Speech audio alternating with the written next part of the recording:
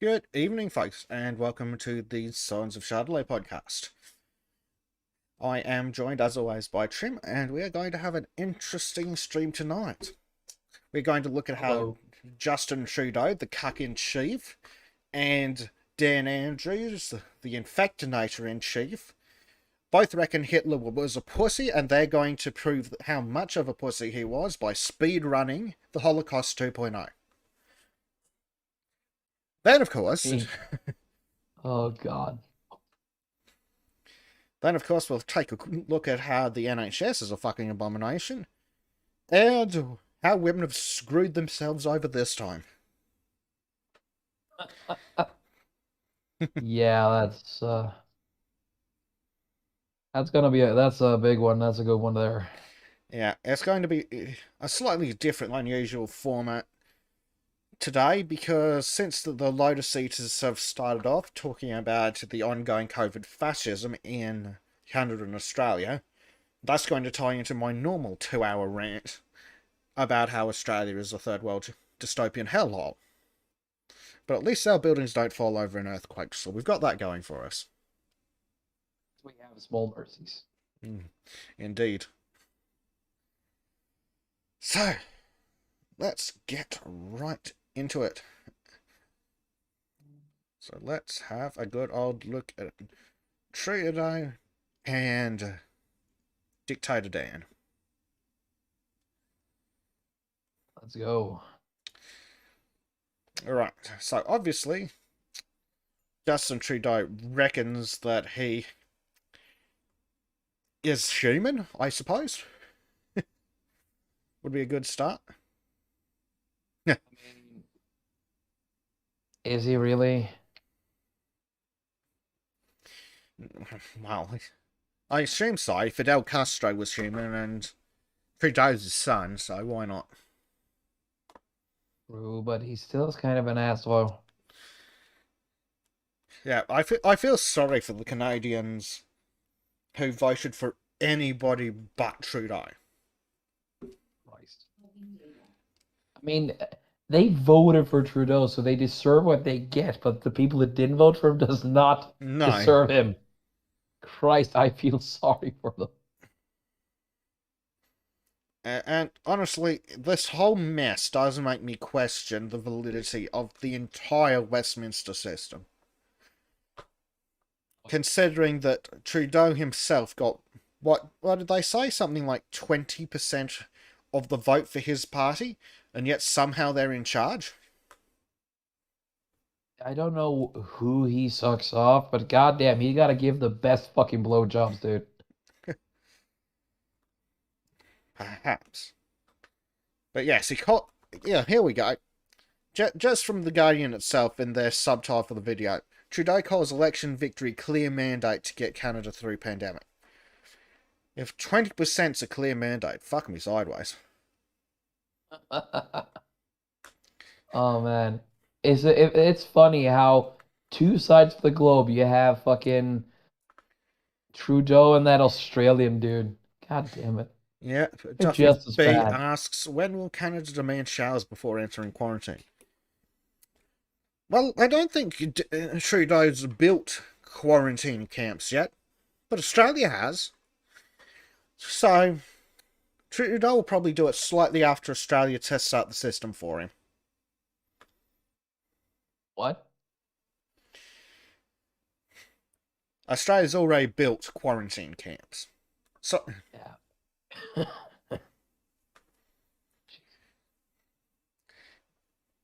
Student of History points out that only the PPC was anti-mandate. Fuck me dead. Do we need to start a new country for sane people? I mean, it would be the first one. I mean, the closest we have is Denmark and Norway, but even we have a little bit of crazy here. Indeed.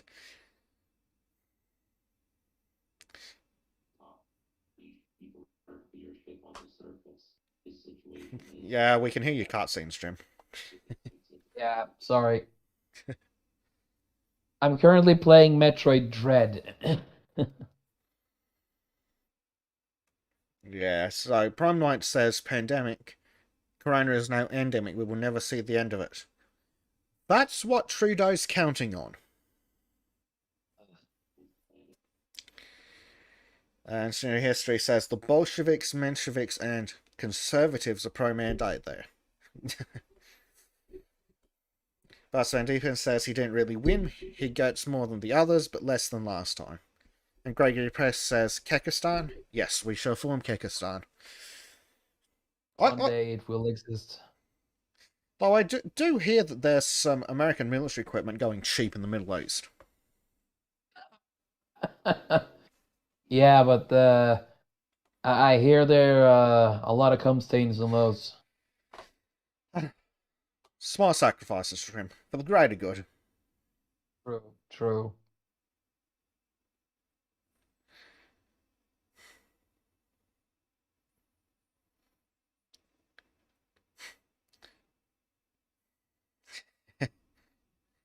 Yeah, so let's see. What do we got?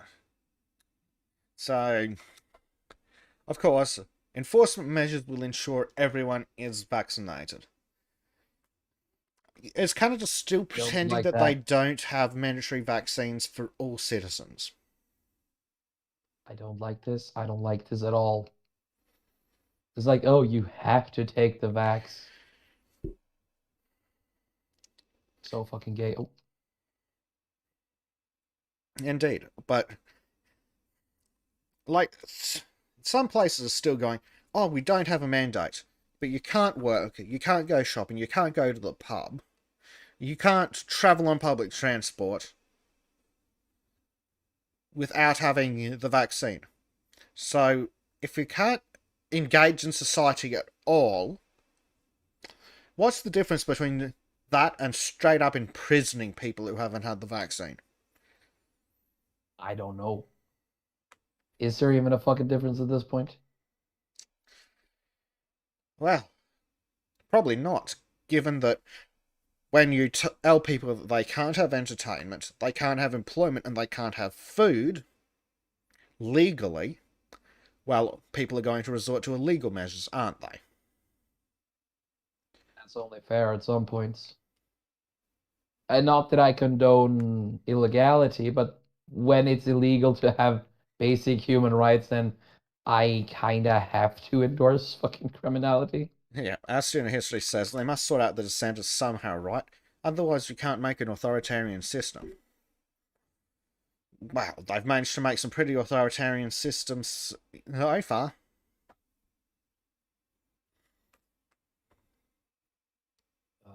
It's fucking terrible. Yeah. Gregory Press says, since COVID kills the obese more, does that mean mandatory lap band surgery? No, it doesn't. Which goes to show you exactly what it's about. But if you were to follow their logic, you've got to have the vaccine so you don't get COVID. So you don't cause a burden on the healthcare system. Okay, so you can't get fat, so you don't cause a burden on the healthcare system. So you can't smoke, so you don't cause a burden on the healthcare system. So you can't drink alcohol, because it'll be a burden on the healthcare system. Where does it stop? I have no idea. Probably it's gonna become illegal to fucking have the regular fucking cold at this point. Yeah, quite possibly. But if they're so concerned about the burden on the healthcare system, it ends at food lines where every citizen gets their state calculated ration and then goes to their state job where they do as the state commands for exactly the time the state demands, and then they have their state enforced exercise.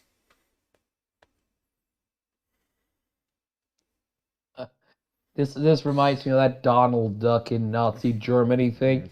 He's working on a belt making shells, and then suddenly you have to do Yeah. exercise. It's like 3, 2, 1. I'll 3, 2, 1. Yeah, Gregory Pace says don't get born because it's a burden on the healthcare system. Not quite. It's don't have a child without government permission because you don't want to burden the healthcare system because they'll never stop having more serfs. Sounds a lot like communism with slightly less starvation. Really? Just slightly.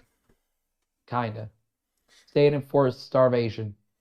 Well, if we keep following their logic to the absurd conclusion, state enforced diets, state enforced exercise.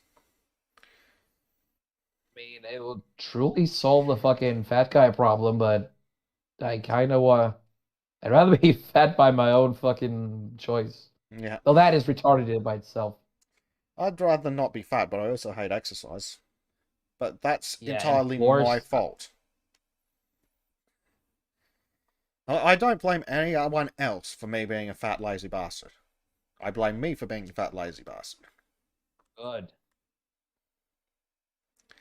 Yep, Duffy B says this smacks of the introduction of the Soviet internal passport system that resulted in the gulags and worse.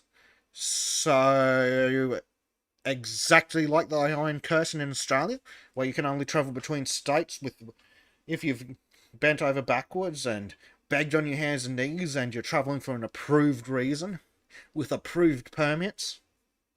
Exactly how we've already got in Australia. Papieren, bitte. Papieren.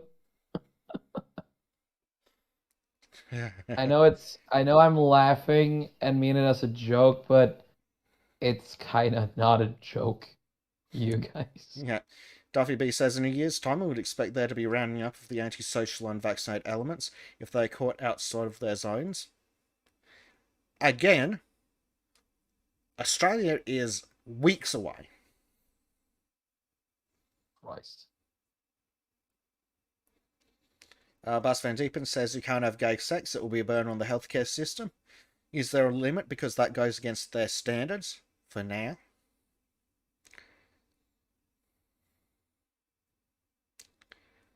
Rob Longshore, there will be no state-mandated exercise. A fat population or a lazy population equals less force for resistance.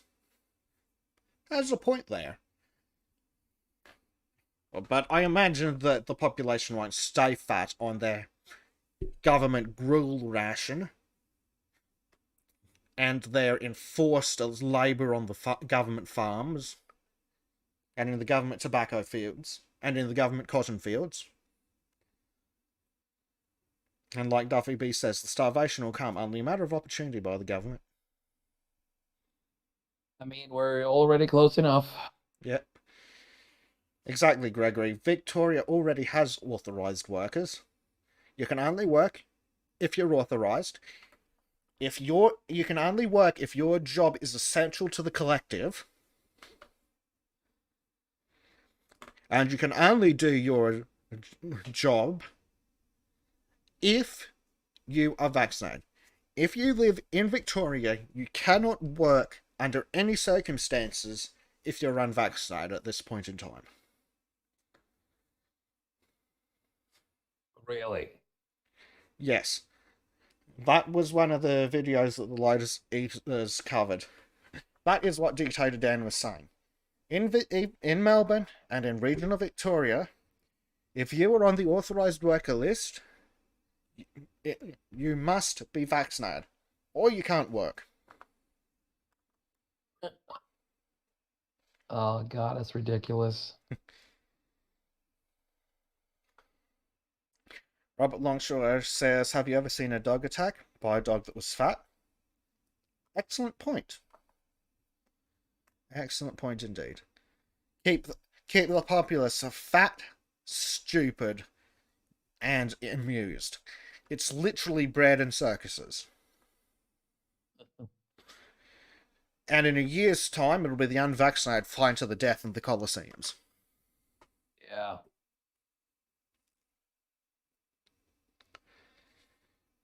Gregory Price says, Afghanistan. Like, I unironically think that women in Afghanistan have more freedoms than women in Victoria.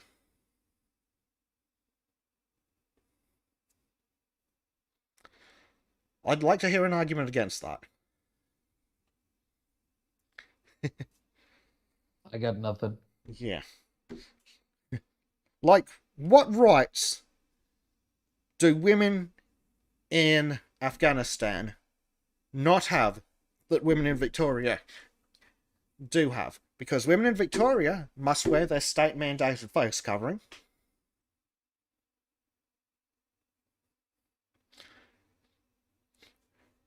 women in Victoria can only go outside with permission from the government. Yeah, that seems At least women, free, at least women in Afghanistan can get permission from their husband or male relative. right? So that is my argument. Women in Afghanistan are literally freer than women in Victoria.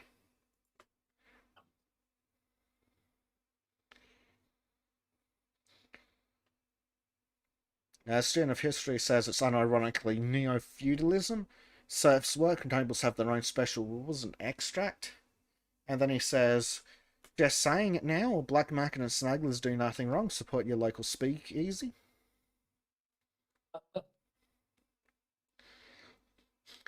Gregory Press says, maybe abortions. I wonder, does an Right. abortion count as an essential medical procedure? Yeah, Stan Fishy says women in Afghanistan have the right to be in public with a trusted relative. Shit. Oh.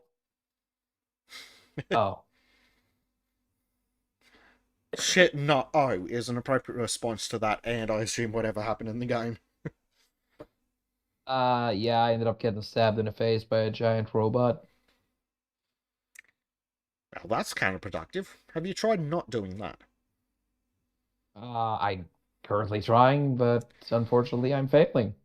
Well, that's a shame. Yeah. And because we've At got least, sorry. because we've got less to lose than the Lotus Eaters, let's look at this letter from what is this? The International Business Times. 4,493 fully poked Americans have died of airborne Ebola. Okay. But it's safe and Okay. effective, Trim. Safe, Yeah, effective, and sure. free, as the Queensland government keeps telling me. Every Sure. fucking second day in spam text messages. Right. Which are somewhere. Here we go. I've actually got them. I've got two SIM cards in my phone, one for personal use and one for business use. AKA one for the boss to call that I ignore.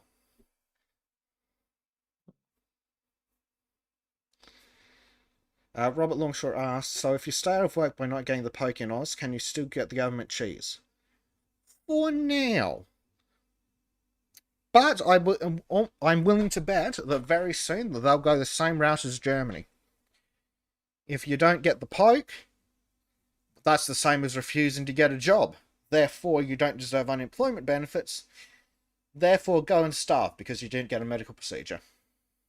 Right. Yes, Gregory, free because you pay for it with tax, which is just another example of the government lying. So, I'm going to read the message from the Queensland Health they got for you, Shims, because since I assume you can't see it. This is a message from Queensland Health. Get your COVID-19 vaccine today. It's safe, debatable, effective, no, and free. Absolutely not. You bought it with our money, without our consent. Oh boy. Go to some stupid fucking website. If you've already been vaccinated, please encourage your family and friends to do so as well. Thanks, Queensland.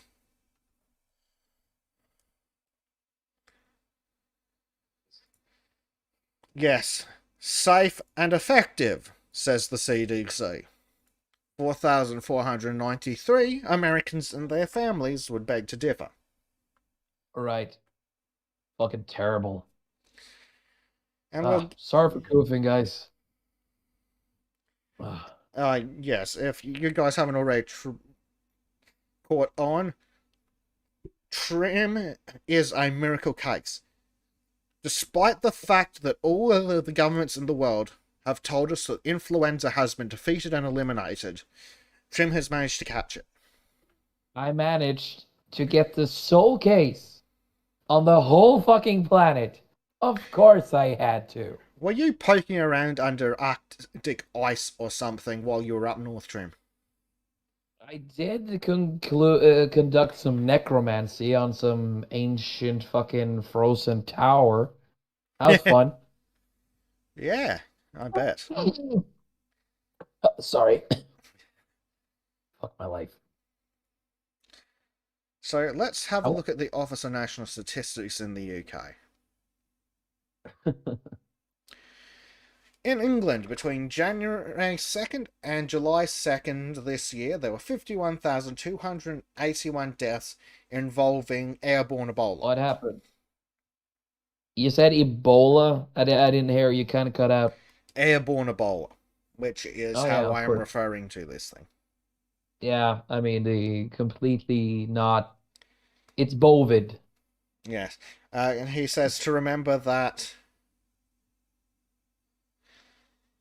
the coof killed 4 people in South Australia, and the poke by Nostrabenica killed 1. Oh, Now, I'm going to do some data manipulation, just to give an example of how easy it is. right. The Australian government statistics show that more people have died from blood clots provably linked to AstraZeneca than have died in Queensland with COVID ever. Oh, that sounds fucking great. Yes, it's also blatant manipulation of the statistics, which doesn't really help. Because obviously, more people in Australia have died with the coof that have died by provably from it. But it's just another example of manipulating statistics. Nothing new there.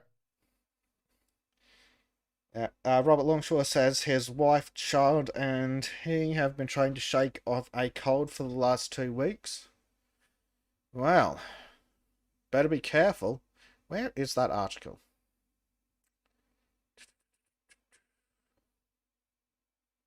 Okay, I managed to get away from the giant evil robot this Yes. time. It did Well, not nail my head. excellent. Well, Robert, you better be careful that nobody notices you sniffing, because somebody might set your car on fire if they think you have COVID.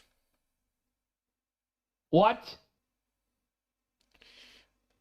Yes. Police are investigating a suspicious car on fire at Mount Gambier overnight in what appears to be a targeted attack on a woman who tested positive to COVID-19 earlier this week. So she was. They thought she had COVID and they set her car on fire? To be fair, to the psychopath, she tested positive for COVID, which may or may not mean that she actually has COVID, but she tested positive for it, and somebody set her car on fire. I mean, Because she is a dirty, filthy plague rat who has gone seems around fair. disobeying instructions and I mean, being a seems fair, kinda, doesn't subversive. it? Sure, if you're an insane person. Well, since when have these people been sane? Yeah. So, South Australian Police Commissioner Grant Stevens said he understood the car belonged to the woman who had tested positive to COVID-19. People shouldn't assume that they know what's going on, he said. It's completely unnecessary, it's unwarranted. They've committed a serious crime, and if we do detect them, then we'll be dealing with them appropriately. Okay, Gregory Priest has a bit more information for us. She apparently lied to contact tracers, who I will point out aren't police and can go fuck themselves, and put Mount G into a kind of lockdown. I'll correct you there, Gregory. She didn't do shit. It was the dipshit government that put them into a lockdown. But either way, so adding on that information, this woman got the coof, lied to contract tracers, who are just some shitheads who shouldn't have any legal authority whatsoever. The government panicked and put Mount Gambier into a kind of lockdown, and then some lunatic set her car on fire.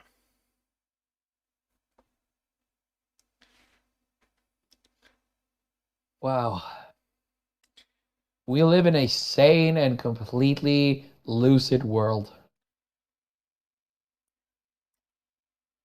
Like, what do people think happened during the week prior to Crystal Night? Everybody was having a barbecue, a good time, a few drinks, and a Exactly. party got wild. Exactly. But it's only a matter of time until somebody is murdered for catching the COVID. Yeah. Like, it's not a massive leap from arson to arson when a person is in the house next to the car that's on fire. Right. Like, if they'd been in the house asleep and the fire had spread to the house, this could be murder.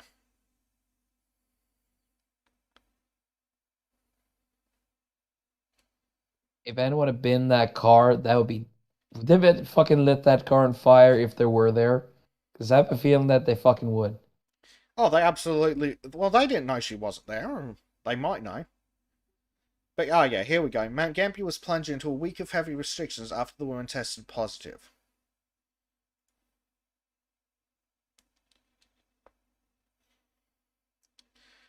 Where were we? Where were we? I've gotten lost in 1,000 tabs. Urged not to panic despite COVID-19 community transmission fears. Gee, who caused the fears?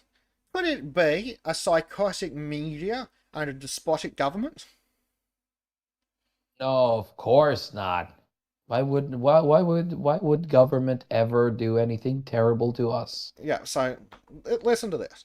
Mount Gambier, the Wattle Range, and the Grant Council areas located on the Limestone Coast have been plunged into 7 days of heavy restrictions following a positive COVID-19 case. Really now.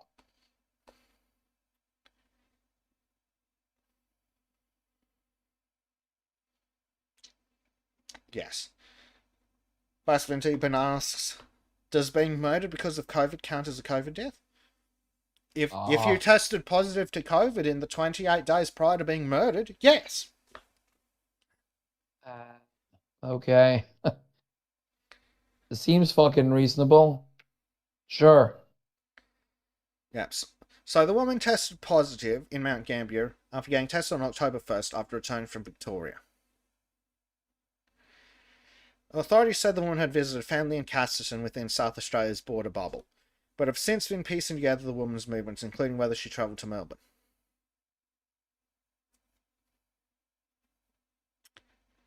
Restrictions have been put in place for a bunch of places, and the border bubble has been reduced from 30 kilometres from 70 kilometres to 30 kilometres on the Victorian side and 40 kilometres on the South Australian side.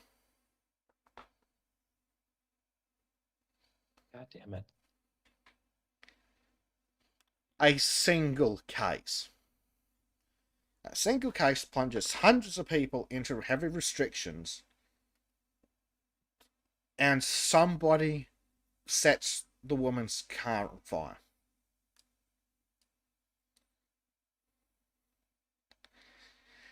And I would be willing to bet that they would have done it if they'd been home.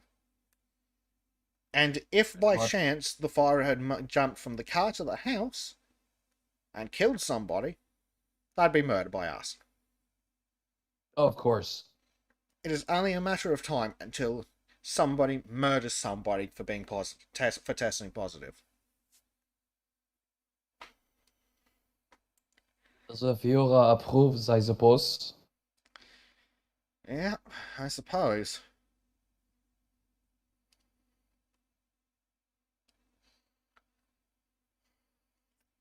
So going back to our data from England, 640 deaths involving COVID occurred in people who were fully poked. Wow. Sounds reasonable. Sterner History says in relation to the previous bit, a hero of the proletariat for encouraging people to follow government orders upon pain of death.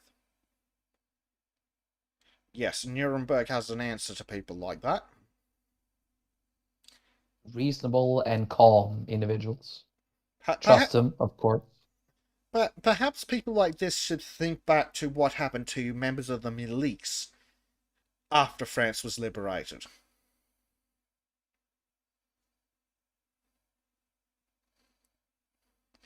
Robert Longshore says it's a hate crime to harm someone based on race, sex, gender, religion, or disability. Its health status covered in these laws. Yes, because Australia uses an interesting definition of disability. You can be carrying a disease can count as under the disability as a disability in relation to rules on discrimination on disability.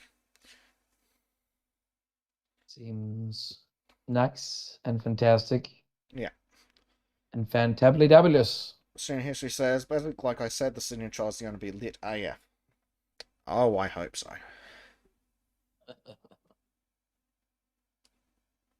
Oh, I hope there's gonna be a trial. Indeed.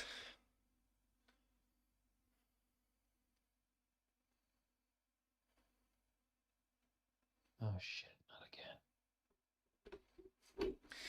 Roll Longshore says, so is having the coup for disability? If so, the arson is a hate crime. Well, it is to anyone who's sane.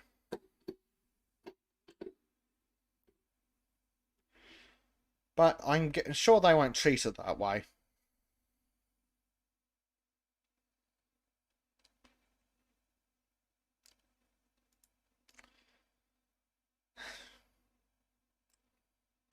So, of course, Canada's implementing their COVID-19 vaccine passport for their citizens to travel internationally.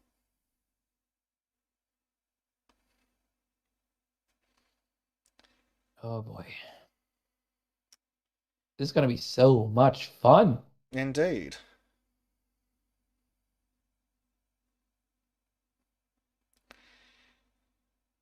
I don't Uh-oh. even know where to start with Canada's vaccine passports internationally. Like, that's the least insane thing we've heard today. Yeah.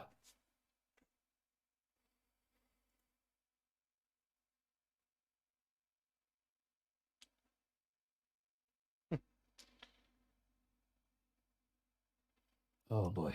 Oh, here's a fun, interesting tweet. Looks like they're rolling in the army into New South Wales to assist with something that may or may not be medical. Sounds nice. So how are they gonna treat this one? With lead? I hear lead injections are popular. Well, that's it. If they don't test them after they shoot them, then they're not a COVID death. Yeah, I mean, you can always give them an injection, just to be certain. Oh my God, not again. Did you get stabbed in the face again? Minute. Yeah, I got stabbed in the face again. God. Yes, Robert Longshore. If the arson was against someone with AIDS, it would be a hate crime. Yeah. Oh man. Though You I, cannot be offensive. though I do not have any faith in the government enforcing these things consistently. Yeah, that'd be too easy, wouldn't it? Yeah. So then, of course, there's Biden. When you see headlines and reports of mass firings and hundreds of people losing their jobs, look at the bigger story. United went from 59% of their employees vaccinated to 99%. Gee, I wonder how you could do that overnight without vaccinating anybody.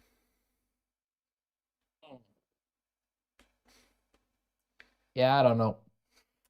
Could it possibly be firing everyone who refuses to tell you or involve you in their medical choices? Possibly.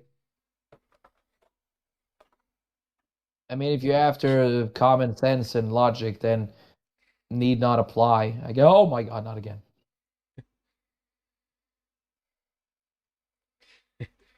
Greg AP says, who filled lead capsules? Yeah, that makes it a COVID death, right? Yes. Or just have a guy who has had the coof suck off this shotgun. Place the mouth in a barrel. Yeah. Boom. So, of course, as a result of these mandates, healthcare workers all across America are getting fired in the middle of the worst pandemic ever. Because that makes logical sense. Right. Because we've been hearing for the last, dear God, year and a half plus that there's lots and lots of pressure on the healthcare system. So obviously the solution is to fire a bunch of healthcare workers. Sure. I mean, that's only common sense. Well, I wouldn't say there's any sense involved in that at all. Here we go. In North Carolina, the Novant Health Hospital System fired around 175 of its workers for failing to get vaccinated. Approximately 375 team members were non-compliant with the vaccine mandate last week and were given a 5-day suspension period to get a COVID-19 shot. Over the course of the week, nearly 200 additional team members gave in to coercion because they don't want to starve to death. Yeah, seems like a fair play. The hospital system now has a vaccine compliance rate of over 99%, officials said. Yes, because they fired everybody who refused to involve with them in their medical treatment.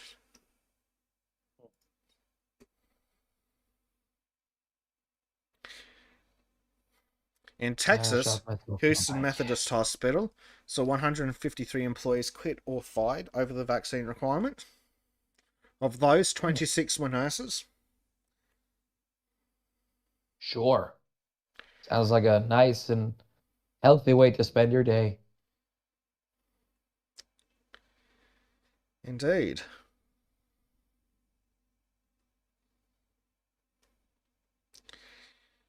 Oh In boy. Delaware, 150 employees left Christiana Care after they failed to meet the September 21st deadline to get vaccinated. That's an odd way of saying you fired people for not having a medical procedure against their will. Yep.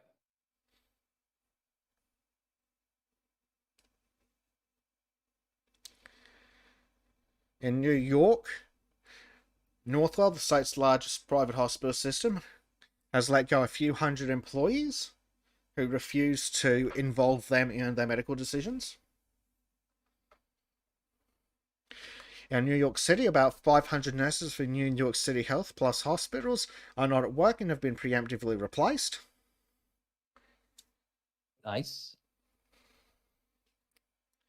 Indeed.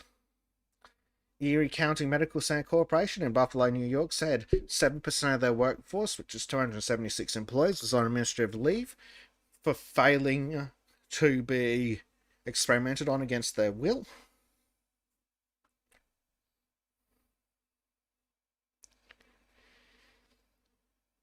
Oh God, Albany oh God, Medical oh God, oh God, Center oh God, oh God, oh God, not again. Sorry. suspended 204 employees. Utterly insane. Yeah. Some New York Governor Kathy Hochul, who was another psychotic despot, said that this new information shows that holding firm on the vaccine mandate for healthcare workers is simply the right thing to do to protect our vulnerable family members and loved ones from COVID-19. Really? Fantastic. What the hell is playing audio? Me? Ah, dirty fucking idiot is playing auto-playing crap. Thankfully, I had that Ah, muted out to the stream. not my fault this time. Being chased by a robot that makes bird chirping noises is surprisingly scary when it can one hit you. Prime Knight asks, is it true that people in Victoria can get unemployment disaster benefits at 750 Australian dollars? Probably, quite possibly. But those unemployment benefits end on the exact same day as the vaccine mandate starts. So if you don't return to work by the date the vaccine mandate comes into effect, you are boned. You have such a nice and helpful government Indeed. that support these people. Oops. So until the government turns around and decides that since so many places require you to be vaccinated to have a job, not getting vaccinated means that you don't want a job, therefore you're not being part of the program, so we won't give you unemployment benefits anymore. Okay. That seems reasonable. But there's no mandate. You just can't have welfare, or a job, or go anywhere, or do I mean, they're anything. not forcing you, they're just giving you a reason. No. If you're homeless living under a bridge, they won't just drive around blow darting people. Oh, of course not. They'll do that later. Exactly. Once it's socially acceptable to just shoot the unvaccinated in the streets. Yeah. I mean, we can already burn their shit, so not long until good stuff happens. Yeah. So we spoke briefly about Houston Methodist Hospital. A nurse who was fired for refusing the vaccine says, we worked so hard and they're kicking us to the curb. Yes, these international heroes who were the front line of defense against the pandemic last year. Nowadays, they can just go. They're worthless and we don't need them anymore. Yeah. Before it was praise them with great praise. Now it's fuck you, we don't need you. Yep. How romantic.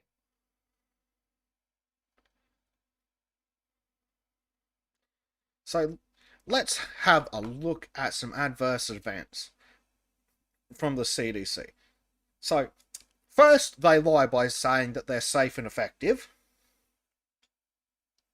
And then they say they recommend everyone 12 years and older get poked as soon as possible. This is despite all the data from the UK saying that for people under 18, especially men, the chances of heart inflammation are much higher. Trim, I'm getting feedback from your speakers. What? No, you shouldn't be. Well, I can hear me from your end, so. Damn it. I don't know why, because you shouldn't be. I have my headset plugged in. No, I don't know how it's happening. Student History reminds us that Project Veritas released a video of CDC officials actually joking about blow darting the vaccine into people, specifically black people. Huh. Let's see. Yeah. Gregory Peace says he wonders how many nurses have seen adverse vaccine events. I'm going to guess, for starters, all the ones that have refused to get it themselves, and then add on hundreds more who can't afford to lose their jobs. Well, that seems reasonable. Bas Van Can you still Diepen, hear the feedback? not at the moment. Bas Van Diepen says putting a gun to someone's head isn't forcing them, it's giving them an incentive to do what you say. Just like, which is why mugging shouldn't be illegal anymore. You're not forcing them to give you their money. You're just encouraging them with a gun. Yep.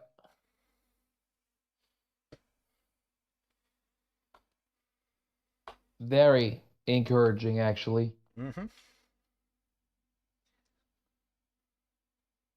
Right, so let's have a look at some of these adverse events.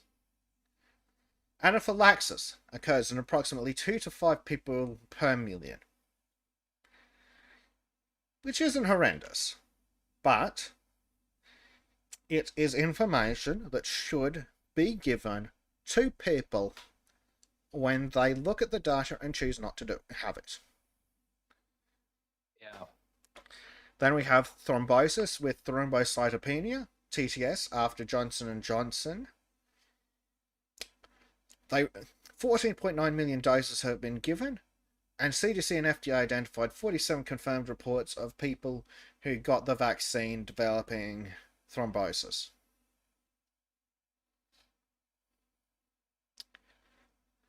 And as Student History points out, Project Veritas also has a video about how they're not reporting this.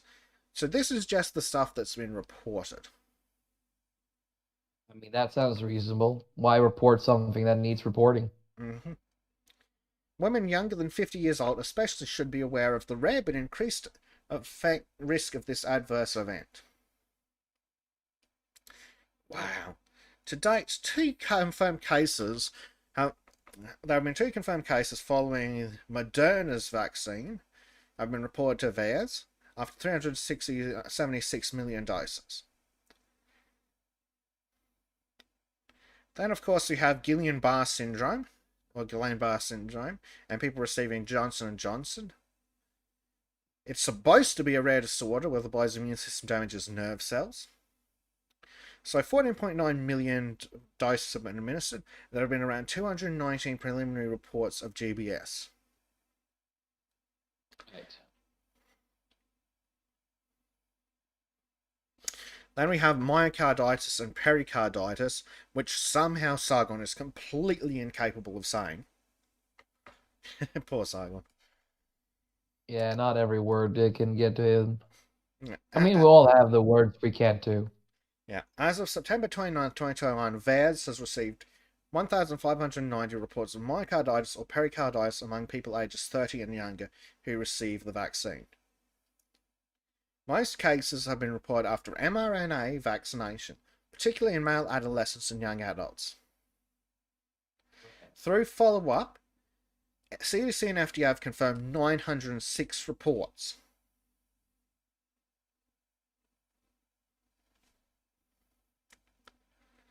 Exactly, Prime Knight, but we'll get to that shortly. I've got those articles up. And then, of course, reports of death. So, more than 396 million doses have been given, and VAERS has received 8,390 reports of death, or 0.0021%. So, and this is So again, while with their numbers it's low, it's not 0. Right. If it was 0, then possibly there'd be some justification to mandating. But as long as it is anything other than 0 to infinite decimal places, it is forcing people to take a risk. Sure, it's a small risk, but it's still forcing people to take a risk. Which I do not approve of in any way. It's no different to putting a gun to someone's head and going, do this. Oh, I know the risk of you dying is small, but do it anyway. It doesn't matter if you die. I mean, it's only a bullet, bruh. Don't be afraid. Exactly. Now then, let's have a look at some of the data. Or data. If I can find it, because we've got so many bloody articles up.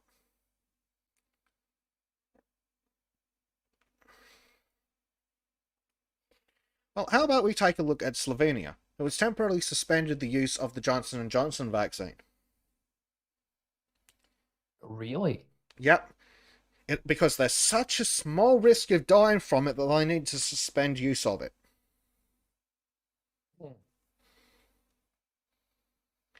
Why are the Slavic countries the only one who listen to anything resembling common sense? Anything resembling science.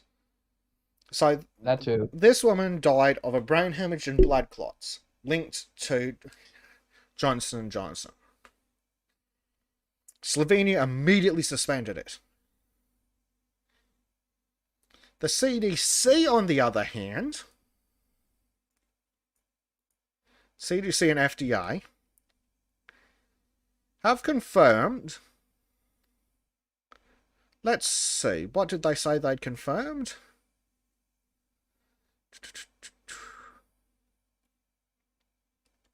47 confirmed reports of thrombosis with thrombocytopenia. 47 confirmed reports. Which, if my high school level math, I'm assuming that's blood clots, but we'll have a look. Yes, it's blood clots. Combined with low platelet levels. Because, obviously, the platelets have been used to make blood clots. So, one case in Slovenia, and they've gone, this is an awfully high risk. Meanwhile, in America, 47 confirmed reports of people having it, not necessarily dying from it, though, to be fair. Or rather, to be accurate. But that's fine. Don't worry about that. Sure. No worries. And I swear I had one about what Sweden's been up to in regards to Moderna.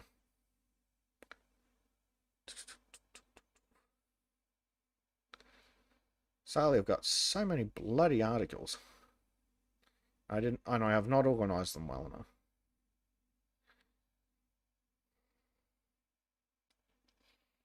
God damn it. Hold on.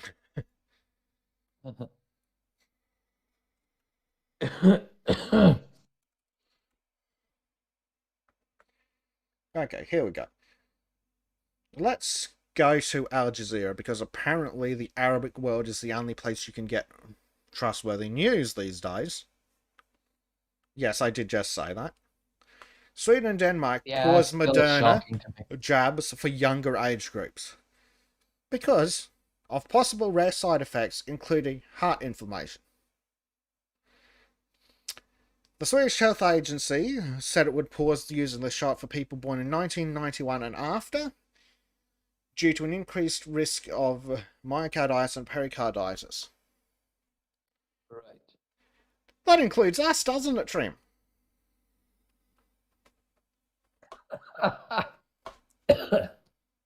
It's fucking stupid. Yep. Meanwhile, in Denmark, people under the age of 18 will not be offered that vaccine out of precaution. It said that data collected from 4 Nordic countries show there is suspicion of an increased risk of heart inflammation when vaccinated with Moderna shots, although the number of cases of heart inflammation remains very low. And of course, this is assuming that you don't get contaminated Moderna vaccines that kill 2 people like Japan did. Oh, neat. Because we've covered that previously. And articles I did not have prepared because I suck. Nobody's perfect.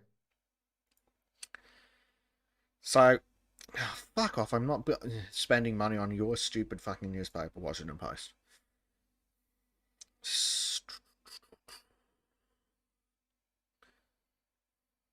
So, Duffy B, ages and ages ago, was talking about the Soviet internal passport system and how that led to gulags, etc. Well, that is where we come to from the Washington Post and Iron Curtain. Australia's COVID rules restraining people at state borders. Oh. Here we go. Tuckeringa Hills Rest Area, Australia. The 4 figures huddled in the shade on the side of the highway, 8 miles from a border they had hardly noticed until it slammed shut behind them. As flies buzzed and crows circled and their supplies ran low, they waited for emails that would allow them to leave New South Wales and return to their home state of South Australia. Teresa Young and her husband had been stuck at the rest stop, little more than a toilet in the middle of the outback, for 10 days. All of a sudden, Australia has been cut up like pieces of a cake, the 75-year-old said on a recent day. Welcome to COVID-era Australia, where state border closures designed to keep the coronavirus from spreading have turned retired office workers into roadside nomads. Wow. Yeah. When the pandemic began, many Australians found that the leaders of the country's 6 states and 2 territories, rather than the federal government, suddenly controlled the most vital things in people's lives, including who could go to work and where they could travel. The pandemic has revealed that states are more powerful than people tended to believe, said Anne Toomey, a constitutional law professor at the University of Sydney. That power has been on Wow. display in recent months as states and territories have shut their borders, with New South Wales, where a Delta variant outbreak that began in June has grown to an average more than 1,000 cases a day recently. Ooh, 1,000 cases. I'll put Very that scary. number into perspective later. The closures have upended domestic travel and stranded scores of Australians internally, even as vaccination ramp up means some states and international airports will soon open up. People in Sydney could find it easier to fly to Singapore or Los Angeles than to Adelaide. And if they fly to Los Angeles, they should go to Florida or Texas and fucking stay there.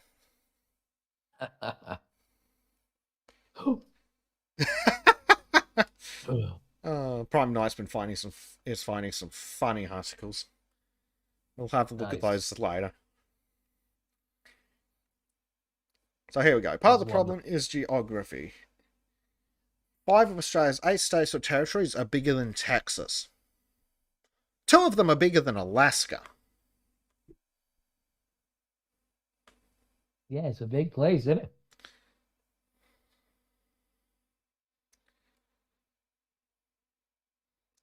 Buzz Van Diepen says if they were honest about what the risks were to what groups, there probably would be less people with vaccine hesitancy. Yes, it turns out that when you lie to people's faces, they tend not to believe anything you say. Because they learn. Nice. Hold on, I need to troll someone Good. in general. Okay, that's done. So, yeah. So you're familiar with how big Texas and Alaska are, right, Trim? Yes. 5 states are bigger than Texas, and 2 are bigger than Alaska. Is huge. Yes, with a That it is. population of around 27 million. Huge. Pretty huge. Oh shit! I honestly, that's kind of a shock to me. Actually, What, that we've got 5 states bigger than Texas and 2 bigger than Alaska? yeah, like I underestimated Australia's size. Like I didn't expect Texas to be larger than Australia as a whole. Don't get me wrong, but I'm just used to like Yeah. Texas being bigger than most countries. Yeah, in Europe you could fit, well, you could fit all of England into like some cities in America. I mean, it's a tiny fucking country. But if I'm right with remembering the numbers off the top of my head, if you disregard Alaska, the US and Australia are approximately the same size, give or take. They're both fucking massive. Nice. And So how are you yet, Yeah. doing, second? I'm just chilling. I'm just chilling. noise. Just woke up a few minutes ago, and today is the 5th anniversary of my second spiritual journey. That's good. Noise. In other words, the second time I did LSD. I kind of expected that one. Yeah. But when is the anniversary for you getting hit on by a truck? Oh, that was almost a month ago, and it was Nice. a Honda Civic. Oh yeah. Oh, come on. Couldn't it be a good vehicle? You know? Look, I am happy it wasn't a fucking truck. Holy shit. I suppose you are, but you gotta up the story a little. Jeez. Yeah. Next time it'll be a fucking main battle tank. Oh yeah, yeah. Yeah. Oh, dear. Well, it's good to have you with a second. I take it you've just woken up? Yep. Noise.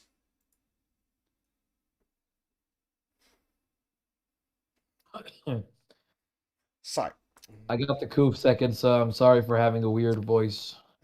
Wait, you unironically have Kung Flu? Not the Kung flu. I'm not a no, communist. But he's the only person in the world to have actual influenza. Oh, okay, okay. it's like Yeah. a unicorn these days. It's Ted Cruz that's the Zodiac Killer, isn't it, second? Yeah, yeah, yeah. That's Yeah. the rumor.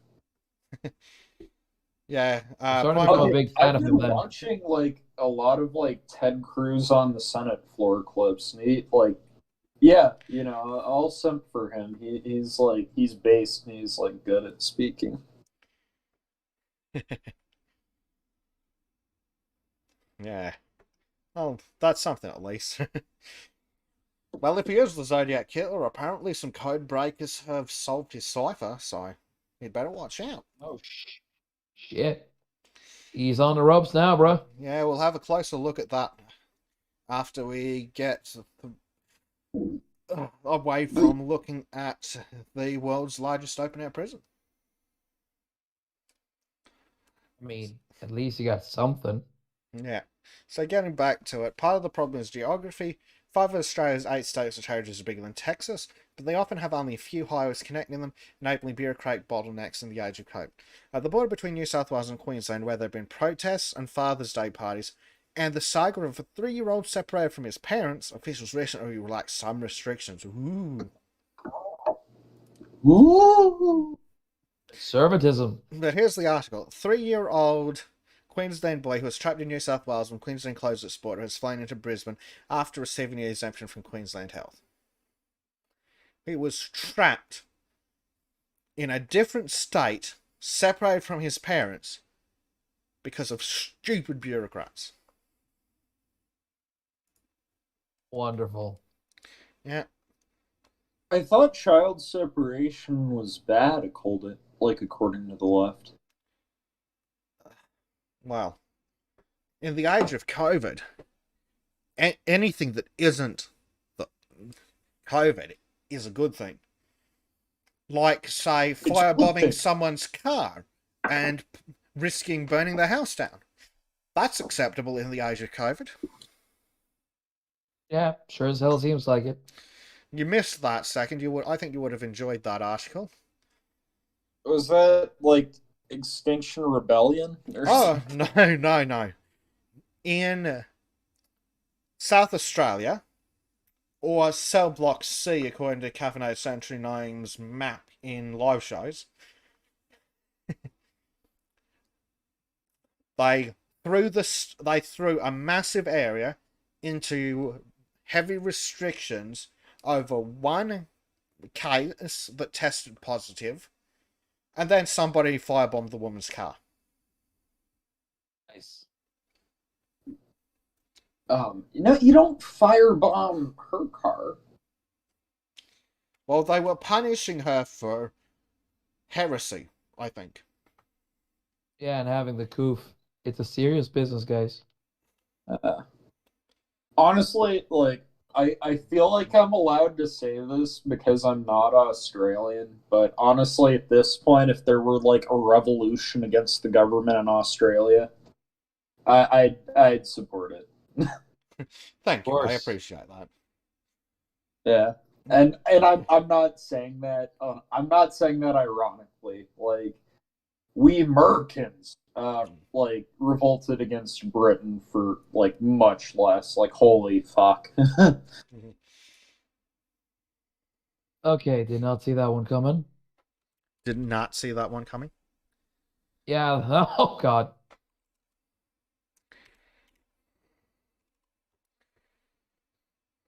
Okay. Sorry. Robot got me. Caffeinated Century 9 dropped a compare sizes thing into chat for those of you watching. That is the United States compared to Australia. Oh. So if Wow. we just go to the contiguous 48,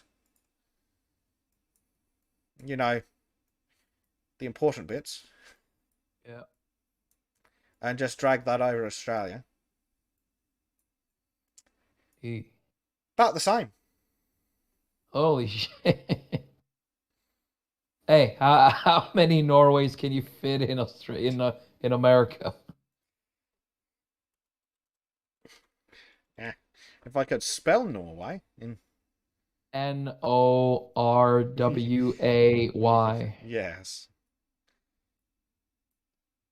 Well, I'm gonna go with Svalbard is ours, bitches. about 2 New Zealands. Huh. Nice. We're bigger and better. Or approximately a New South Wales. Nice. Yes, I'm going to say that that's approximately in New South Wales. We're bigger than Florida at least. Something at least. Where were we? You're larger than America's big peepee. Yep. Norway is big PP energy. Freedom. Yeah. So, take Australia Well, over Europe. you Okay. can't spell freedom without re. Let's see. Gregory wants me to take Australia over Europe. Okay. Yes. All of Europe that isn't Russia. Including the United Kingdom. Gee. Massive. Yes. Hey, what the fuck? It looks bigger now. Yes, that is the problem with the Mercator projection. Well, yeah, sure, but I mean, like, wow, okay, yeah. If we Hey, how does shit's shit. only its actual Yeah. is at the equator. Everything else, because we're trying to convert a sphere into a flat plane, gets all sorts of fucked up at the top. Yeah. Put it on Russia. I want to see how many Okay. Australians you can get in Russia. Yeah, you can fit approximately 2.5 would be my guess. Nice. It's kind of interesting. Prime Knight says actually. 80% of Australia is barren. Pretty sure that's actually a low estimate. You know, it's actually like a fun fact. Like, the China and the U.S. are like kind of third and fourth largest countries in the world by like size, but which one is third and which one is fourth depends on if you count like the area of bodies of water within the country. Interesting. If you Yeah, like if you count landlocked bodies of water, then the US is bigger than China. But if you don't and you just count land area, China's bigger, if I recall correctly. So you guys are familiar with how sodding big Greenland looks on the world map. Yes. If I drag it over Australia, it fits in Western Australia. Holy shit.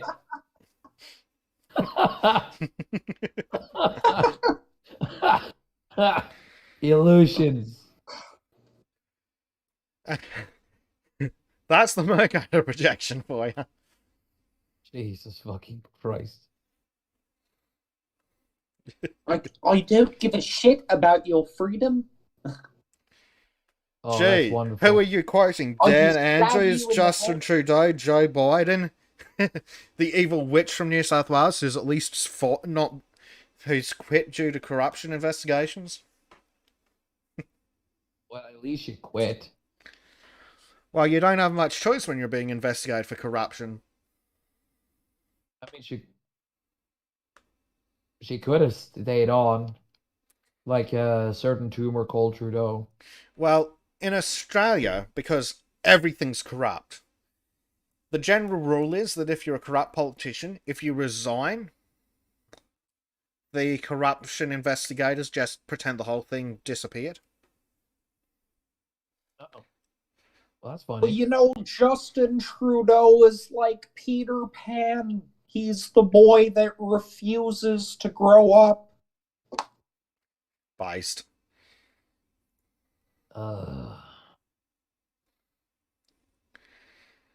Speaking of children who won't grow up, Premier Stephen Marshall of South Australia, where there are less than a dozen active coronavirus cases at the time of this article, has resisted calls to fast-track returns. We simply can't take chances at the moment, he said recently of the several thousand exemption applications pending with state health officials. They've got to conduct a risk assessment on every single one. Really? Yep, there is little warning of that policy at the border where an easily missed traffic sign says approval required before entering. Because in Australia, you need government approval to travel between states, within your own country, which is a violation of Article 13 of the United Nations Declaration of Human Rights. Which is basically more a guideline than an actual rule. It's worth less than the paper it's written on these days. People used to at least pay lip service to it. Yeah, but that's hard work nowadays. Indeed. They do give a lot of lip, though. Indeed, yeah.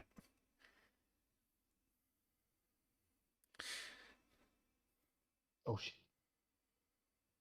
So here's another example. Until a few weeks earlier, Jim Trello's status as an essential worker enabled him to drive from his ranch in South Australia across the border to Mansfield's town of Broken Hill for supplies. But then Broken Hill reported a few coronavirus cases and the border bubble burst. Now it's an iron curtain, Trello has said, adding that the meeting was socially distanced, one dead kangaroo apart, because he met another grazer. Because here's one. Rhonda Hedger waved to them from the side of the roadhouse. She had owned the border gate for 6 years, but now feared it would go under. This was normally her busiest period, when tourists stopped in for coffee or her ham hock soup. And now the sandwich board out front said closed. It's not like I can go get a job somewhere else, she said. I live out in the desert. There is nowhere else. So since we've got a map up, I will just give it a quick clear.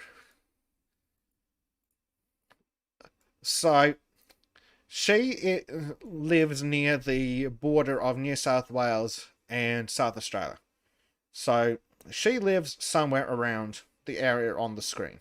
I believe specifically it said Broken Hill, which comes in handy, so let me check.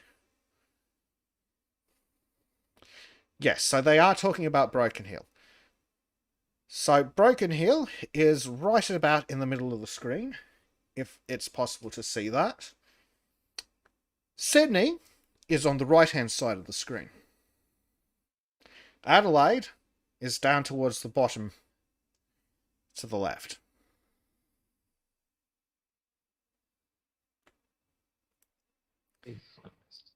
So, where's this woman meant to get a job?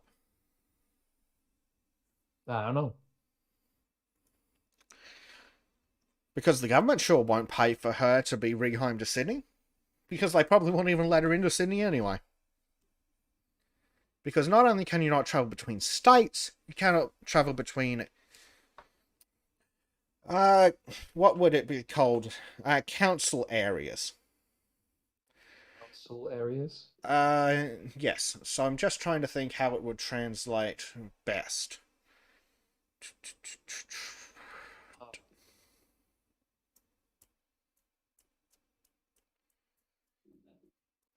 I'm just my brain's gone.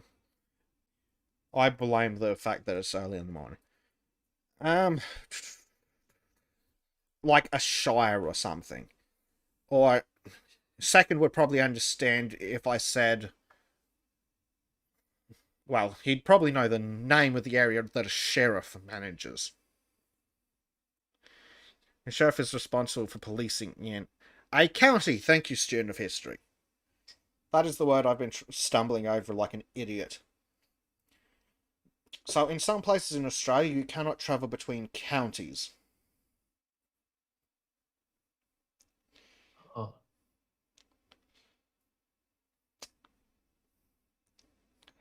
So, That's interesting. So, that's roughly the same as not being able to travel between different suburbs of your capital city. Yes, district or counties. Thank you, smart people in chat.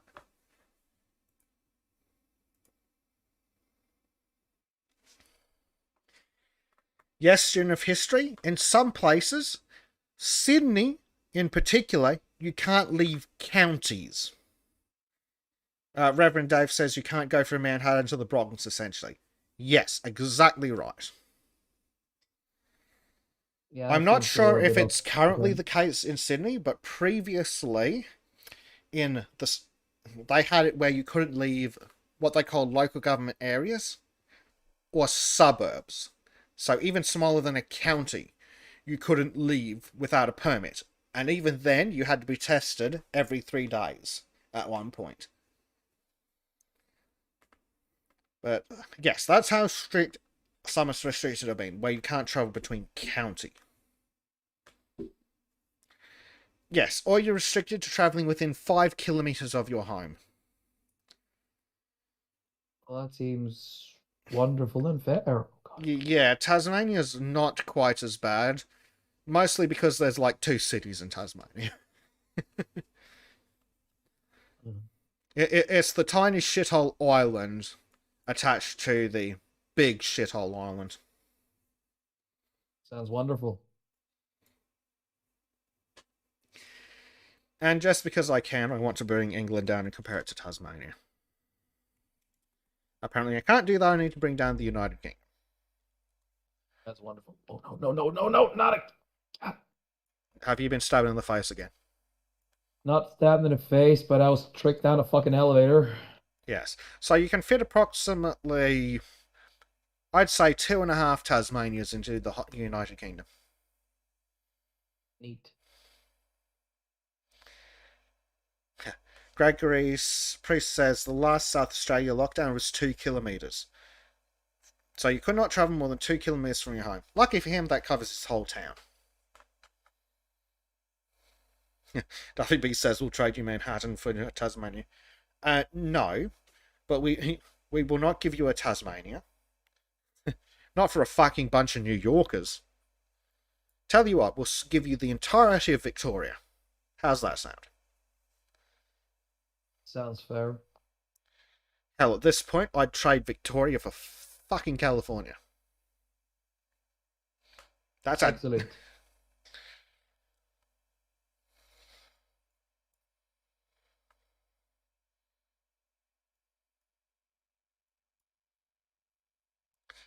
Let me...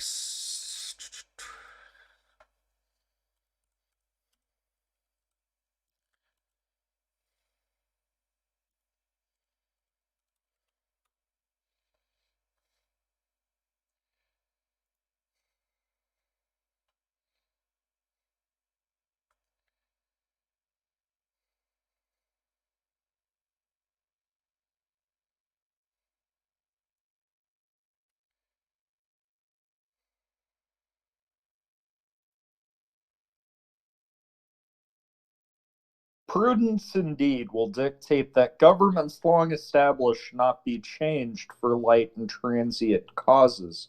And accordingly, all experience has shown that mankind are more disposed to suffer while evils are sufferable than to right themselves by abolishing the forms to which they are accustomed.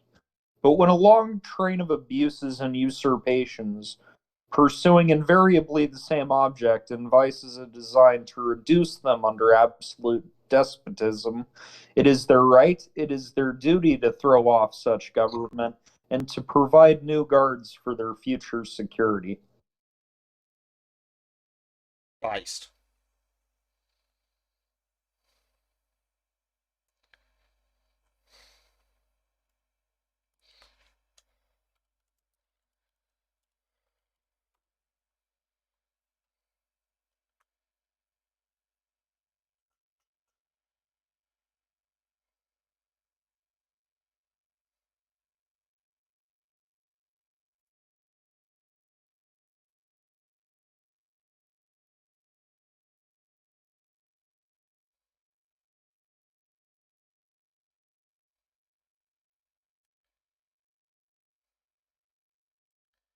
Let's see if I could find an article on how people weren't allowed to travel between different counties, essentially.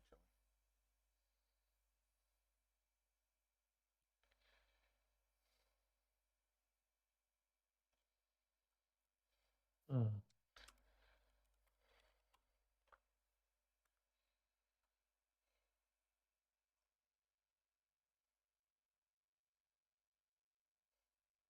Now, of course, we had curfews in these like counties that weren't allowed to travel between each other. Because why wouldn't you?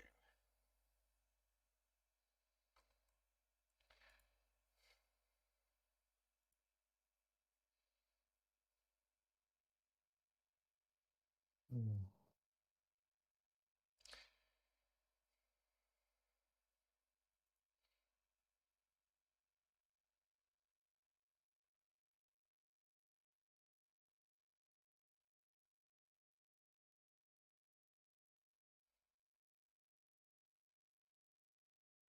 Oh.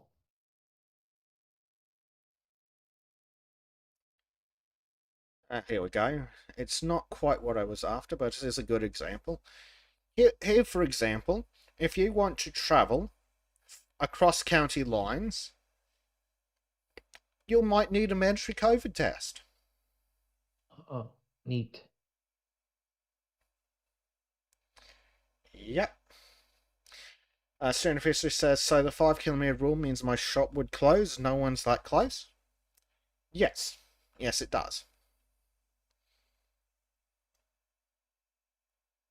Oh shit. Not again.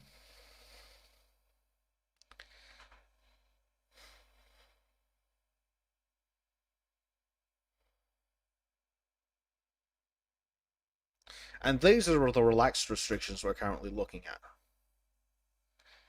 Jesus. So it's utterly disgraceful. Mm.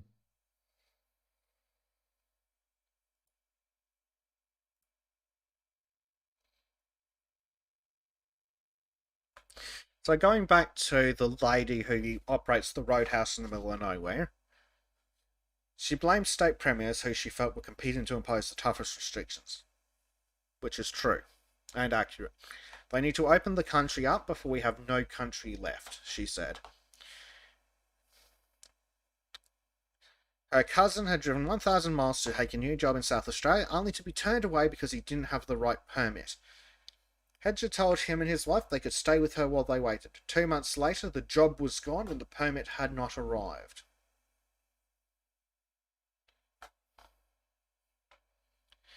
Then there was a man who had parked his motorhome 50 yards behind the roadhouse.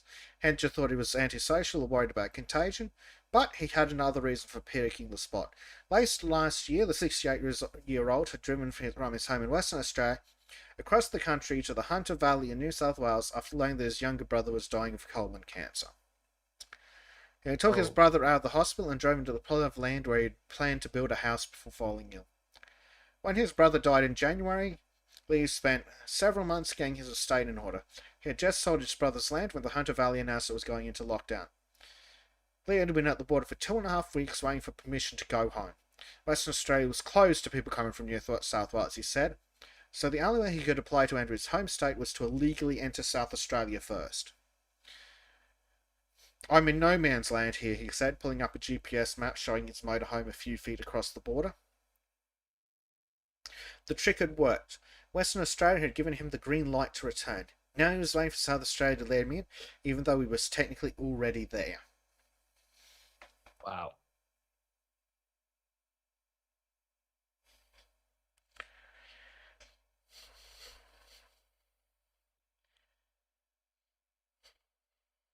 Well, this is not my day. Yep. The red tape had also entangled Phil Turner, the owner of a small town pub in South Australia. Turner had been leading a tour in New South Wales when Sydney's outbreak worsened. He cancelled the tour, applied for an exemption from South Australian health authorities, and drove to a secluded spot on an Allo Lake in the outback to wait for a green light to go home. After 2 weeks of waiting, he got so frustrated that he drove to the border and then passed it. He was 125 miles into South Australia when police pulled him over, gave him and his wife $1,000 suspended fines, and escorted them back to New South Wales. For those Americans, they were pulled over and detained for travelling in their own country. They were pulled over and detained under suspicion of crossing state lines. Really? Yes. Like, prior to COVID, I thought the sovereign citizens were crazy people. Mm. Now I think they have a point. Yeah, a bit. Gregory Priest says a farmer got fined $800, he thinks, for picking up some groceries that his mate in town brought for him while he was busy working on the farm. Cops seen him at his mate's house. That's right. What? Detained, fined, and suspicion of going to a mate's. Oh man, that's the most. Oh, that's so evil. That is. How dare you? Well, it's also like the thing where it's like cops have to be willing to enforce this stuff. And they are. Like, Which is why they all get the Nuremberg treatment when this is over. yeah, I mean, that's kind of the thing. Like, where I live, like, there are certain things that cops just don't have an interest in enforcing. Like, I don't know, say they pull you over and you have, like, weed in your car, they'll be like, eh. Yeah, I've heard many stories of cops in America where it's like, oh, weed, for fuck's sake, take it out of the bag, throw it on the ground, stamp on a bit, fuck off, kid.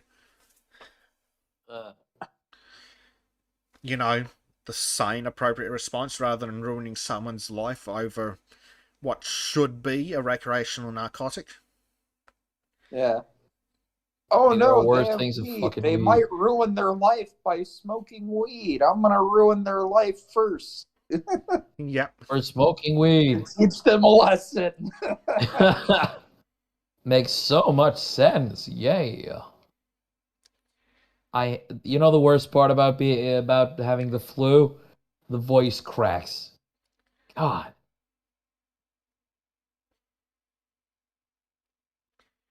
Well, Yeah. at least you don't have kung flu. I mean, I don't like being a communist, so I'm happy for that. I'd rather have the communist flu than a fucking Australian government, that's for sure. There's literally no difference. Both are diseases at this point. Well, the survival rate of Kung Flu is certainly higher than the survival rate of the Gestapo kicking in your door and shooting you in the head. Oh, Well, and you know, you have a guarantee that kung flu is over in like 2 weeks. Well, not if you believe in long COVID, aka being a whiny little bitch. Oh, and there's a vaccine for kung flu. There's no vaccine for the Australian government. There is a vaccine for they- tyranny, damn it, it's called the Second Amendment. Yeah. I mean, hey, look how much that helped America against Okay. Biden. Sorry, Oh. Trim, what are the current COVID restrictions like in Texas? Oh, non-existent. And why is that? Base Texas, man. Exactly. Yeah, what did the riots look like in Texas? What riots? Hell, Yeah, you know that riot. that's the point that Ted Cruz actually made. Actually, That- didn't Didn't someone try and start shit in a suburb somewhere in Texas, and they were met on the only road into town by a bunch of guys armed with rifles, and they're like, maybe you should reconsider your plans for the day? So the cowards fucked off. A well-regulated militia. I mean, it's not only that, but honestly, if there was to be a riot against the government for abusing power, I have a feeling that base Texas governor would be in the fucking riot leading it. No, he wouldn't. No, he'd be sitting on his horse with his sword going, charge! Yeah. Oh, okay, I see. Yeah, that makes sense. Maybe Texas and Florida should form the Confederate States of America and then invade the rest of America to bring freedom to the Americans. Sounds like a good idea to me. Sounds like a good film. Using, of course, the traditional Confederate flag. because General Lee 2.0. because the leftists would see it and they'd give themselves brain aneurysms over it. Oh, man. Exploding lefty heads. How the fuck do I get myself out of this one? Yeah. Oh. So another example of this insanity is a man from Adelaide. So I'll just get up our super handy map.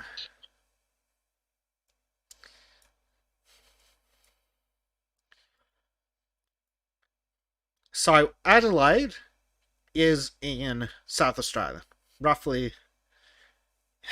Yes, second. Could you please tell people in America that Australia has oil? You know what? Do your American duty second. Yeah. So I this mean, it doesn't matter. Biden wants to cut deals with the Saudis and Russians. shame. So this man from Adelaide, which is currently in the middle He of doesn't this, even want the oil from fucking Canada. yeah. So from Adelaide, which is in the middle of the screen, this man wanted to go to Brisbane, which is at the top right of the map we have. The shortest route to do that takes him through Broken Hill in New South Wales, which is the place that these stories we've been reading come from. So going back to the story, 66-year-old from Adelaide had sunk his life savings into a 40-foot charter yacht anchored in Queensland that needed repairs. But authorities had turned him away at the Queensland-New South Wales border and he had been stuck there for 4 days trying to go home. Because he couldn't get back into his home state, where he was a resident from New South Wales, because the South Australian government would not let one of their resident citizens back into their own state.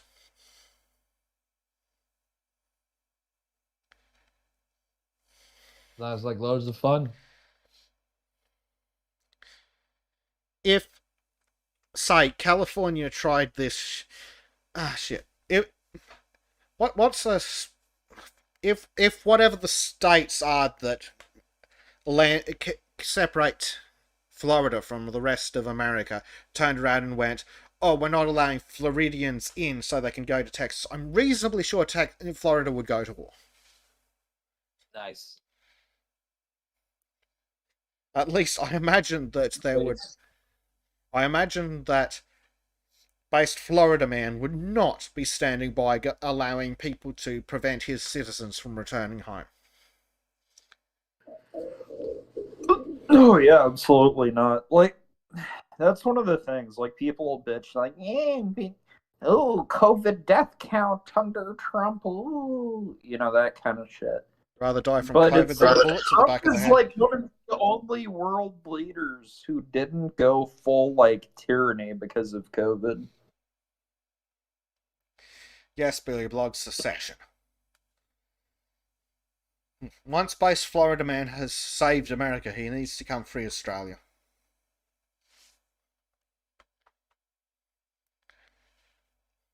Not annex Australia though. We don't, unless they've learned their lesson to not vote for tyranny. Look, I'd be happy with the Afghanistan treatment at this point. As long as they left me the military weapons. Nice.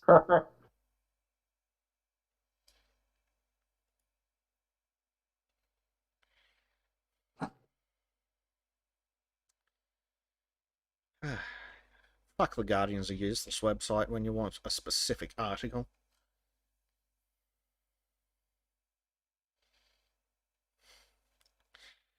Billy Blogs asks if we can petition the Queen to do something about it. Now, there's an interesting idea. I don't know. In theory, the Queen does have the power to order the Governor General to throw out every politician in Australia.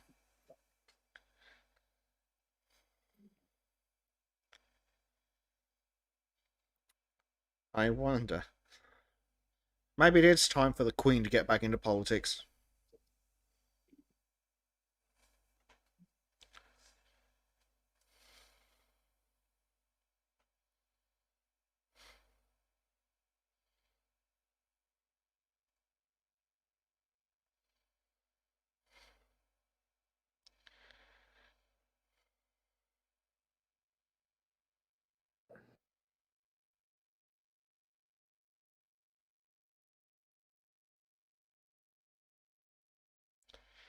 Yeah, so, of course, then we've got Dictator Dan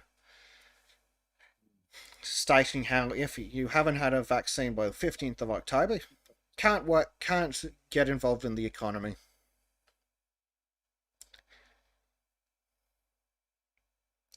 Have I lost you guys? No, we're here. Okay. I'm still here. I can just hear weird crackling coming from Trim, which is possibly him dying. Yeah, sorry. Yeah, it's so good, man. I get it. The one human in the world with the normal flu and not kung flu. Yeah.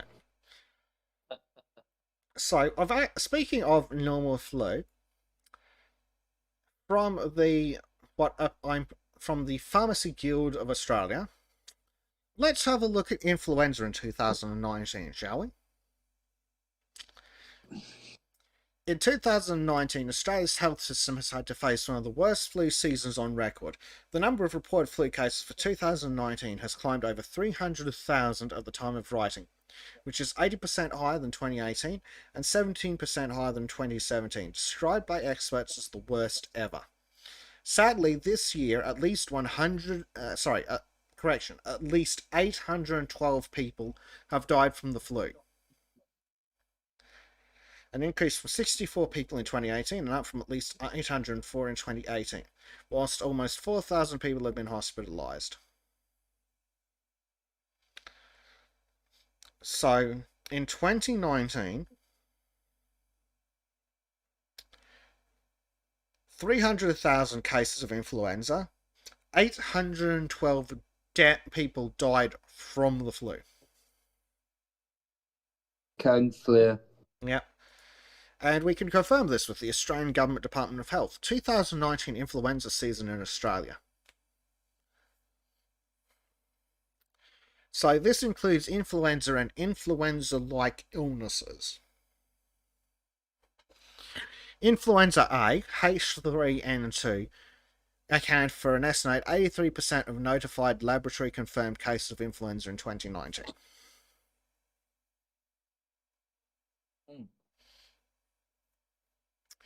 So I'm just trying to find my specific number. There were 313,033 notifications of laboratory-confirmed influenza. So that's people who got tested by a laboratory and confirmed they had influenza. That does not include people who went, oh no, I've got the flu, have some paracetamol, go to bed. Or people who went to their doctor and said, hey doc, I've got the flu. I need a letter from you to my boss telling them to stop being assholes. I have the flu and I need to go home and have some paracetamol. So this is just laboratory confirmed cases. 313,000 in 2019.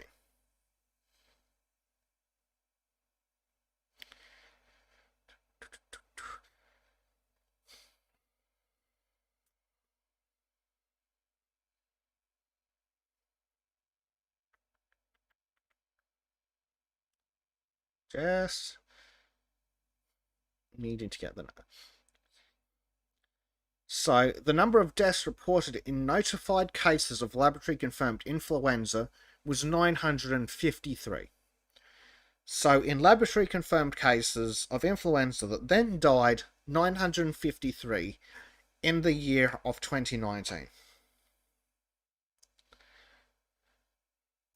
Meanwhile, let's have a look at the reporting fortnight of 13th of September to 26th of September 2021.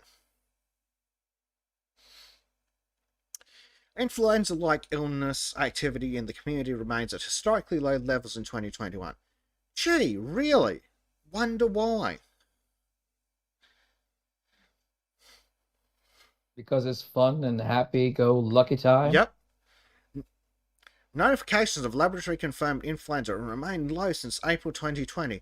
In the year to date in 2021, there have been 534 notifications of laboratory confirmed influenza. So, year to September, 534 laboratory confirmed cases of influenza in 2021.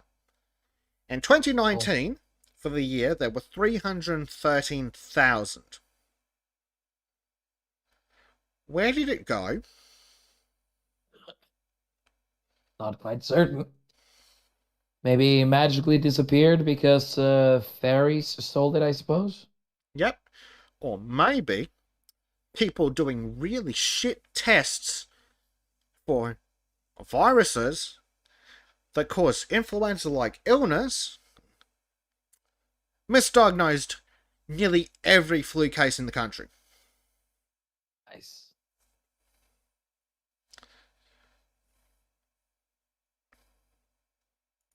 So, this is an article from The Conversation from October 17th, 2019. Can surgical masks protect you from getting the flu? They say Australians just suffered a severe flu season. 299,000 laboratory confirmed cases at last count and 662 deaths. Interesting. The flu virus is mainly spread by droplets expelled from the mouths and noses of infected people when they cough, sneeze, or talk. These droplets can spread up to 6 feet away. Well, that's a lie. Sneezes can go far further than that. It may seem intuitive that if you wear a surgical mask, you could stop the virus from getting into your lungs, and certainly that's how most masks are marketed online. One flu surgical face mask even boasts protects against the deadly H1N1 swine flu that's killed many worldwide and other bacteria and viruses in the air. Ooh, wow. Okay. The logic of wearing a surgical mask must surely be if it works for surgeons, it must work for me. Problem is, mask isn't intended to protect the surgeon. It's intended to stop droplets from the surgeon's mouth or nose getting into the patient's wound and causing sepsis. Oh. Note But the droplets.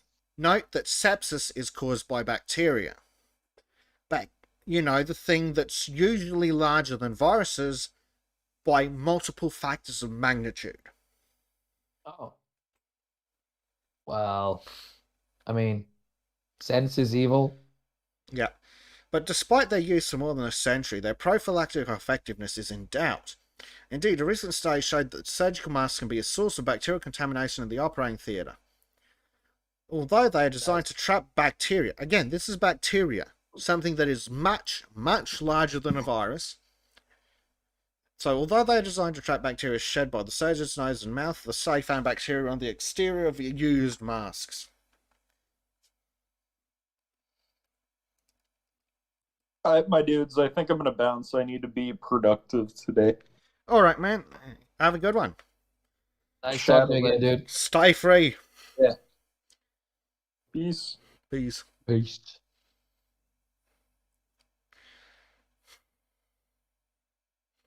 So, they go on to say that they're impractical. Surgical masks are sometimes referred to as cursor masks, suggesting that some people wear them for the same altruistic reasons surgeons wear them, to stop others getting their germs. But as the studies and operating theatres show, this benefit is dubious. And given that many people describe the flu as like being hit by a truck, it's unlikely that people will be strolling around town with a mask on when they're at the most infectious, 3 to 4 days after symptoms begin. They'll be tucked up in bed, sweating and aching. Yeah, it sounds pretty fucking familiar. Yep. One-way masks stop you from getting the flizzer, stopping your hand touching your mouth and nose, etc., etc., etc. A study from New South Wales found that people touched their faces about 23 times an hour. One weak point in that plan is you can also get the flu from touching your eye with your own contaminated hand. Oh. And even to stop the hand-to-mouth / nose transmission, you have to wear the mask 24/7, regularly disposing of the old ones while trying to avoid touching your face. And wearing masks can feel unpleasant and make communication difficult, so they're not very practical. One study found that only 21% of people are able to keep masks on for the recommended time. Huh. And the thing is, though, the masks become fucking useless after 3 minutes anyway. Yep. There's no strong evidence, Trim. Oh, really? A study that is often cited as evidence that surgical masks work is a randomized trial from 2009 that compared surgical masks with a specialist mask called an N95 respirator, a mask that fits snugly and fills at least 95% of very small 0.3 micron particles. The study, published in JAMA, found that surgical masks were as effective as N95 respirators at preventing the flu, which is to say, fuck all. Because of the 446 nurses who took part in this study, nearly 1 in 4, 24% in the surgical masks group still got the flu, as did 23% of those who wore the N95 respirator. And because both groups wore masks, it's impossible to say how they would have fared compared to with not wearing a mask at all. Now let's do some basic math, Trim. Alright. What is... So, the most effective the mask... So, for the group wearing surgical masks... Sorry. Hold on. Right. For the group wearing the N95 respirator, 23% of them got the flu. 100% minus 23% is... What's that? 77%? Yeah, pretty much. So, let's pretend for a second that without the masks, every single nurse would have got the flu. Yeah. Which is unlikely. But let's pretend, for the sake of argument, that they do. Yes. So, at best, they're 77% effective. Right. So, for a 77% effective device, this is what the Victorian police are beating people's heads in for not wearing. I mean, if you're a moron focused so hard on numbers that you got a literal boner for it, then I can see why you would do that, but there's more to life than just fucking charts. Yes. But that is assuming that all the nurses would have got the flu anyway. Which is unlikely, because most nurses get the flu vaccine. Because they're around people with flu all the time. And last I checked, I've never heard of an adverse event from the flu except the occasional ultra-rare allergic reaction. And even then, I've never heard of a fatal one. I mean, I'm sure they happen, but I've never heard of them. I haven't heard of it either. Can't say I know. So, most of them, not all of them would have gotten the flu. So, the masks that are at best 77% effective, don't know if everyone else would have got anyway, so we don't know if the mask was effective. At best, 77% effective. And this is what people are being tyrannized and assaulted by the police for. Yeah, totally fucking worth it. Yeah. Fucking Christ. But it gets better. As the US Center for Disease Control and Prevention put it, no recommendation can be made at this time for mask use in the community by asymptomatic persons, including those at high risk for complications, to prevent exposure to influenza viruses. Biggest waste of time I've heard in my entire life then. Amazing how they fucking changed their tune overnight in March 2020. Also, how the fuck did I pinch a nerve in my shoulder sitting in my chair being an angry bastard? Wow. Being angry tenses nerves sometimes. Yeah, You know how that's you can pop a probably. blood vessel? Yeah.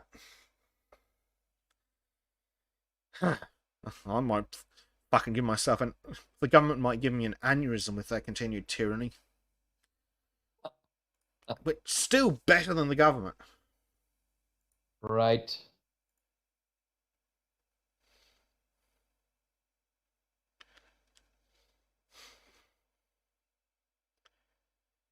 Ah, shit. That didn't go the way I wanted.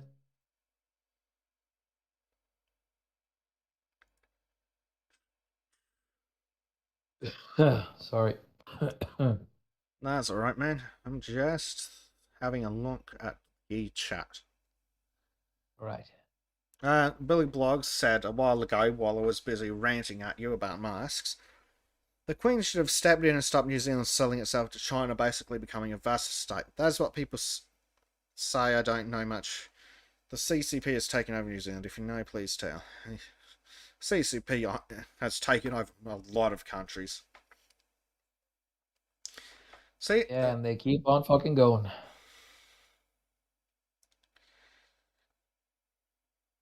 Yeah.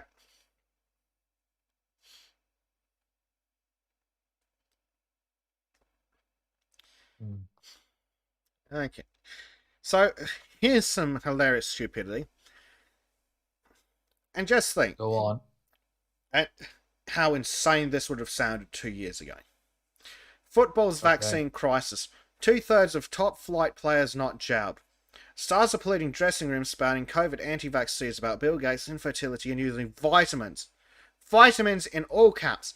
Yes, young, healthy sports stars at the peak of physical condition who take vitamins and have doctors looking after them have said that maybe they don't need to be vaccinated against the flu 2.0. And somehow this is a fucking problem. I mean, in some areas that would be called reasonable, but I know reasonability is illusion. It's utterly fucking mental. Yeah. How dare these fit and healthy people in peak physical condition not want a vaccine for a disease that is survivable by nearly everyone that gets it.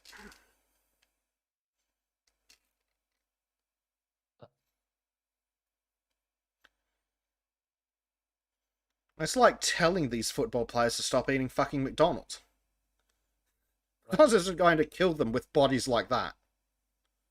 McDonald's might kill this cunt because he's old and doddering and half dead anyway. Yeah, but the numbers say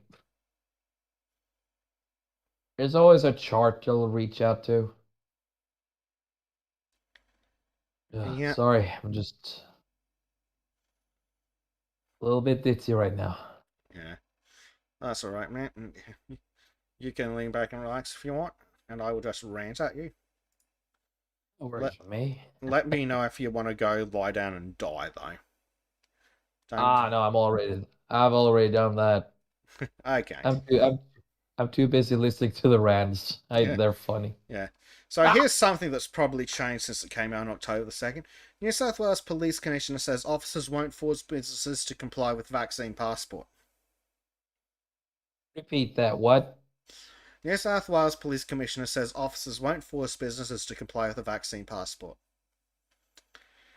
New South Wales Police That's nice. That's, the bare fucking minimum. I mean, it's completely different to what they said, but Yeah. at least you know that the handyman won't do Yeah. what the big boy says. I hope they stick to that, but I don't have my hopes up on it. New South Wales Police Commissioner Mick Fuller said that officers under his command will not force private businesses to comply with any measures that the government plans to impose on unvaccinated citizens. Fucking based as shit. I mean, I would appreciate that greatly. However, his remarks are later contradicted by some dipshit health minister who remarked that if the law says you have to be double vaccinated, then of course the police will enforce that. They have no choice but to enforce that. Of course. No, that's not how that works. Also, if the police say no, we're not enforcing your stupid law, what are you going to do? Arrest them? Unfortunately, but this is a health minister, some unelected fuckknuckle who thinks he has authority to tell the police what they can and can't do. Seems reasonable, doesn't it? Something all right. Uh-huh.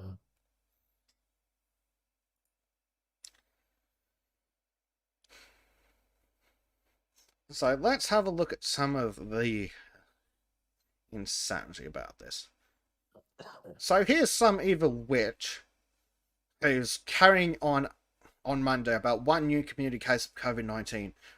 Authorities are investigating the mystery source of Brisbane woman's infection. Ooh. A woman in her 50s was infectious in the community for 10 days, and yet somehow they didn't fucking notice that she was sick for 10 days. Crazy fucking thought. Now, would you like to guess how many vaccines she'd had, Trim? 55. Close. She was double vaccinated. Oh. Then she should be immortal to every horrible thing ever. Yes, after all, At least it's safe, effective, and trim. Safe, effective, and trim. Fucking Jesus. Safe, Yes. effective, and free. So the government keeps telling us. So effective that a person who's received it twice caught COVID. Was there like a ship full of vaccinated sailors that end up getting fucking full COVID? Yes. Yes, there was. Yeah, or proof or whatever the fuck. I've got so excitable that I forgot to actually bring up my point. One of my other points when we were talking about the flu cases. So do you remember roughly how many people died from the flu in 2019? Not completely, unfortunately. Well, that's okay. Hopefully, I've still got it up. I'm certain it's a massive, horrible number that nobody could ever understand by Yes. how horrible it is. So, 300,000 and change laboratory confirmed cases of the flu, 953 deaths directly related to that 300,000 confirmed cases. So, keep that number in mind, 953 deaths in a year. All right, 953 in a death. Now, let's have a look at the amount of people that have died in Australia from COVID. In a year and 3 quarters, 1,389. That's not a big number What's the comparative to the other one. Yep. Total cases, 120,000.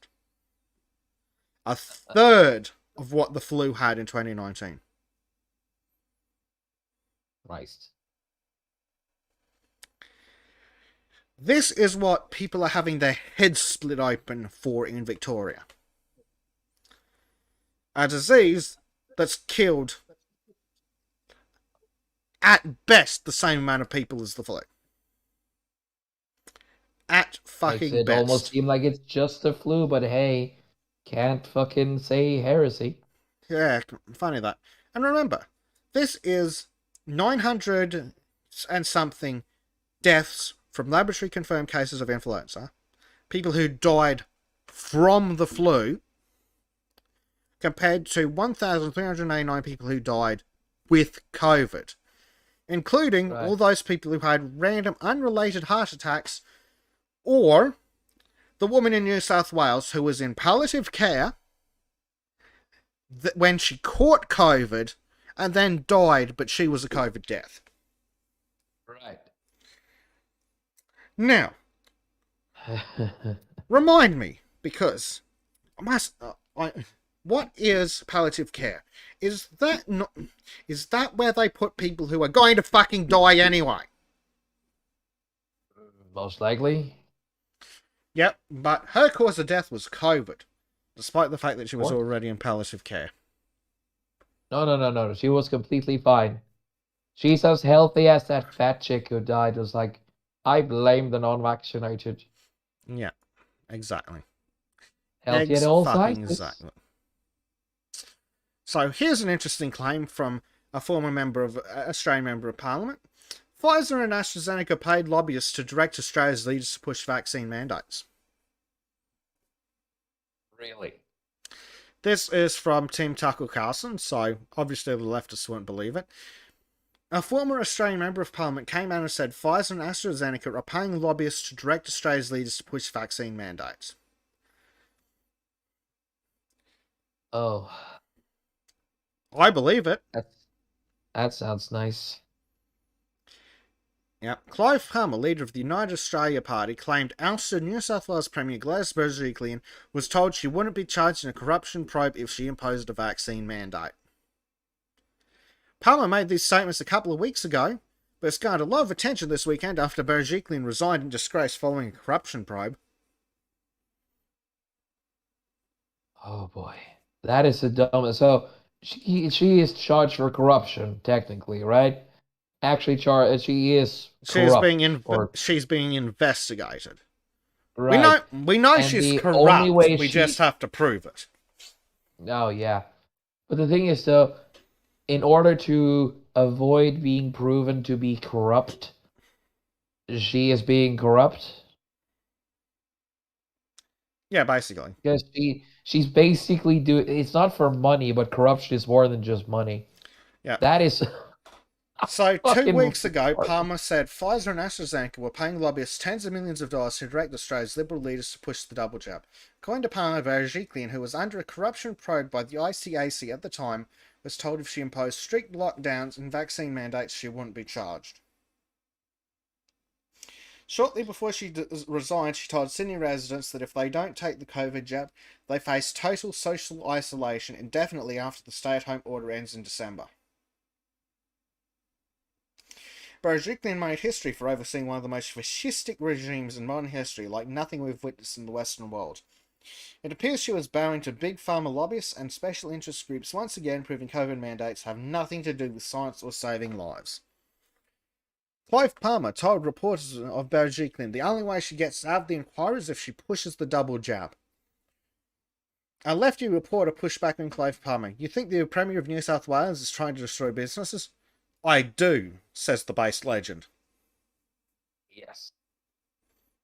She's being directed by lobbyists in Sydney who has been paid by AstraZeneca and Pfizer tens of millions of dollars to get these policies through, to make sure the vaccines gets pushed. So that's my personal knowledge, and I'm happy to make a statement here to police, to anyone.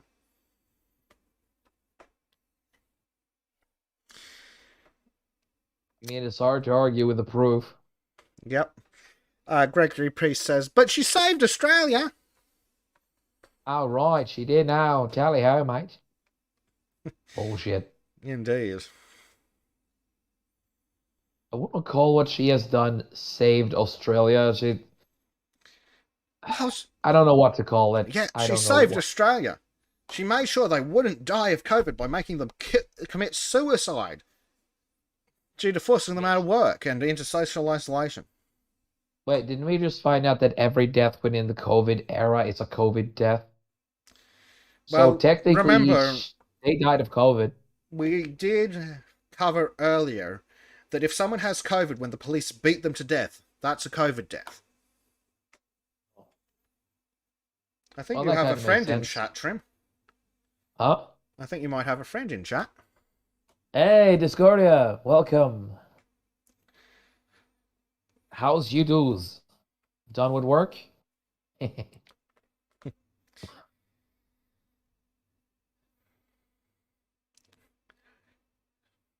Let's see what we've got. So But yeah, I'm going to disagree with the whole saved Australia thing because saving people tends to not have them die, and suicide is, it does not count. I'm in a comparatively free state and we still have to wear masks. Nice. But they loosened the rules. We only need to wear them when we're entering or exiting a hospitality venue. Not when we're outside and not when we're inside. Just when we're entering or exiting. Because remember, you can only catch COVID if you're standing up. Oh, but okay, so if I'm sitting down, then it's no problem. Got you. Correct. So says the Queensland government. As long as you are sitting down, eating or drinking, you are immune to COVID. So says the government. That is pretty badass, not gonna lie. Indeed. But you, speaking of dumbass politicians and corrupt media, so you know how New Zealand is the envy of the world and everyone should have copied them? Right. PM Jacinta Ardern warns lockdowns will continue without more vaccinations, she said on October 4th. Fresh outbreak of COVID-19 inside the Auckland border, by which they mean like one person. On Sunday, the witch issued a vaccination plea as she declared swathes of Waikato will be placed into COVID-19 alert level 3 lockdown, whatever the hell that means, for 5 days after the discovery of 2 cases of the virus in the region. Well, I suppose that's actually a step up from locking down the country over 1 case in the country. Means she should have used more desperate measures. Yep. This is a message for the rest of New Zealand, she says. We are doing everything that we can to keep cases confined to Auckland and managing them there, to give everyone else time to be vaccinated. If in the meantime the virus moves beyond the Auckland boundary and the places it moves to have low vaccination rates, yep, then today is an example of how we will respond. So not if there's a high amount of cases, just if there's any cases in an area with a low vaccination rate, which is presumably anything below 100%. Of course.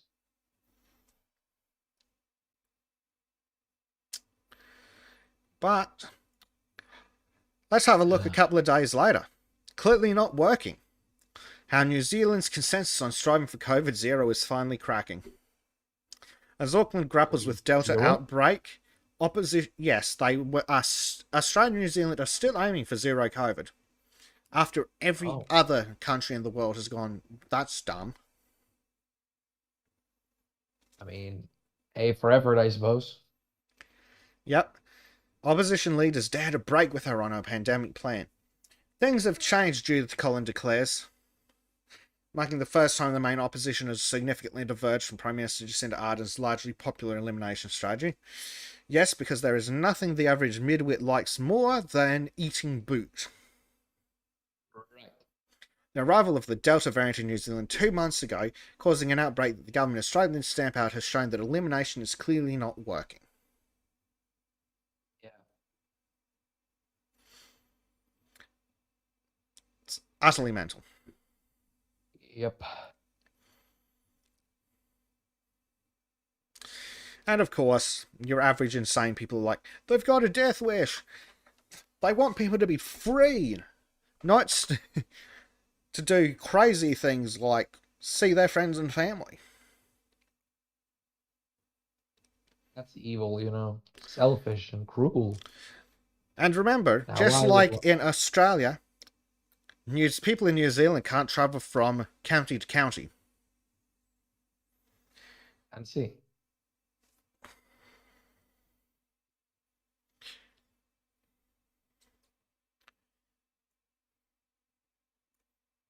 Sounds like a hoot. Yeah. I mean, at least they're now realizing that is not really that possible, I hope. Yeah. Turns out, though, crazy. that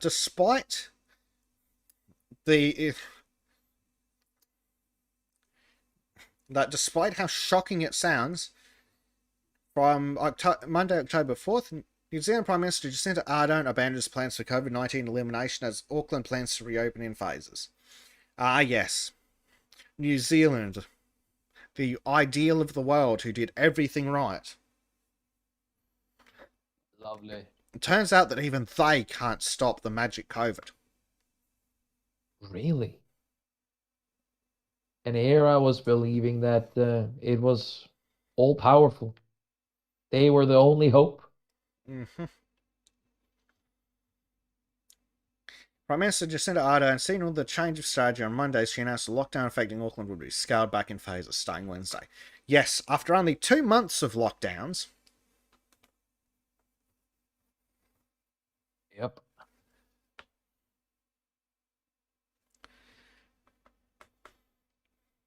This is a change in approach we were always going to make over time, she lies. Our Delta outbreak has accelerated this transition, she lies. Vaccines will support it, she lies.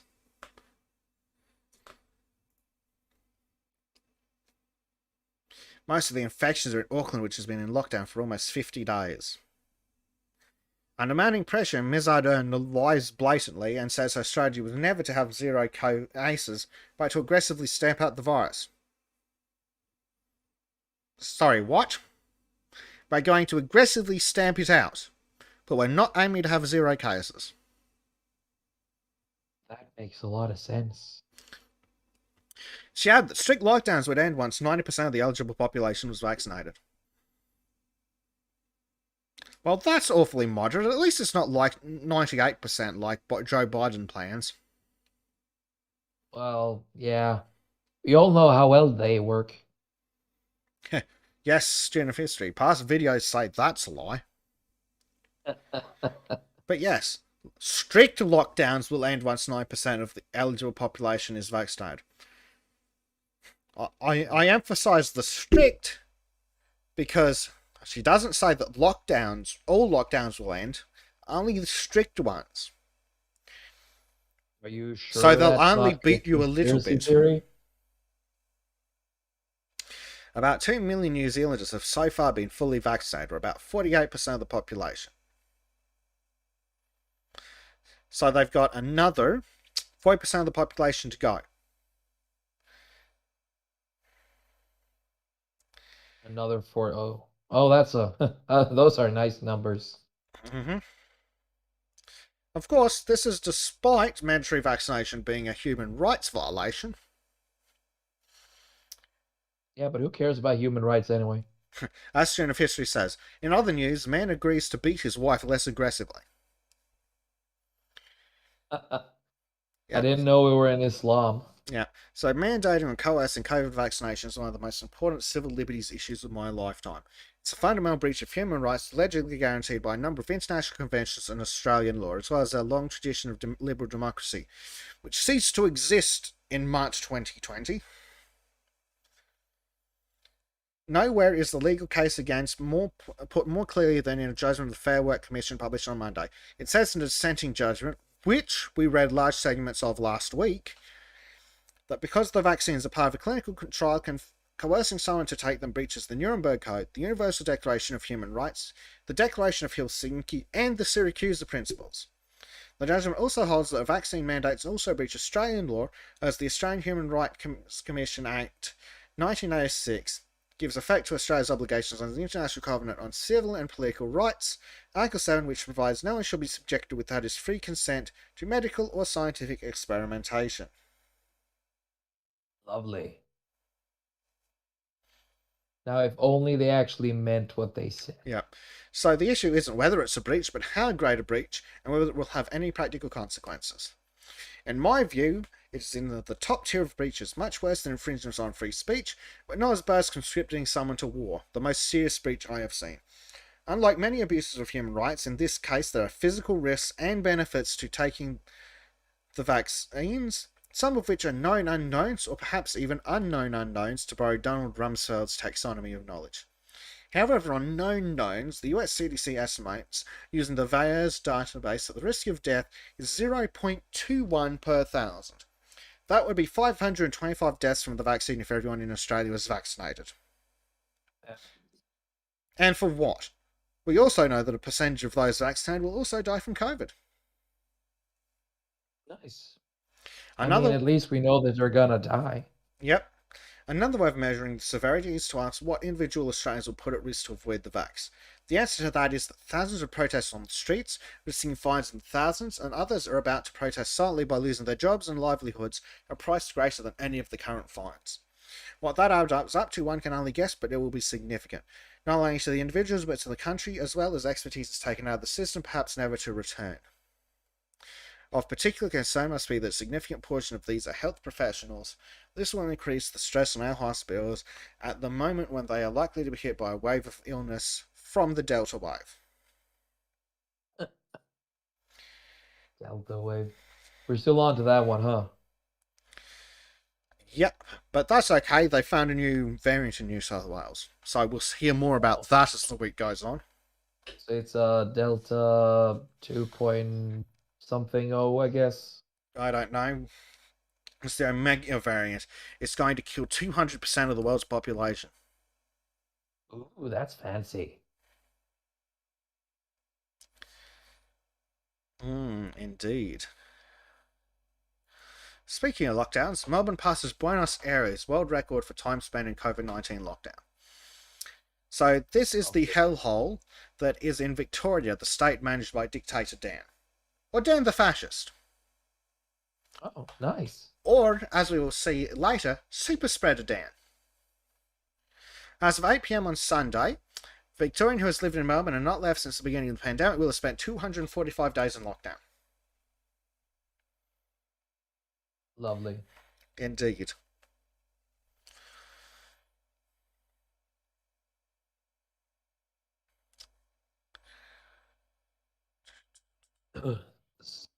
Sorry if I so I'm currently repeatedly getting stabbed in the face again.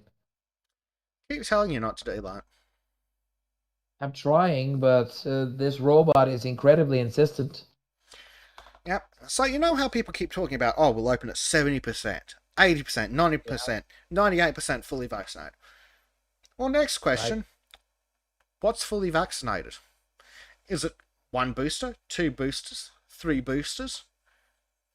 Well, let's ask Israel what they think. It's gonna be funny, huh? All Israeli green passes currently in use were meant to expire on Sunday. Whoops. Who's eligible for the new pass, and how can they get it? Well, let's see. The rules will change this Sunday with new regulations determining who is eligible. Well, let's see. In general, the new eligibility rules stipulate that those reissuing their green pass must have received their 3rd jab of the coronavirus vaccine. Oops. Does that mean you're not vaccinated if you've only had 2 doses, Trim?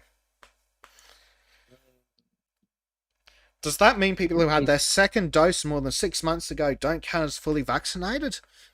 So will it perpetually be less than 90%? Yes, which means you either have to take the jab every few months or, stop risking yourself giving a heart condition. Yep, that's just right, saying. Student. 3rd. People reissuing their green pass must have received their 3rd jab of the coronavirus vaccine or their 2nd dose in the past 6 months. Therefore, meaning that Israel believes that you are only fully vaccinated for 6 months per 2nd dose or booster. Nice. And no, this isn't just for people with immune issues.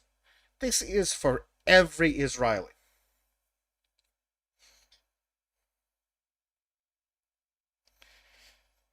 Why is it being changed? Well, apparently they're getting a hell of a lot of serious cases in people vaccinated with 2 doses. Oh, also, whoops, people vaccinated with a booster shot are also having serious cases. So since the vaccination doesn't work, the answer is obviously more vaccinations. Yes. But only 142 of 5 million vaccinated Israelis suffered myocarditis. But and they don't matter because it's the greater good, Trim. Yeah, of course, the greater good. Man, it's like the Hot Fuzz movie in here. Yeah. The So, greater good. data from drug company Pfizer, which developed the vaccines, Israel largely used to inoculate its population, found the vaccine was 9% effective in preventing infection from the Delta variant of the virus. Really? The Health Sounds Ministry lovely. also released similar data early on in their vaccine campaign, but later announced that the effectiveness of the vaccine decreased and reached only 40% in July. Whoops! Safe, effective, and free, Trim.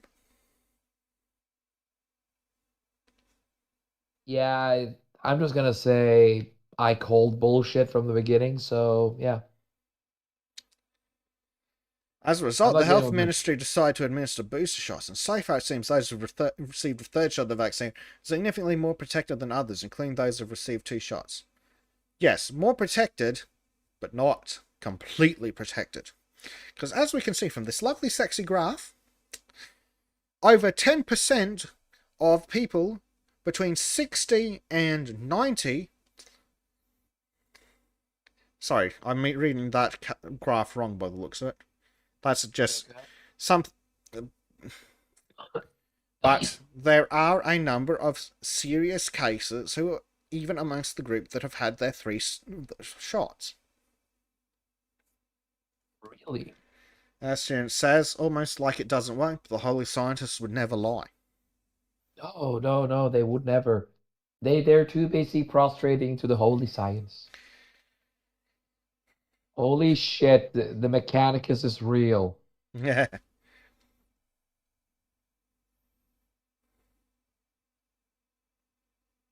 indeed. Speaking of effective, performance of Disney's Broadway show Aladdin is cancelled due to breakthrough COVID cases among vaccinated company members a day after reopening. Oops. Oh God. Sorry. Oh, I just had a coughing fit. Yeah. Yeah, what do you say? Performance of Disney's Broadway show Aladdin is cancelled due to breakthrough COVID cases among vaccinated company members a day after reopening. Oops. Oh, lovely. Safe, effective, and free, Trim. Of course. So safe, so effective. The whole cast What's and next? They're crew. gonna start taking paid? Yep, the whole cast and crew are fully vaccinated, yet they have multiple cases. Effective, they say. Very effective. And safe with all the heart attacks too. Yep. So what I else mean, are at we least it's free. At least getting a heart attack is free. Yep. So what else are we doing to abuse the poor and disenfranchised? Well, we're hurting children to allegedly protect them. Steve Templeton from Brownstone Institute. Those in authority must retain the public's trust. The way to do that is to distort nothing, to put the best face on nothing, and try to manipulate no one, says John Barry in The Great Influenza. So Steve Templeton says, I'm currently serving on a COVID advisory group for the school district where I live in Indiana. So he basically waffles on more. It is clear that school closures have prevented children, particularly from low-income families, from receiving educational opportunities and health promoting programs. Many young children didn't even start school, Trim. There are children who didn't start school. Of course. Yep. In some places, children were set back 4 to 5 months due to school closures and subpar remote learning. Child abuse, obesity, and suicide attempts increased as mental health declined. Drug overdoses soared. Yeah, because fuck our future generations, right? Yep, speaking of suicides, let's have a look at Victoria.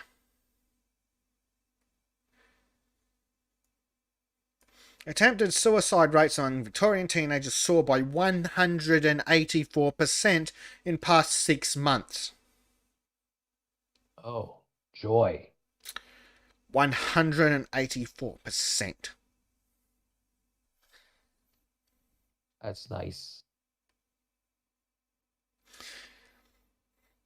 Attempted suicide rates among Victorian teenagers have skyrocketed by 184% in the past 6 months. Disturbing new data from Kids Helpline revealed the shocking statistic after Victoria was plunged into its major fourth COVID-19 lockdown in the past 12 months. Teenagers aged 13 to 18 were most at risk, accounting for 75% of the total crisis interventions from December 1st, 2020 to May 31st, 2021. Lovely. 44% of Victorian emergency interventions were from December 1st to May 31st, responding to a young person's immediate intent to suicide, while child abuse and emergencies triggered 31%. Oh, boy. I did. Wow. Dictator Dan is actively murdering children. Yeah, and it's all for the sake of progress, ladies and gentlemen. Yep. Progress.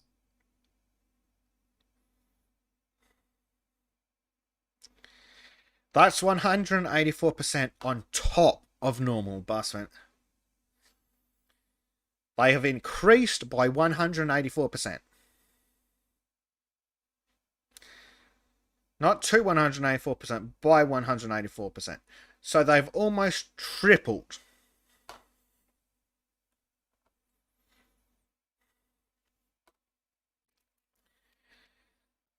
Yeah, no, just So kids how help. do they not see this? How can they not see this themselves? They see it, they look at it and go, that's fine, it's not my kids, I don't care.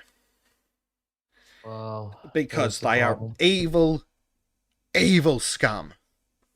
And Nuremberg remembers.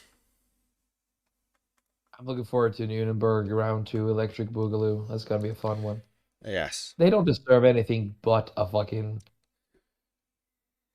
weird fake trial. Oh, no, we need to give them... We don't need fake trials. There'll be nothing fake about the trials. They will get a fair trial. And if found guilty, they will get Nuremberg. Okay. So, here we go. Kids Helpline counsellors understood that many households have become particularly tense during lockdown. Where schools and other community connections may have previously played a role supporting young people at risk of abuse, the extended lockdowns and homeschooling may have led to an increase in young people seeking support from us. Just 2 months ago, the Kids Helpline also revealed children's counsellors were calling police and ambulances 53 times a week to help suicidal or abused children as young as 5 trim. Uh-oh. Now that's funny. Because that's the only thing I could think of it as, because fuck me, it's just too depressing otherwise. The shocking statistics released in March showed a child was calling for help every minute, with child abuse notifications soaring by 2/3, 66% increase, as kids were harmed under the cover of COVID-19 lockdowns of 2020. More than 13,000 calls were made by suicidal children last year, including 1,150 with immediate intentions or a current attempt to kill themselves. But wait, Trim, it gets worse. I don't Primary want it school to get kids worse. aged 5 to 9 made a dramatic 80% increase in calls to the helpline. Lockdowns in Melbourne fueled the crisis for children, with duty of care interventions soaring 48% in last year compared to 2019. During the second lockdown from July to September, referrals to police, ambulance and child safety for children at imminent risk of serious harm were 46% higher than in the previous 3 months. Oh boy. Mr. Heed said the second lockdown had taken more of a toll on young people than the first, due in part to its length and the fact that it was the state's second period of isolation. The second lockdown was a lot longer. There was no novelty as there was in the first lockdown, so this compounded stress, isolation, and loneliness. Children and young people also felt the impact on rolling media and news coverage, the high illness rates, the death tolls, and their doom scrolling through their social media feeds. Yet another example of how Facebook and Twitter are going to destroy humanity. Yes, all for the suck.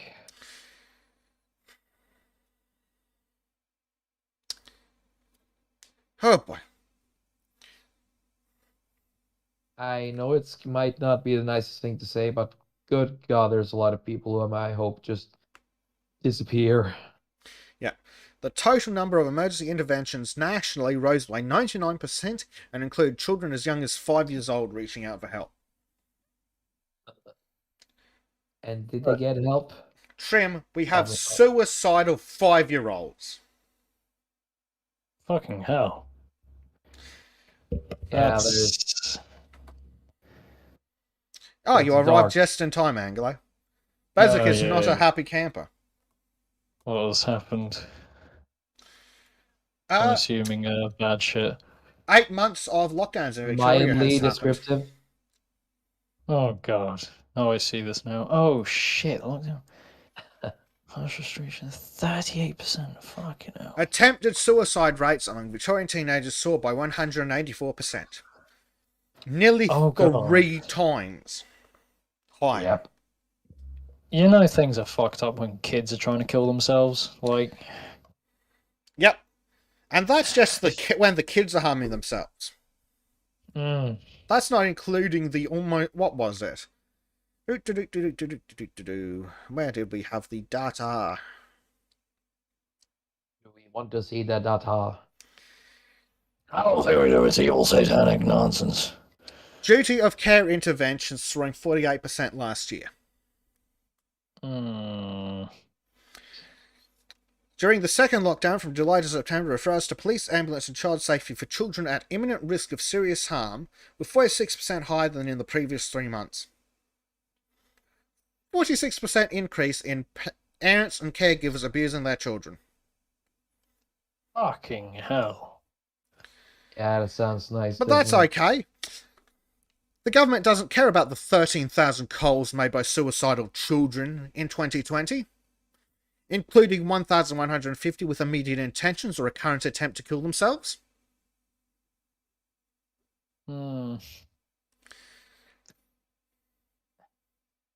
That's just fucked.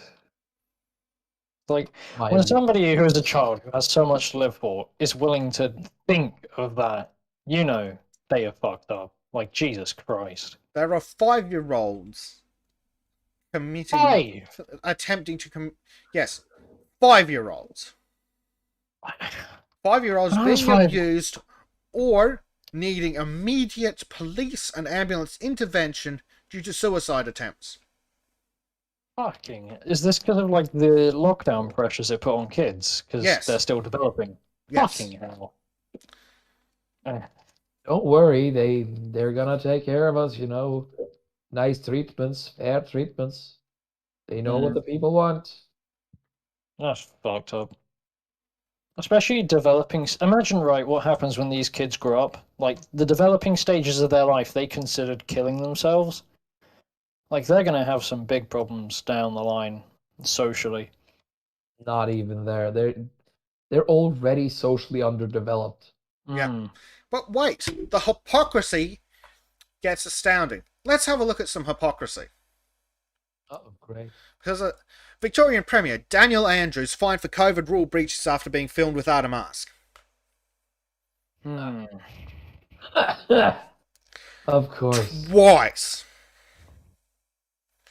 In one Twice. day. So, That's Victorian amazing. police have issued him with $400 worth of fines. Let's see what $400 is worth to Daniel Andrews, shall we? Trim will remember this rant. Yep. I think Let's he have a look. wiped his ass with it. June 26, 2021.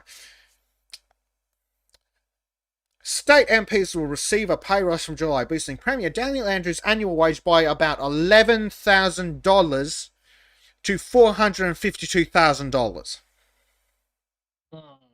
Yeah, that sounds about right.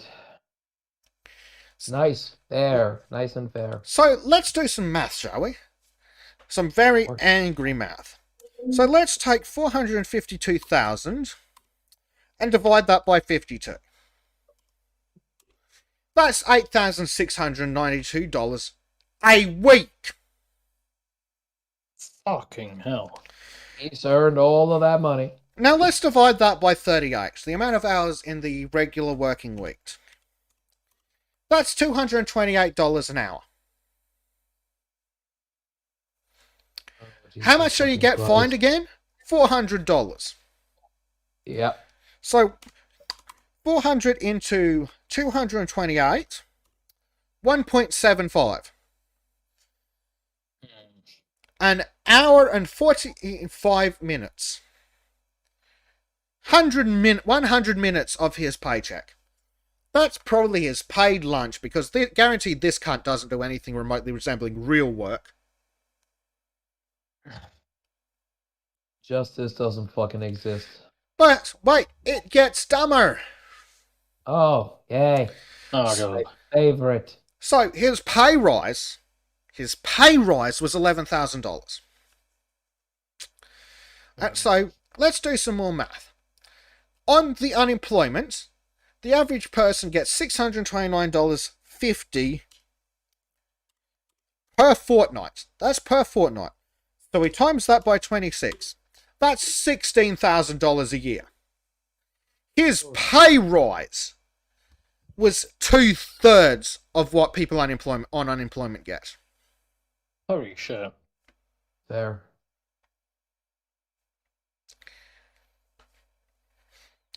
That's just a fucking unreal amount. Holy shit. And remember, he gets $8,692 a week. Yeah, that's fair. So in a fortnight, he gets what the average unemployed person gets in a year. Yeah. Fair. And this is the prick that hasn't lost his job, hasn't lost a shred of income, and had a pissing pay rise in the middle of the pandemic, where by his order, millions of people are out of work. Oh, that's nice. That is so fair. Imagine how many unemployed people we could feed if we sacked this piece of shit and spent his pay on something useful. I mean, a Hello? lot. But Yep. then again, they wouldn't be fair because, he needs so much money to do his country proud. Yes, with so all much this- money to live in his government-funded house. Oh, God damn it. I'm not into the whole taxation, this theft idea, but Taxation I'm not isn't far theft. Paying politicians, on the other fucking hand. yeah, but shitheads like this that makes me actually consider that, that idea might have something to do with it. Yeah, A Norwegian says that. That's pretty fucking bad. yeah.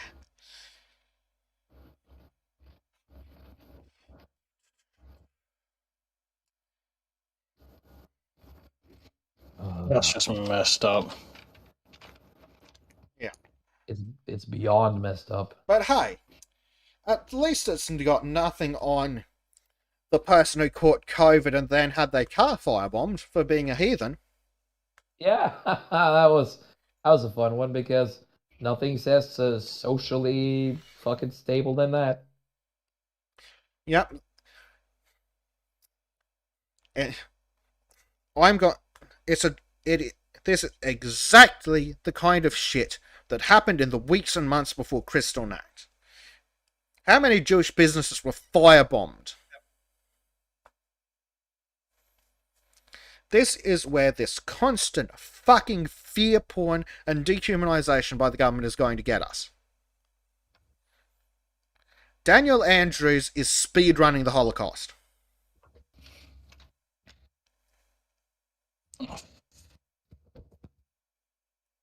There's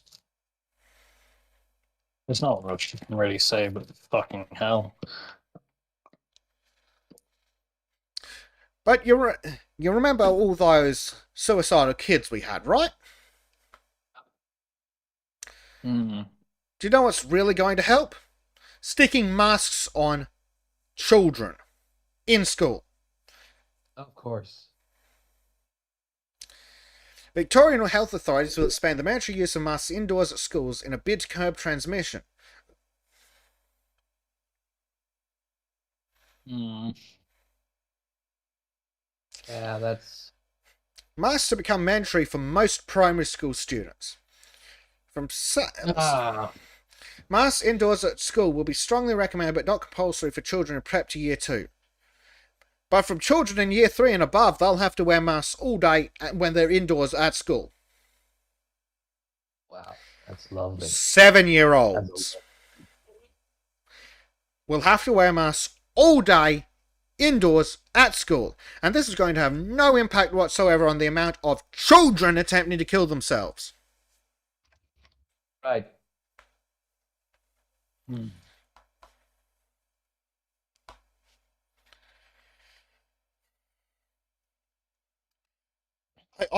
I have nothing further to say on that particular topic that will not get us banned and me possibly arrested. That is fair. Because I got nothing to add other than fucking cynical humor and Basically, stupid white all I have left on for this particular topic is Fed posting.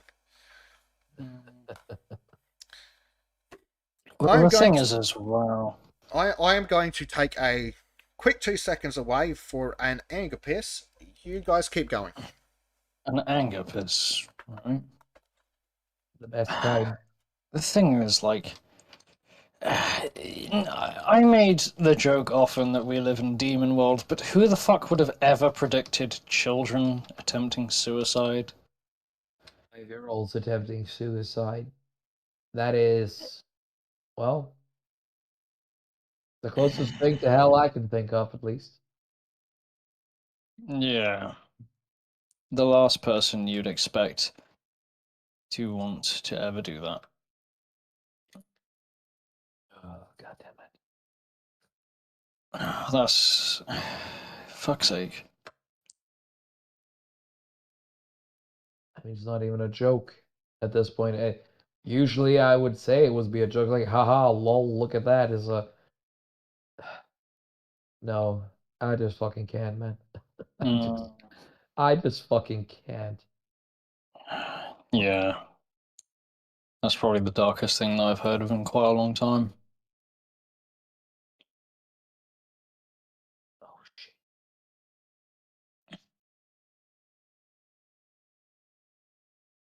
Fucking hell.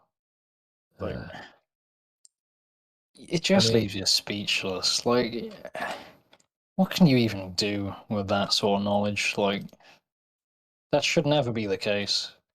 Ever. I mean, it's not only kids are suicidal, but for it to be that bad, the parents really have screwed up in this way too.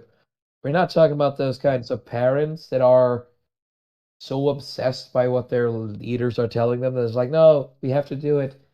I don't have any sense of what my child needs. Blind parents mixed with We can fucking only no blame the parents to an extent. Because what can the parents do? They can't take the kids to the park. The parks are closed. Yeah, but it should be something they could do. Well, that's it. That's the thing, Trim. This is the results with the parents doing something.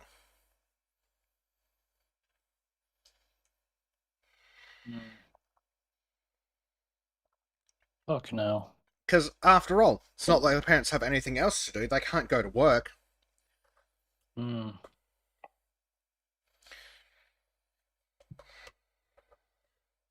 Our mate from the Discord, Mr. Treve, he is a hospitality worker down in Dictator Dan's territory. He's basically been fucking boned for the last year. Damn it. These are the people I call villains. Yeah. No joke. Like, it's not very often you find people who you can describe as evil. Like, actually legitimately evil. Right. Like, your average bank robber, your average gangbanger, your average murderer isn't evil to this level.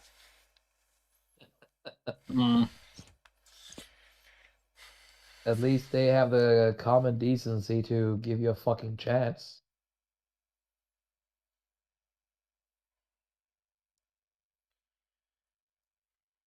Yep. Don't worry, it can only possibly get worse. Oh. Because we're not going to be able to get out of this with democracy, because the City of Melbourne has announced that from Friday 5th of November, vaccination will be required to enter any City of Melbourne site, including libraries, recreation centres, community facilities, and administration offices, including Town Hall, includes staff, visitors, and contractors. It's reasonable. But wait, it gets worse. Oh, my favorite word.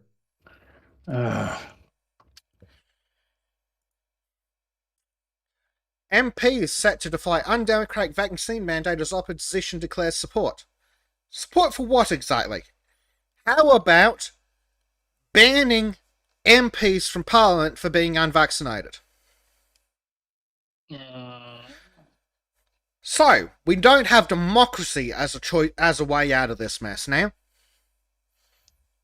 Oh, great. Now, Jesus Christ. what was that about the soap box, the ballot box, and that third one I can't quite fucking remember? I'm not quite certain. My Well, brain it's is probably- halfway scrambled. It's probably for the best, because that's probably... Thank fuck I'm not English. Or just that alone would probably get me arrested. Oh, yeah. Fucking planet.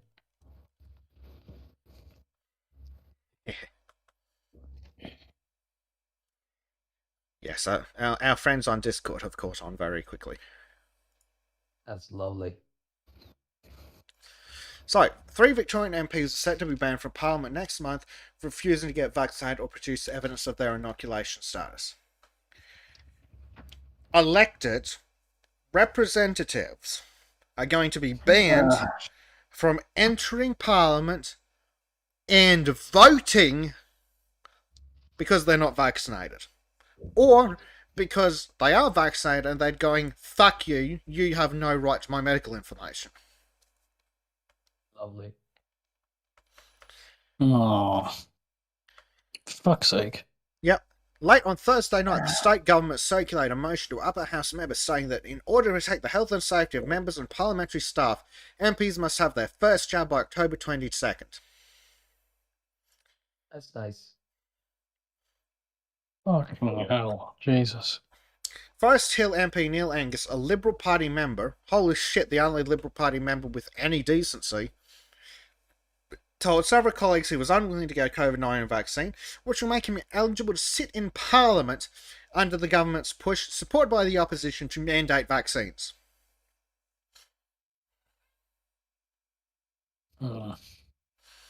Mr. Guy told The Age the coalition supported the motion, meaning it would pass the Parliament.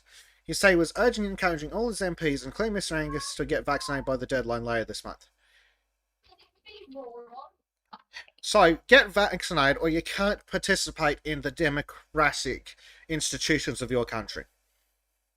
Wow. Fair. Like, even to the level where it's just subverting the politicians themselves, so they can't do anything if they want. Like, that is so whack out of order. Fucking hell. Yep. At least they now can rig it how they want it. But remember, at the same time, if you're not vaccinated, you can't enter any City of Melbourne sites. Now, what's normally done in, say, city sites such as, say, school gyms and halls and local convention centres? Now, what's that thing you do every 3 to 4 years? Oh yeah, voting. Right. But are you truly allowed to vote now that, Coof? Oh, Probably not. That's... But if there was an election and all the ballot centres were in the City of Melbourne sites, guess what? You couldn't go in. But we're not saying you can't vote. You just can't enter the building where the voting's being done.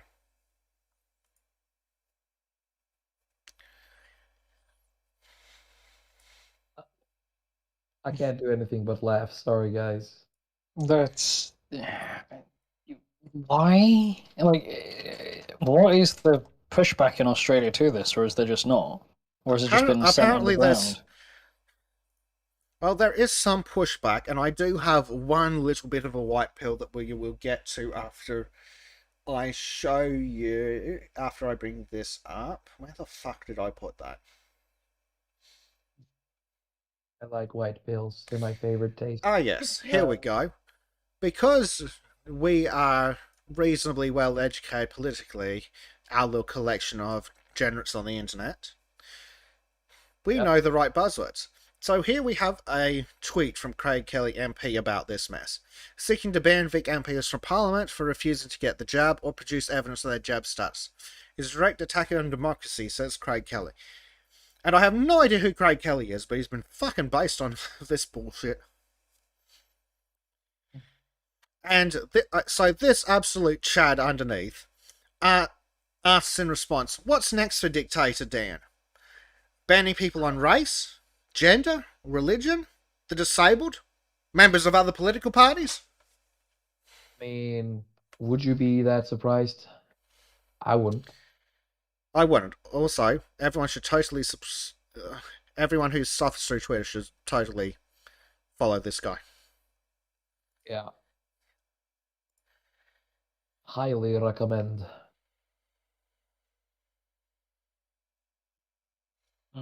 As Robert Longshaw says, vaccine ID is voter ID. He's absolutely right. And they're going to say it's not, but you know immediately that they will put all the voting stations inside buildings that you need a vaccine to get into. Yeah. We have apparently ruined Discordia's evening. Oh.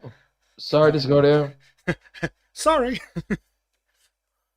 But think of the good things. You'll soon be talking with Kips and Arch, and their Minotaur talk to distract you. You thought things were bad after Carl and Callum's segment. Oh boy, they ain't got nothing on this.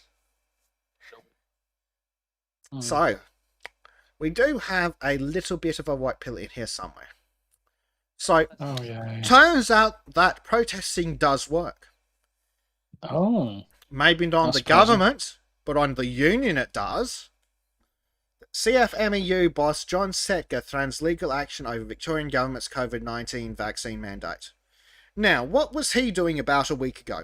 That's right. He was saying, oh, we can't do anything about the mandate, and then had bottles of beer chucked at his head.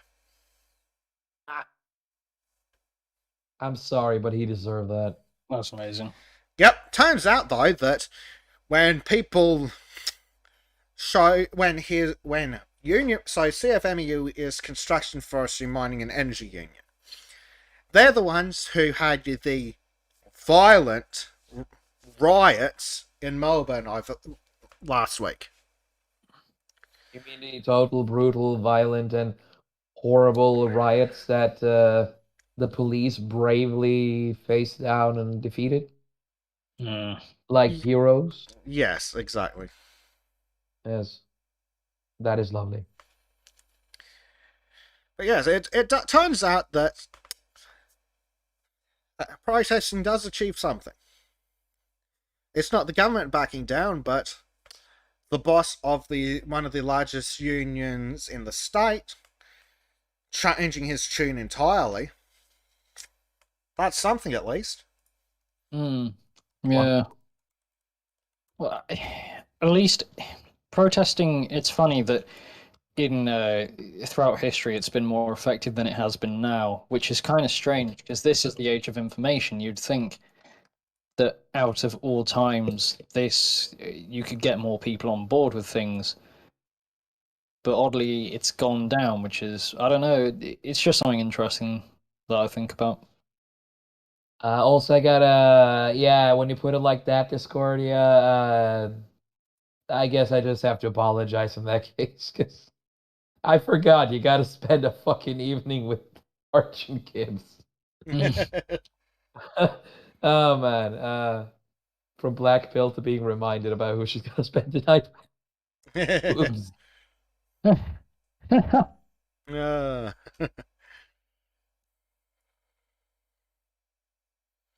I mean, you're strong enough to handle it. I believe in you. yeah, that's something. Turns out that if you're a spineless coward who won't stand up to the government, then your union turns around and threatens to smack your head in with beer bottles. Even the pathetic Lou.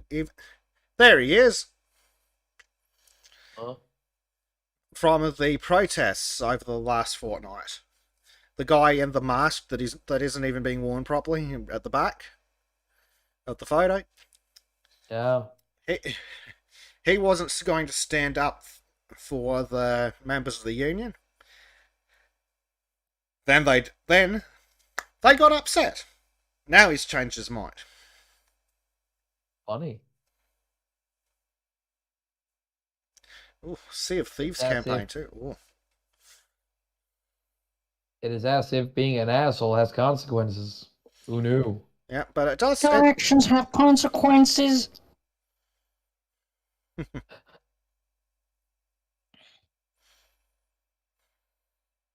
Oh boy. Sea of Thieves campaign? Yeah. So Has anyone played that? even with how badly they're phrasing it in this article, Victoria's construction industry is now threatening legal action against the state government's COVID-19 vaccine mandate, just 2 weeks after workers staged wild protests on the streets of Melbourne. Fuck me if that's wild. What does that make the Black Lives Matter protests in America? Fucking who? I have no Urban idea. violence? Yeah. A war zone? Yeah. A massacre, maybe? Oh shit.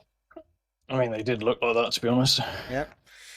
So, the headquarters of the Construction, Forestry, Mining and Energy Union in North Melbourne became the centre for the heated industrial action of a fortnight ago after the Andrews government mandated the COVID-19 vaccine for the sector. It also prompted a 2-week shutdown, and I'm now going to rephrase this to tell the truth. It also prompted a 2-week shutdown of construction sites in order to punish the workers for getting uppity. But with the mandate still being enforced and construction employees returning to work this week, the CFMEU State Secretary John Setger warned the fight was still not over. I don't think anything should be mandated, he told ABC News on Wednesday morning, which is an interesting change from his tone 2 weeks ago. Hmm. Yeah, that's interesting. Weak. Yep, he's being ridiculously weak about it. But turns out that when several thousand people come after you specifically, and you are their allegedly elected representative, and they make their voices heard. Whoops. I mean, not much you can do. Victoria's Discord is like, what happened to I have a white pill in here? This is a white pill for Australia.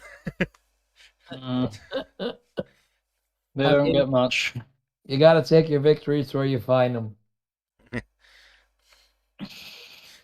But hey, I can come in with another white pill though. Norway is now completely out of lockdown. We've opened. We're back in business. That's good. That's every really single kitchen, every single kitchen I'm working in now has no more mask mandates. No more masks. No nothing. Just good old fashioned, good old work. Nice. It's beautiful. Yeah. So, let's move away from that particular mess and move to something on the same topic, but ever so slightly different and a hell of a lot more cringy. So less rage-inducing, more cringe-inducing. Yeah, that's nice. What would you think of a product, Trim, that was being advertised by the government and all the biggest corporations in a country? I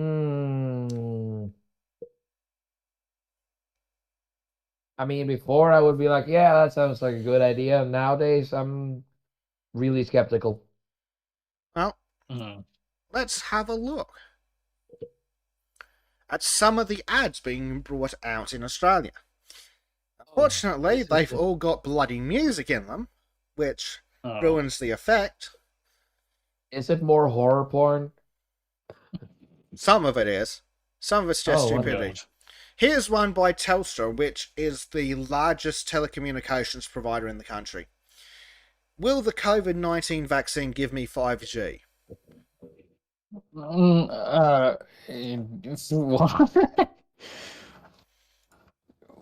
What? Seriously? That's its name? That's literally its name. Interestingly enough, the comments are turned off and the dislike ratio is hidden. Oh, gee. The gangster radio wave controls are gonna mess with your head, man. That's ridiculous. They unironically wait. That's an actual ad. Fucking hell. This is That an is- actual ad. Verified, a YouTube account and everything. Fuck. Oh my god, that's like the sort of shit I would do to troll people. Yep. uh, Oh my Lord. god, that is just no. I mean, But it is stupid. that's got nothing on, say, VB or Victoria Bitter, which is one a massive brewery and beer companies. Okay. 30-second ad. 30-second ad. Is it cringy as well? Probably. My favorite. So what kind of what is their beer called? That's Victoria Bitter, who I will never be buying again. So basically, they're saying you can't get it doing these things, all these things, but oh, look at that! What can you do? You can get vaccinated and be super special. Let's get back to earning a thirst. Yes, because the only possible way we could ever go back to normal is if we all get vaccinated. We couldn't possibly get back to normal by, oh, I don't know, just stopping all this bullshit. I mean, there's one thing that would make me take the vaccine is that I would get free 5G. Well, that's what that's what Discordia said. If I don't get free 5G with the vaccine, don't want it then. Good. Or how about from Virgin Australia, a massive, what would you call it? Airline, that's the word. Called the feeling of flying. Well, just more and more. Look, can't go flying, so you've got to fake it at home. But I wonder what we could possibly do. Miss that flying feeling? How about you get a vaccine? Consult your health practitioner for COVID-19 vaccine advice. What a fun fact, guys. Also, we're giving vaccinated Australians a chance to win. Wow. Wait, total prize pool 150. Wait, 151,000? That's. Did I see that? Like, Yes. that's fucking lots. Holy shit. That's got nothing on the next one. Oh god. $1 million Vax Alliance offering 4.1 million for those getting vaccinated, with major prize worth $1 million. 4 million. Jesus Christ. Oh my god. Where do they get this fucking money from? Like, Pfizer. Weren't you paying attention? I wouldn't be surprised. So, The power of this is a Pfizer. competition by the $1 Million Vax Alliance, who are a collection of concerned members of the community. Oh, that sounds nice and reasonable. So, not trustable. Yes, not trustable Not in at the all. slightest.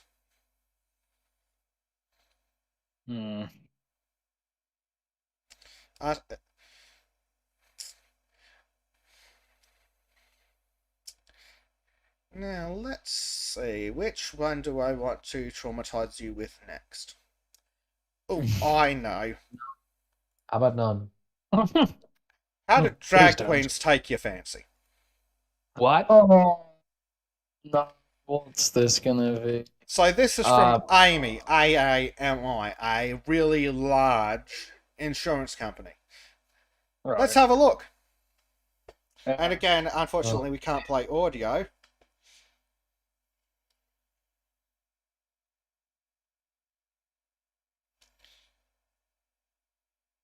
See, drag queens. Oh my Assorted. god. Uh, Stop putting me off this. Like, What this is is the this worst abomination? promotional. This is the worst promotional material out there. Like, this only pushes people away. What the fuck? Yep, this is it. Vax up, Oh, Australia. Is this like their new salute? They point to their arm. They point to their band-aid, which they may or may not have ever gotten a vaccine anywhere near. Mm. But it, like, unfortunately, I don't have a recording of it. But one of our two major grocery chains is a company called Woolworths, and over the tannoys in the stores, they keep saying, "Oh, your well-being is our highest priority. Please ensure you social distance." Well, hold on. I'm standing in the bread and milk aisle, and the bread and milk is not free. Therefore, you're fucking lying. Mm. Oh God, Fauci out. Yep. She's a demon, I'm telling you. Oh, I hate that word. But at least, Why is there so many chainsaws? God damn it! but Sorry. at least all these are pretending to be upbeat and pretending to be encouraging. How about we look at the other angle? So this is the carrot. Shall we look at the stick? Yes. I mean, we've already seen A. We gotta see B. Oh, actually, I think we might have some more carrot. This has probably killed more The people things we love. than coronavirus. The The ads cringe have has probably killed killed people. more people. Yeah, the cringe will Look, kill them. cringe dancing. Oh my god! That takes me back to when I was a kid. That's how I used to dance. First date. Guys. To keep doing the things we love, there's something we all need to do first. But get COVID-19 vaccination. Yep. Authorised with Australian Government, Canberra. You will do as the Australian government tells you. You shall do as the order tells you, if not, we're going to fucking shoot you. Yeah. So that from the same campaign, and possibly even a similar video that's cut slightly differently, that we'll just run. What will you do first? Yeah, it's basically the same thing, just cut differently. Dance, feast, get a fucking haircut, because remember, that's illegal. Oh, go to the gym, yeah, that's illegal too. Mm. Yeah, it's basically the Friends, same that's stuff. illegal. And it is in the Socialist Republic of Victoria. Oh my god. But again, That's wonderful. If my name was Greg Hunt, I'd probably be a dodgy person. Like, he hunts kids, probably, I bet. yeah. I mean, it's not the worst pastime when you're a fucking socialist cunt. Mm-hmm. So, that's the upbeat, this is what you can do. So that's the carrot, this is the stick. Let's see if I can get it up. Warning, the following video is a representation of severe COVID-19 illness. Some viewers may find the video distressing. Viewer discretion is advised. Excellent, sounds like Weaklings. my favourite stuff. Good, this doesn't have music, so I can actually run this one. Let me get this OBS up so we can actually run the audio on this pathetic crap.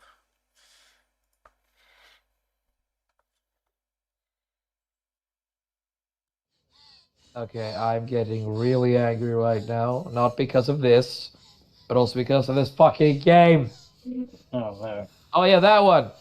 My favorite. Yeah, I love this Discordy one. remembers it too. Yeah, Oh. that's the COVID-19 can affect anyone. Stay home. Get tested and book your vaccination. As this woman dies in the background. Authorised by a bunch of cunts living on their high horses. So there's the stick. Let's simulate a woman dying. Because if you don't do what you're told, you'll die. That's fucking reasonable. Oh my god. Yeah, this is the older one from July.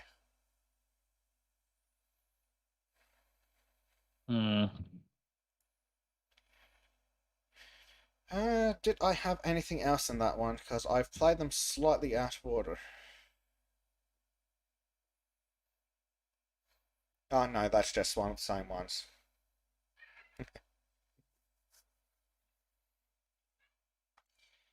Discordia says she's many stoned too like to be dying of COVID at that age, unless she has something underlying. Well, you never know.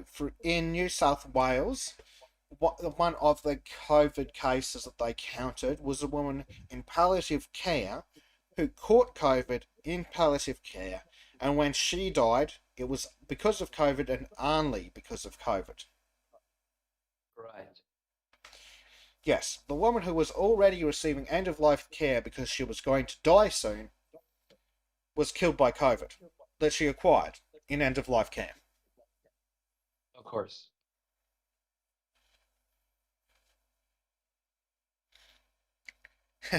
Brought to you by the same people who put cancer pictures on your cigarette packs. Yes. Have you guys heard of that? Oh, wait. That's pretty common, though. It depends. In what way? Because Had in it the in UK Norway for years. in the UK we have ones just saying smoking kills, and that's just Well, it. But fortunately, thanks to the beauty of the internet, here you go. let us see. I mean, Oh wow, Now worked impressive. properly. those are, yeah, we had those in Norway a while ago until we stopped using colored packages. Jesus. Where's the one with the lung that is completely desiccated? Do we have one of those specifically? It's like it looks like there a we go. half-cooked lung. Ugh. Jesus. Yeah, that's pretty. Yeah, there we go. Beautiful. I mean, we had that for a long while, and people really didn't just give a flying fuck.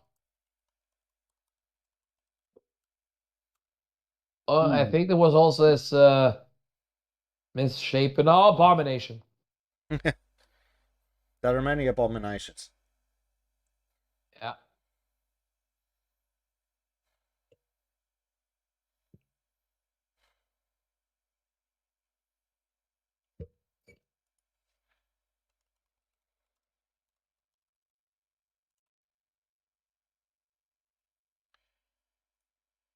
Right, let me see if I can find that.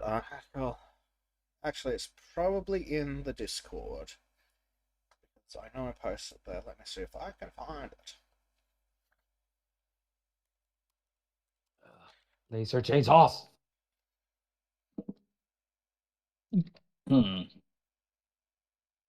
Fucking go again. Here we go. So this is August, 14th of August this year. A woman in her 40s who was not vaccinated but in palliative care passed away at Concord Hospital.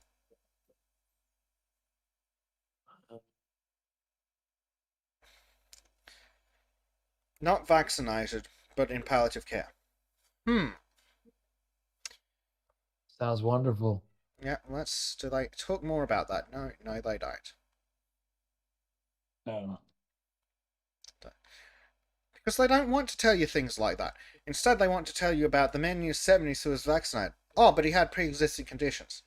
Gee, they don't tell you about that when people die of COVID. Or with COVID. Be inconvenient. Or a man in his 80s who died of COVID, but he wasn't vaccinated either. And a woman in her 70s died at Campbelltown Hospital. But they don't say she wasn't vaccinated. So she was, is what they're telling us. But yes. I mean, what is truth really anyway? But not in palliative care. Honestly.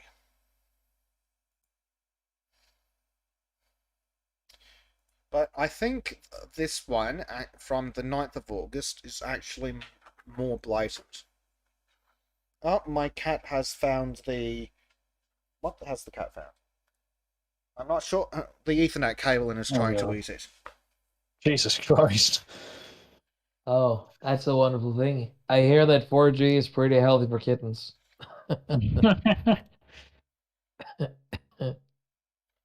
Yeah. Oh god. Yeah, here we go. A woman in her 90s who was in palliative care has died after testing positive to COVID-19. The 29th death during the current outbreak, they said. Lovely. Hmm. A woman in her 90s who was in palliative care died after testing positive to COVID.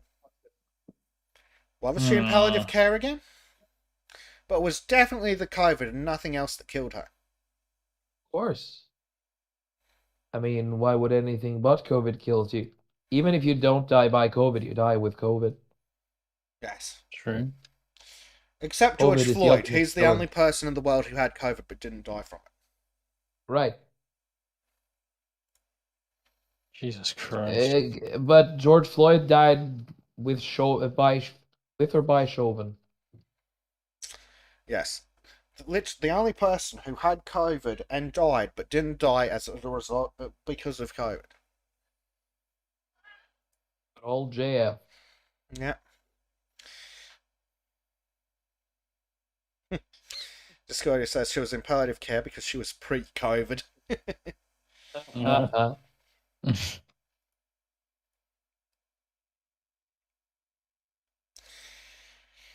Okay.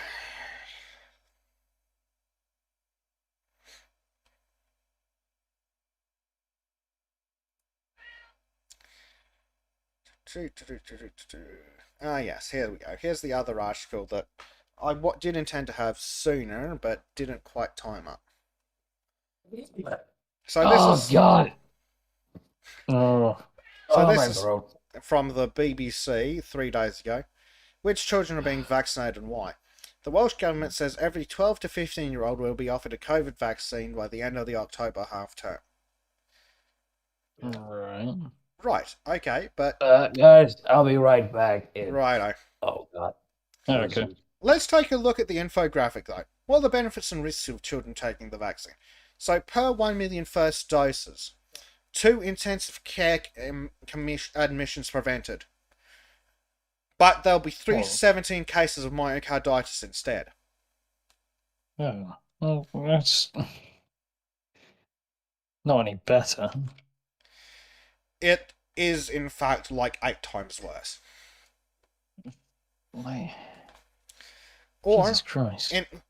as a benefit from the vaccine, 87 hospital admissions prevented per 1 million first doses. But again, 3 to 17 cases of myocarditis. Hmm. Jesus Christ. But that's a benefit? Don't worry, you won't end up in... Don't worry, out of the million first doses, 2 of you won't go to intensive care. But 3 of you will get myocarditis. Fucking hell. And per 1 million second doses, 0.16 intensive care admissions prevented. 6 hospital admissions prevented. 12 to 34 cases of myocarditis.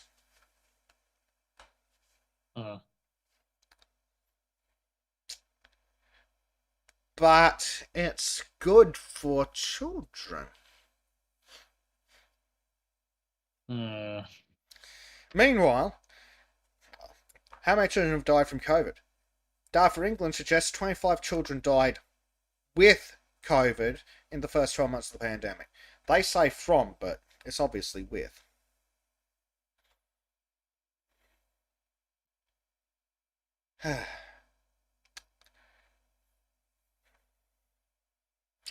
Oh, and out of them, the majority of them also had severe health problems, including complex neurodisabilities.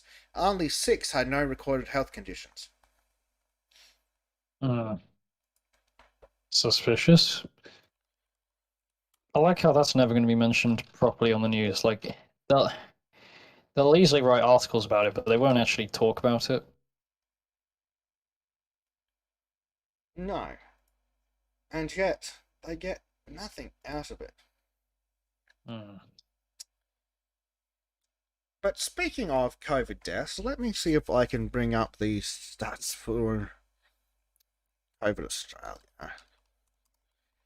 Because I'm pretty sure our numbers are both sad and hilarious at the same time.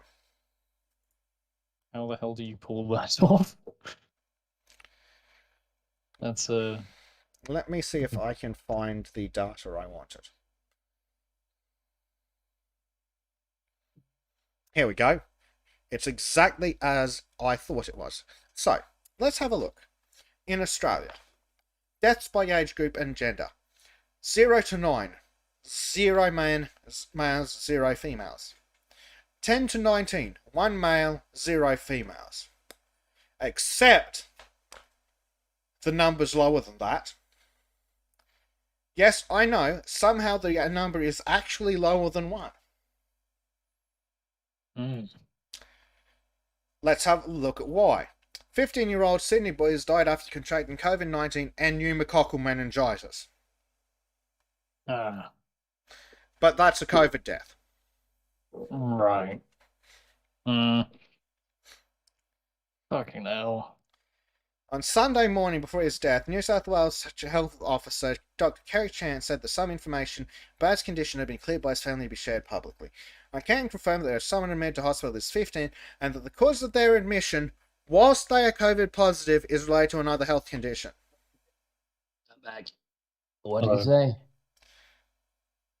So, quick recap. According to Australian government statistics, 1 person under the age of 20 has died in Australia from COVID. But, when we look at the news article about that person, turns out that he had COVID and pneumococcal meningitis.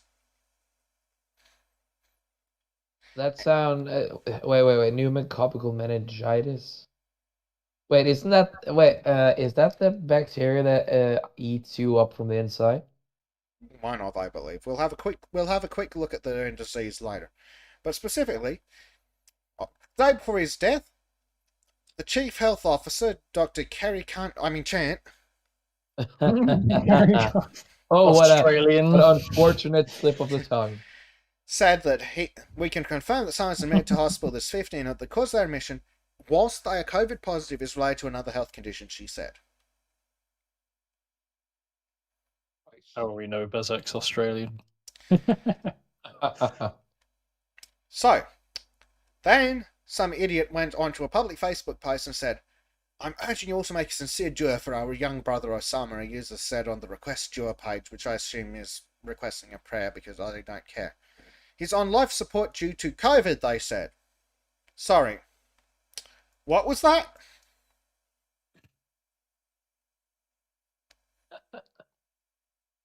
Jesus Christ. Yeah, COVID. Not fucking meningitis. Let's have a look at what pneumococcal meningitis is. It's a life-threatening infectious disease that causes inflammation of the layers that surround the brain and spinal cord.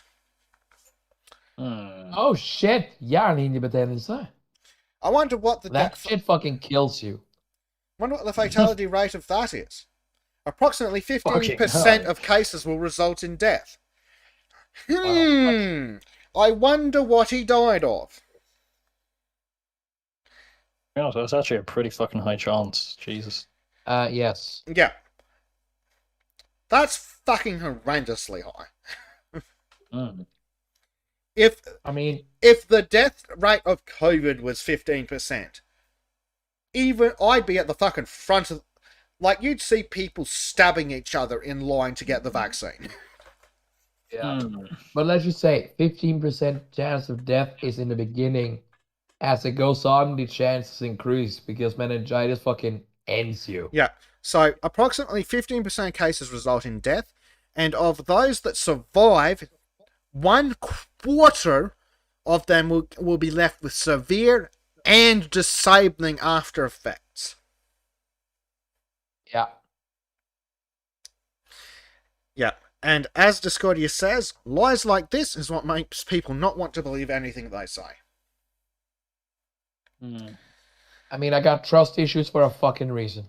Yeah. So, now that we've established that the Australian government is lying about the one COVID death under 20 that they have reported, and we know that governments are notorious for over-reporting, 0 people under the age of 20 have died with COVID in Australia.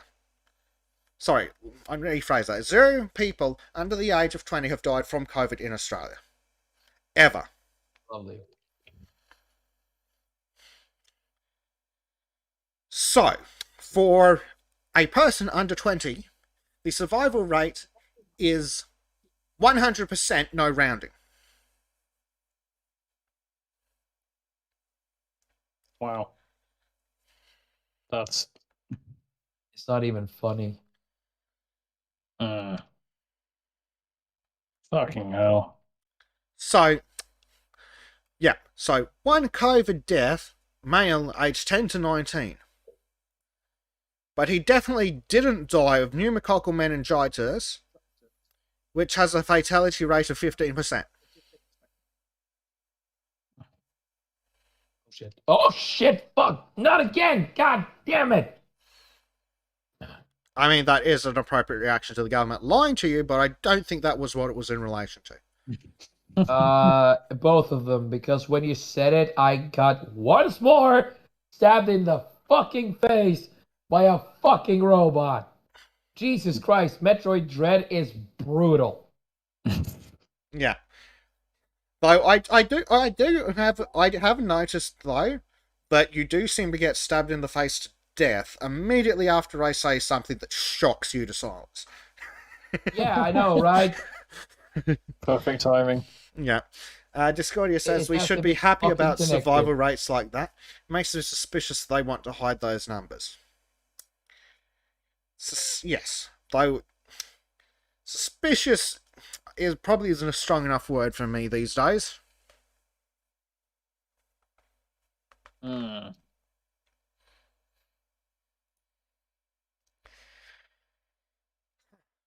But hey, at least it's good news for people under 20. Oh, Yeah. It's annoying these stats will never be published in the mainstream media. It's just disgusting. No. But oh, Right. ha ha ha, Discordia. It sounds like haven't heard that one before. but hopefully as long as alt media, which I'm going to include us and our 10 current viewers in, as long as we keep making a stink, hopefully it will get out to slightly bigger people and keep snowballing. I like the advice, just don't get stabbed. Oh, not again! Ah! You good I scrub. lost count. Shut the fuck up. Hey, it wasn't me, it was just reading a comment. Oh, ha ha ha. Yeah, don't blame Messenger. Oh, this fucking shit. This fucking robot thing walks around a special certain zones, right? And it moves all the fucking time. So when you restart the game, suddenly it's somewhere else. And I jumped down and literally landed on its head. Yeah. Oh boy. Yeah, Billy Bloggs says they are The just... worst part is that it chirps like a fucking bird. Oh, weird. Yeah, bird chirps. That's it. The most non-threatening thing ever. Oh, not again. Billy Bloggs says they are desperate to show young and or healthy people dying of COVID. They often lie by omission. Yes, they do, but this is a bit more than lie by omission. Gee, is it the COVID-19 or the disease or the bacterial disease with the 15% death rate that got him? I wonder.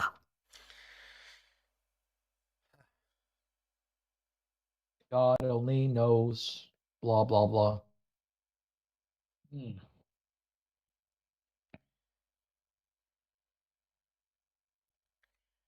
Oh boy.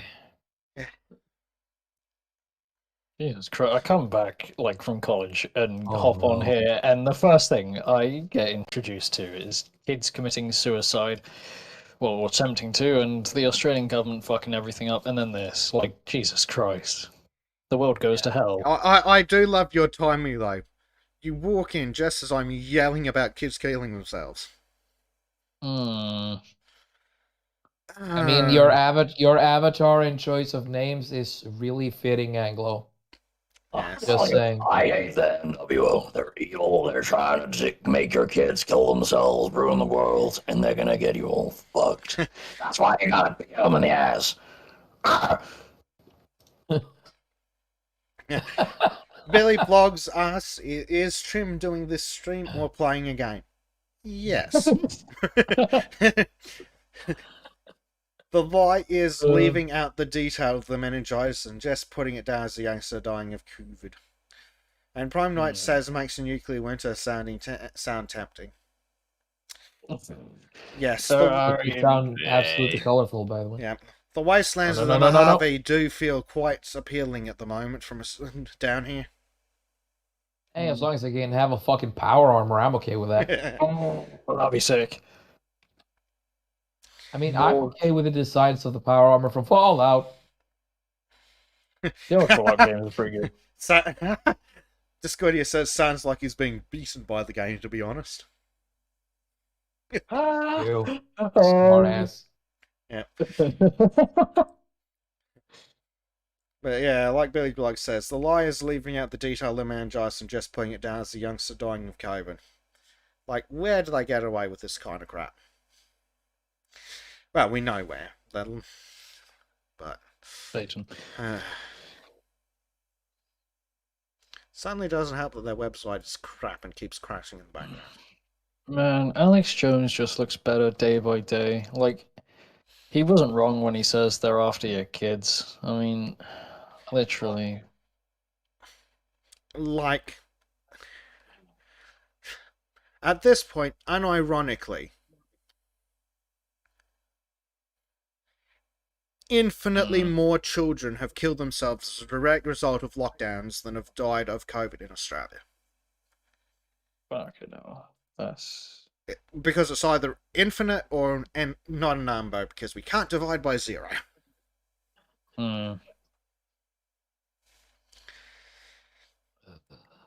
But even one kid committing suicide over these lockdowns is more than our fucking deaths from COVID. It's absolutely insane. Yeah, it's just one of those things that there's going to be repercussions eventually for these politicians in later life when these kids grow up, but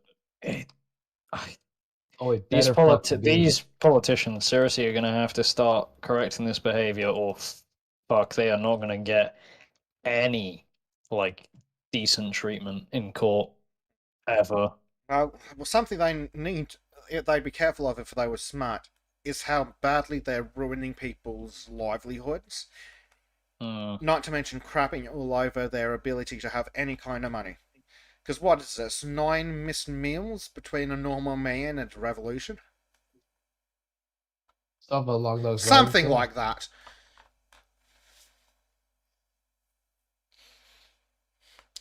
Prime Knight is playing Medieval Dynasty, which is about building a house, finding a wife, surviving, then having a kid to continue the dynasty.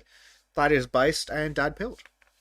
I've heard about that game. I wanted to look it up, but isn't it still in early development or something? Yeah, I think it's suffering the typical early access thing. I think it came out a smidgen too early. Because I saw videos of it like months ago. I'm like, it looks like all the other generic simulator games. Sadly, it's got a lot of promise, but I don't know if it'll survive long enough for them to finish it. Oh, it's out now. Oh, okay then. Oh, nice. Okay. Pretty fucking neat. Yeah, that's not bad. Though truly, I just want to say this: even though this game is currently kicking my ass like a drunken father, I'm having a lot of fun with this. Currently kicking your ass like a Melbourne father in lockdown.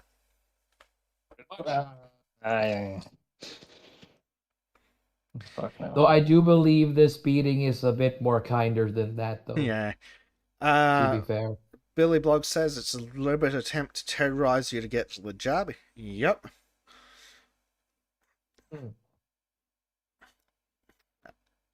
I really would love to have a full audit done of all the politicians, every politician who's ever supported any form of mandate, and see what their money's coming from, and every charity they're involved with, and everything their relatives and friends are into.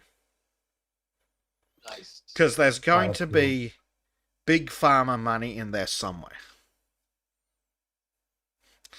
Bus Van Diepen says Alex Jones is more accurate / right than Fauci. Oh, yeah. True, He's more but right than most news outlets. A drunk monkey on meth is right more often than Fauci.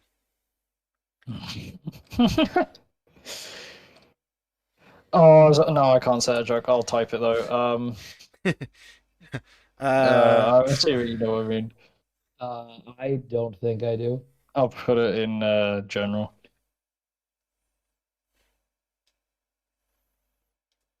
Billy Bloggs says the families and staff of Congressmen and Senators are exempt from any and all vaccine mandates. They also write themselves out of a lot of tax bills. They are also allowed to do insider trading. Yes, pretty much. I mean, you're not wrong. God. Ooh. Ooh, boy. Yeah, that's spicy. But is it wrong? Yeah, man, 20 milligrams. I'm just saying, like, not a small amount. Billy Blog says, I bet they all have stocks in Pfizer. Oh, yeah. Yeah. Good At times. least. Yeah, I wonder, like, honestly, they might all legitimately have stocks in it. Like, did they even bother to do the normal thing of hiding it round corners? No. Probably not. Like, isn't it half the time you get your son to fly on your government jet to China to do multi-million-dollar deals, and then it's him doing the deal, not you totally, but it's coming back to the big man? Like, don't you at least put in that level of obscurity? I think these people are probably quite lazy. Oh, man, he needs it. He needs to build up confidence. Chocolate chip, man. Come on. There we go.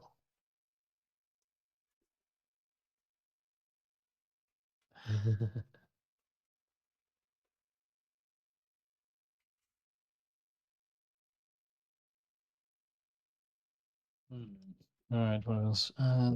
So, Oh boy. That's so few. now that segment 1 of the Lotus Eaters After Show is done... Oh my god, wait, really? Oh my god. Jesus Christ. This is a show that never fucking ends. I'm surprised because you haven't even got oil on right now and it's still going on this long. Like, I'm impressed. To be fair, I basically just took all my week's COVID tyranny bullshit and just shoved on the end of their COVID tyranny section. Jesus. It worked. Discordia. That black pill was only segment 1. There's a whole lot of work. I'm Come on, sorry. Discordia, you can handle Arch and Kibbs for several hours. You can handle this. I'm telling you, there are these evil demons from hell. They don't stop. They won't stop ending. They're gonna keep trying to kill you. You know, the hell gates to hell are open and the demons are flowing through. Student History says 4 hours later, and that concludes part 1. Yes. Wait, 4 hours? Yes. God.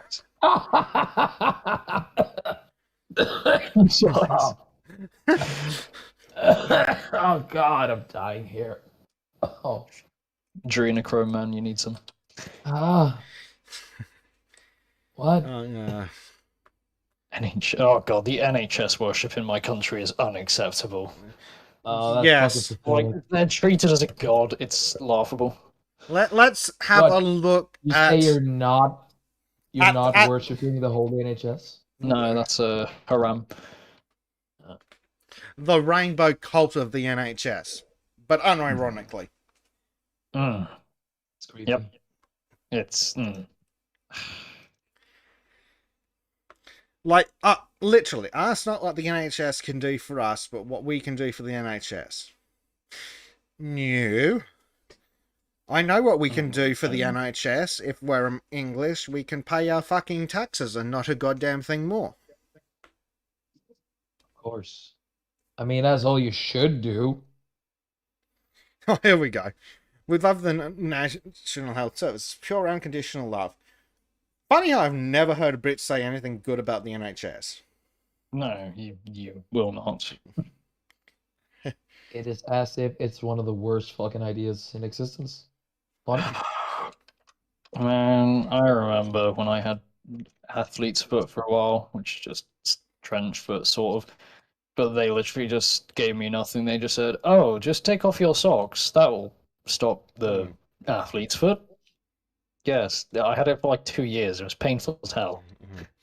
Discordia says, fact that noise, the NHS has missed how many diagnoses now?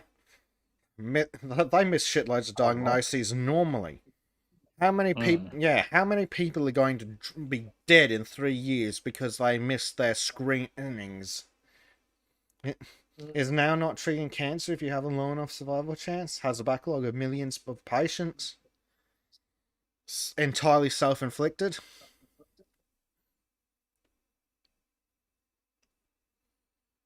Oh no. Here we go. Charlie Craddock, a professor of hemato-oncology at the University of Birmingham, has been saving lives for years, working with the charity Cure Leukemia to raise money to pay for the research nurses he needs to get the pharmaceutical companies to commission him to run trials of the cutting-edge drugs that are often the difference between life and death. Sorry, what? Oh, He needs to raise money to hire staff so that the drug companies will pay him to study their drugs? Oh, that sounds nice. That sounds strange. What are you talking about? It sounds wonderful. So fair. So logical.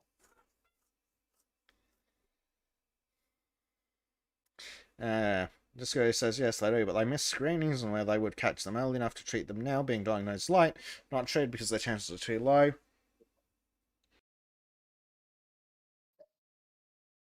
Bless you. Oh god, I hope I hit the button that's kept the stream safe from that. just nuked.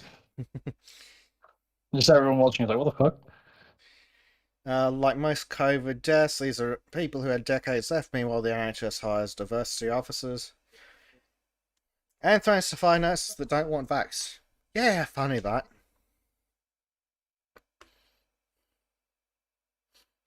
Yeah.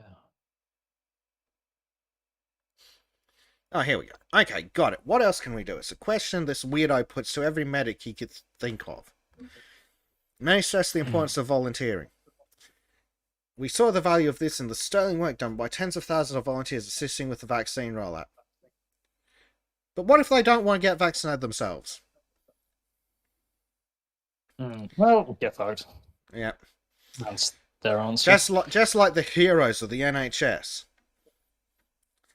This weirdo himself, who was beating his pots and pans so hard he broke his favourite spoon, because that's something a man even thinks about saying. Of course. Right, the holy NHS and the hero nurses and doctors. Does he support firing them if they don't want the vaccine? Fucking bet you he does. Praise the NHS. Hallelujah.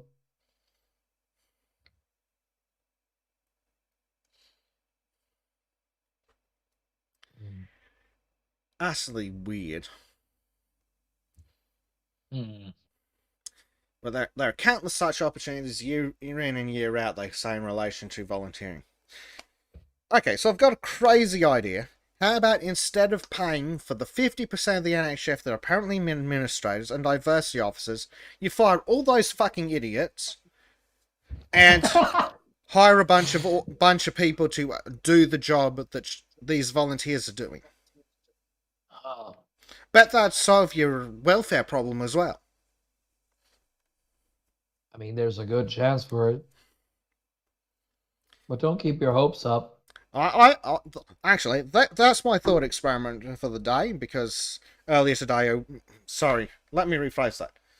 Earlier yesterday, I was ranting about how shit the welfare system is in Australia, so maybe here's a crazy idea to solve the unemployment problem. If we get rid of all the bullshit jobs, you know, like the £100,000 a year diversity officer jobs, how many £30,000 or £40,000 a year jobs could we create? Probably quite a lot. Like, let's pretend that these people are getting 120,000 a year. So we divide that into 3. That's 40 grand. That's something like that's a more than livable wage, isn't it? I think so. Yeah. I don't know. Pounds, I mean, dollars. it would make sense, but sense is evil. Yeah. So we could employ 3 times as many people for the same amount of money. But that won't help anything, so instead we'll get some diversity officers. Sense, I guess. Kind of. It sounds like an SS job. What do you do? I do the diversity. Billy Blogs asks a scary question. How much does the NHS waste on transitioning kids? Oh, I think that's actually that's what's it? Their name, the Tavistock Institute does that. I'm not sure if the NHS is actually technically involved. It's like a private sector that's somewhat funded by tax money, but it's not the NHS themselves. Let's see what the Google machine says, if I can. But Tavistock is interesting looking into, because that place has a lot of power in the UK when it comes to transgenderism, and they are known to just be openly social engineers. Well, the first article that comes up, the Tavistock and Portman NHS Foundation Trust. Oh. Shit. Oh, it is part of NHS, huh? Funny. Well, there's a fucking problem. Yeah. Tavistock they get dodgy the more you look into them. I do wonder if the Tavistock Centre is actually related to this lot. Yeah, they are fully committed to transgenderism. I know they are, but I mean the Tavistock and Portman NHS Fund. I wonder if they're related to the Tavistock Centre. I'm sure there's some sort of way they have deals. Oh, yeah, here we go. BBC. Let's pull up the BBC. Man, yeah, Discord. Yeah, I could go forever about Tavistock. Tavistock Centre is part of the Tavistock and Portman NHS Foundation Trust. So there we go. Taxpayer money is going to mutilating children. Oh, God, no. This is why I refuse to pay taxes. Can't blame you. Catch me if you can. I still want my roads, but god damn it, I find it.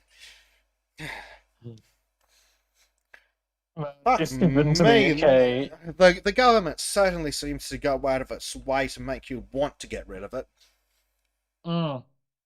Yeah, there's very little push against the Tavistock Institute, because they're such a deeply ingrained thing into the NHS. Like, it's kind of hard to get to their foundations and take them down, and nobody's really not many people actually know in the UK about the sort of stuff they've done and how they've venerated according to their sign, they've been abusing children for over 100 years. Yeah, I mean, well, actually, no. When they began, it's even worse. They were trying to literally spark communist social ideas, and they were trying to use they've tried to get involved in social media before to literally socially engineer the population. They're really fucked up. Kidding me. The closest you're gonna get to literally deep state NWO is Tavistock. They literally have tried it before. I mean, all I'm hearing is so many good reasons to light it on fire in Minecraft. You mean in Roblox they caught on to Minecraft? Oh, you're kidding me. I'm a man. I'm dealing with Minecraft. I'm sure this has come up sometime in the last year or so. Well, host An anti-racist NHS seminar. transgender clinic that faced court for giving puberty blockers to children will host an anti-racist seminar on the problem of whiteness. Transgenderism is racist because it originates with white people mostly. So, you know. Makes a weird kind of sense then. To play off of what Discordia said, stop. Chipper time. It's not like you can make a song out there like stop, wait a minute, but it says like stop, chipper time. Well, I was thinking of like Hammer Time, but yeah. Stop. MC Chipper Hammer. time. Stop. Chipper time. He's a big shot. There's no doubt. Let it fire and let it be. Where's Rucker? He needs to get on this shit. Man, do you remember when Rucker used to do like he did a Sargon song, didn't he? Poor Sargon when his Sargon. bracket did it in. They used to talk with each other quite a lot, didn't they? But Yeah. I haven't seen much from Rucker Ali in years. Like, No. I'm still subscribed to him, I think, but you rarely see new content from him, sadly. yeah, Ebola was the best thing he ever did. Like the Ebola song was a masterpiece.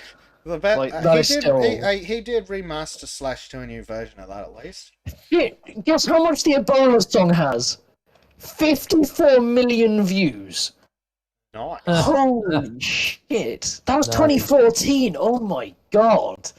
That takes me back. Holy shit. Old fucking days. Pre-Trump. Holy shit. Man, I missed a Trump thing. Oh my god, I just saw that somebody put in like one of the comments on like that's from a week ago. It's like back when humor was appreciated. Oh my god. Sad but fucking true. Oh my god. I love this. Hey, fucking. Oh,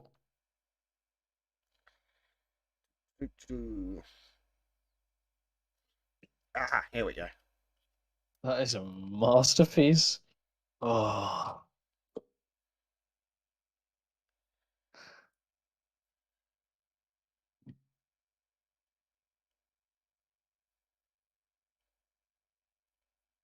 gee.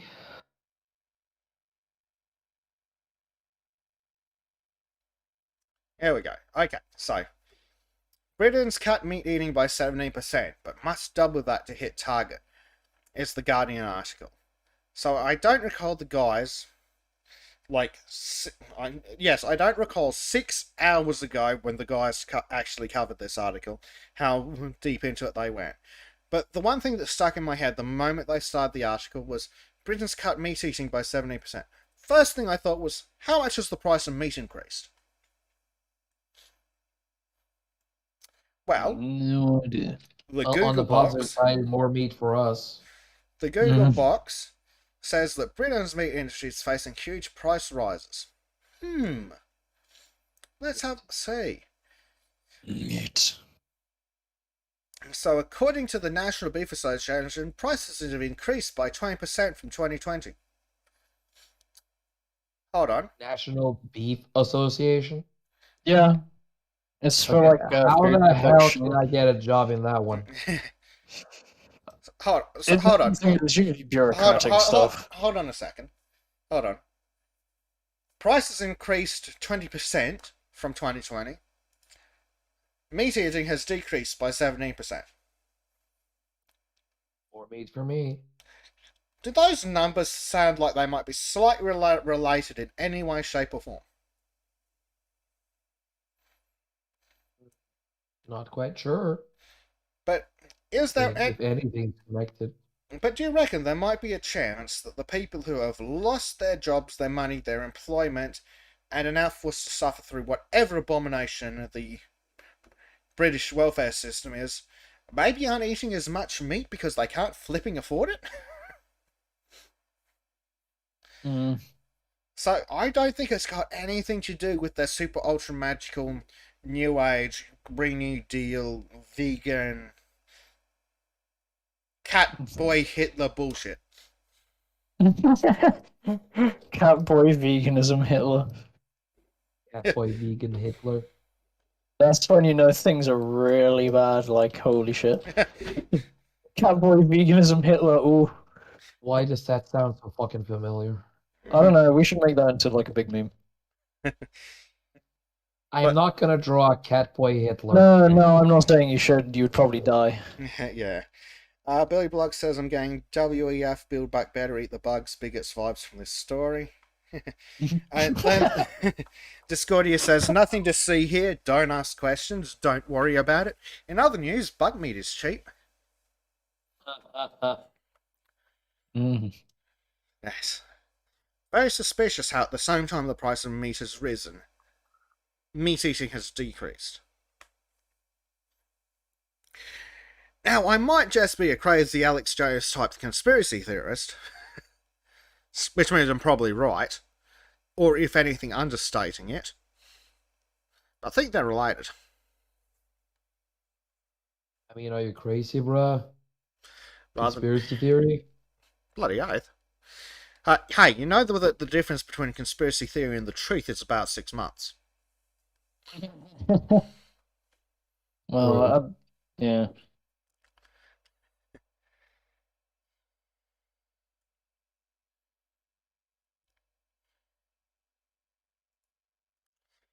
NHS budget and how it's changed, which is very, very interesting. So, Alright. I've got to be back in a few minutes. right.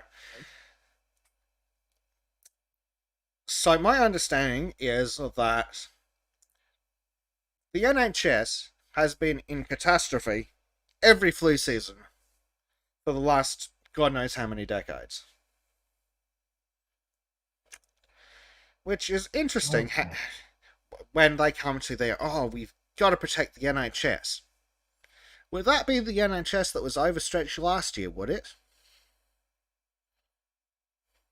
It's really strange how that works out. It makes the almonds activate for sure.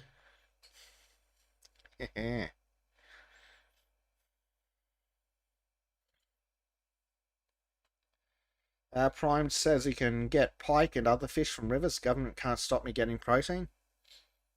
I'm sure they will.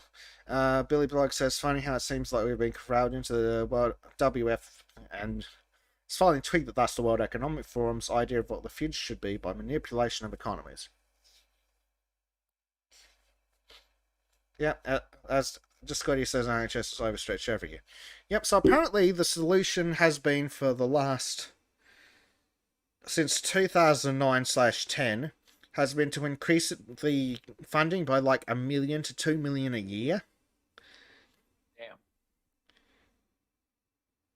Yeah, like Discordia says, we've seen the infographics of the headlines from every year. It's always NHS overstressed because flu season.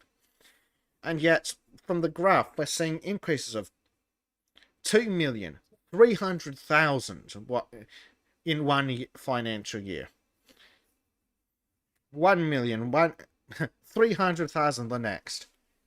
Like from 2011-12 to 2012-13, it's gone from 127.5 billion to 127.8 billion. Okay, I've got my financial figures wrong, but that's okay. Forgive me because it's 4 a.m. So, that's what? 0.3 billion. So yeah, 300 million is the increase per year. Some years. Despite the fact that it's overstressed and in catastrophe.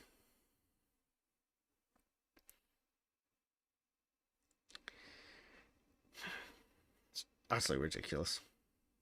Right. Now, Discordia says that expect us to just forget that they tell us the same thing every year. Well, it apparently works for 98% of the fucking planet. Would be fun if it worked for everything else too.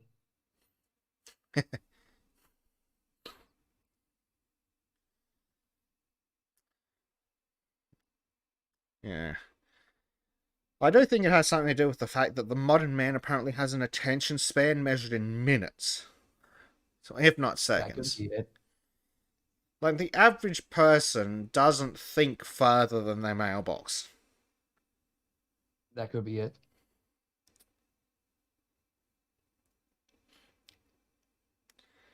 And, like, yeah, I think that's exactly it. They tell us the same thing year after year because the average person can't remember what they were told 5 minutes ago.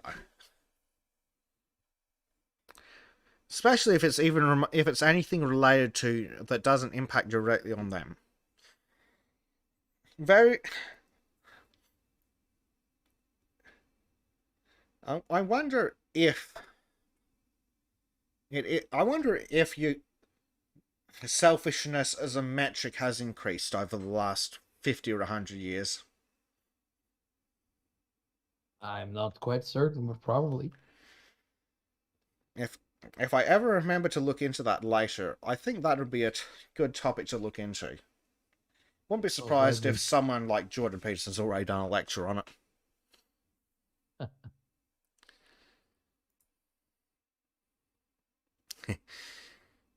Then we've got Callum. Let's have a look at these BAME badges.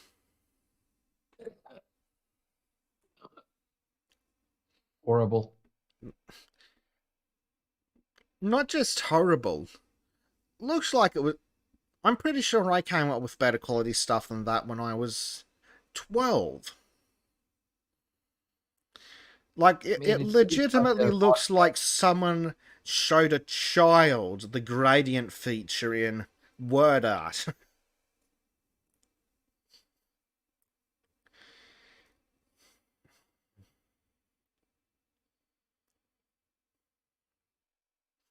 Oh, I did it. Very strange. There, I got good. Finally. Discordia says it probably has. The last few generations have had very little hardship, so now every inconvenience is a disaster. Yeah. Reminds me of the possibly overquoted, what is it? Strong men make good times make weak men make bad times, blah blah blah blah blah. Which I have managed to fuck up colossally. I mean, there's some truth to it. Yeah. $220,000 a pound contract to push gender ideology throughout the NHS from Stonewall. Didn't Kemi Badenoch and friends ban funding those bastards? I mean, it does happen. Or was that just specifically their other special program? I'm certain that they told people to stop funding Stonewall.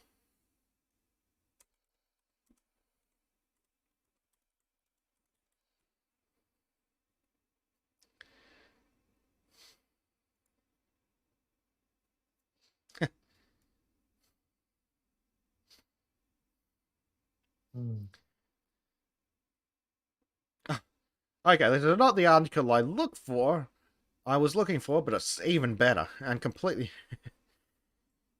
Tory Equalities Minister Kemi Badenoch criticised for calling trans women men in leaked tape from 2018. Nice. Oh, Kemi's a legend. Absolute legend. We need more people in politics like Kemi. We do.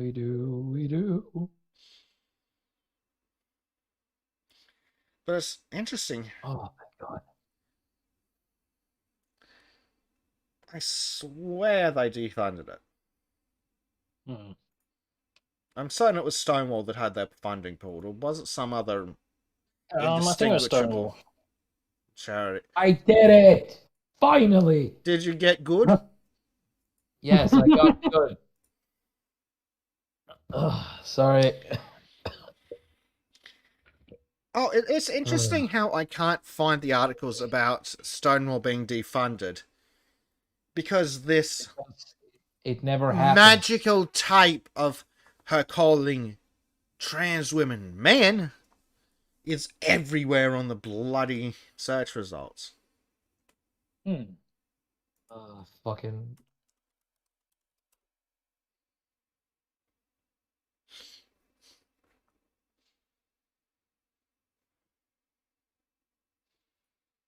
Now I can turn into a ball. There was what was it? No, I forgot. Oh no, I realised. On tonight's show, Trim plays a game. Bezek talks about Australia, and Anglo turns into Alex Jones. Yeah, that's pretty accurate. We should have a Top Gear intro for Sultans of Shadilay. Up here intro. Sure. It'd be hilarious. With a catchy theme song as well. Ba-da-ba-ba-da-ba-da-ba-da-ba-da. Yeah, that'd be amazing. Oh, that was it. They got the BBC to pull out of their diversity program. That's right, isn't it? Ah, Off really? common stuff, yeah. BBC pulled out of the fuck. Oh shit! yeah. You gotta Stuff screw up serious. when they decide to go against you. Well, you know you're doing the right thing then. Well, right for us, but wrong for them. Yeah. But well, it doesn't matter what they want. Yeah, it really doesn't. So this is going to be quite interesting. I wonder what's going to happen when Kemi and associates get a hold of this. Right? I can't imagine she's going to be happy. No, and I would hope she wouldn't be. Yes, Discord, your encouragement was what got me through this. Of course. Encouragement, just saying, get good. Yeah, it's magical, isn't it? Well, I mean, she said get good, and you did get good. So Yeah. I don't know, man. Magic. Well, bullying does build character. Now my long-standing illusion of never be doing what women tell me has been shattered Oh again. no. Yeah. So on the article about the badges of obedience, the guys covered that more than well enough. Because sadly, like most articles, it does suffer a little bit from overwriting. But it is a good article. There's a lot of good stuff there. Yeah, and that's just an example of how they show support for Pride Month with their rainbow stairwell. Yes, they're so strapped for cash they can afford to spend how much money on this? Way too much. A small loan of $1 million. Sure. Although, One of the best too things. much is any amount more than zero. Very true.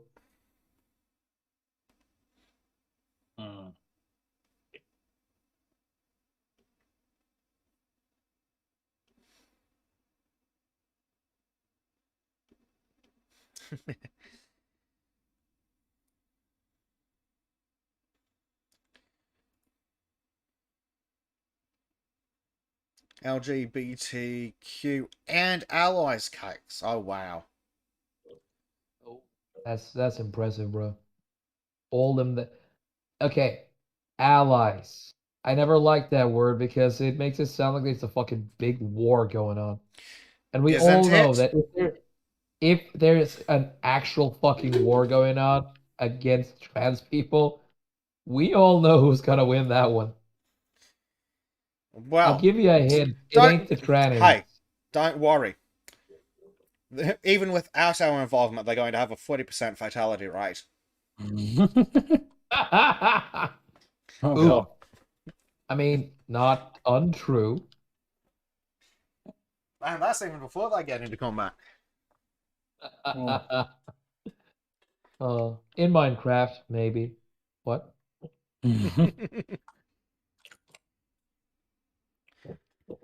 So, I do love how the multicolored virtue signaling crosswalks are actually causing are causing actual harm to the disabled. Really?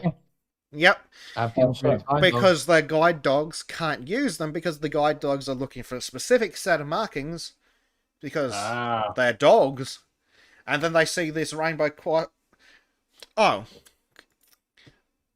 they see the Right. progressive being overtaken by trans and brown and black people Oh no, the war has begun at full. crosswalk, This is a and civil the dog war. goes, "What the fuck is this shit? This clearly isn't a crosswalk. It mustn't be safe to cross here." That's brilliant. But remember, it's more important to signal your virtue than to ensure blind people don't get hit by passing buses. Yeah, I man. mean, in the progressive mindset, that is true. It's interesting how they only seem to care about specific disabilities. Like being black and a woman. Oh god. Oh, Hey, yeah, because they do consider their those to be words, not mine. disabilities. Hmm. But, Yeah, they're just that messed up. like, what disabilities do they care about? They care about any mental illness that makes you an asshole, and being fat, And fat. which it still isn't a disability. I mean, They don't care about blind people. They don't care that the deaf community is just fucking weird on its own and has its own problems. Because apparently you're genociding the deaf community if you help kids get cochlear implants, but that's just a whole nother mess. Right. But what disabilities outside of your assorted depression and I'm a special snowflake mental illnesses do they ever seem to actually talk about? Not any. Exactly. no, I got nothing. Yep, because it doesn't benefit them. Right. It's all power, you know. Exactly. It's literally just a game of power. And money. All the money. Oh, great. I had to jump in And then, every of single course, we time. have Sergeant Javid, who needs to go out with the rest of the trash. Justice, Black Lives Matter, rest in peace, George Floyd. Nice. Rest and cringe. Of course.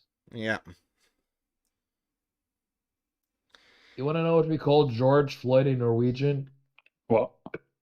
Well, if we're gonna translate his name, I'm not gonna tell you what we call him here. YouTube might learn Norwegian Yes, let's and then I'll be in not. trouble. But if you want to have his name said in Norwegian, it is Georg Floyd. Here we go. Here's an absolute nutter responding to Sergeant Javid. Chauvin is guilty of murder. No. You, Pre Patel, and other ethnic minorities at the top of the government are guilty of demonising BLM for your own political and personal gain. No.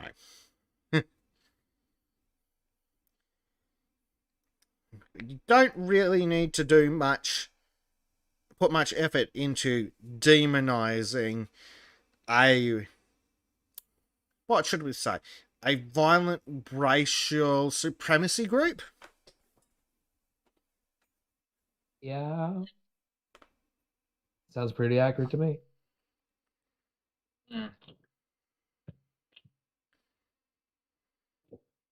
So they're just enjoying their freedom? Question mark. But typical politician, not a single shred of a spine. Yeah, tell me the day a politician has a spine. Except for base Florida, man, and base Texas, man. We had one. We have one of those in Australia. One of our previous prime ministers held as a political prisoner. Oh damn! Really? Yeah, the story of Holy the story of Pauline Hanson's friggin' hilarious. Lovely. What was your prime minister that shot himself at McDonald's? What? You're gonna have to narrow it down. Really? What? Because wasn't there like a time I remember like there was some fast food place and an Australian PM just shot himself. Okay, I'm going to have to Wow. Google this because I've never heard of this. I don't know. I've heard of it. I'm not sure somewhere. I remember hearing something about this.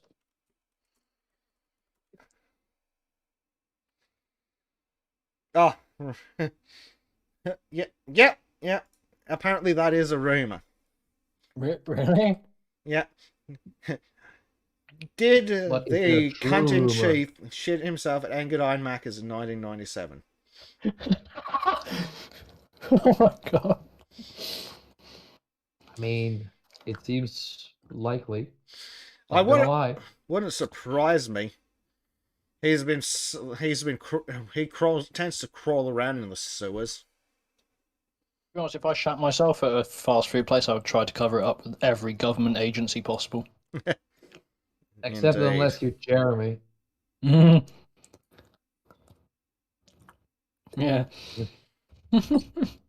That's a fucking hilarious story. That's like all. I remember as a kid, that was like the only thing about Australia I knew.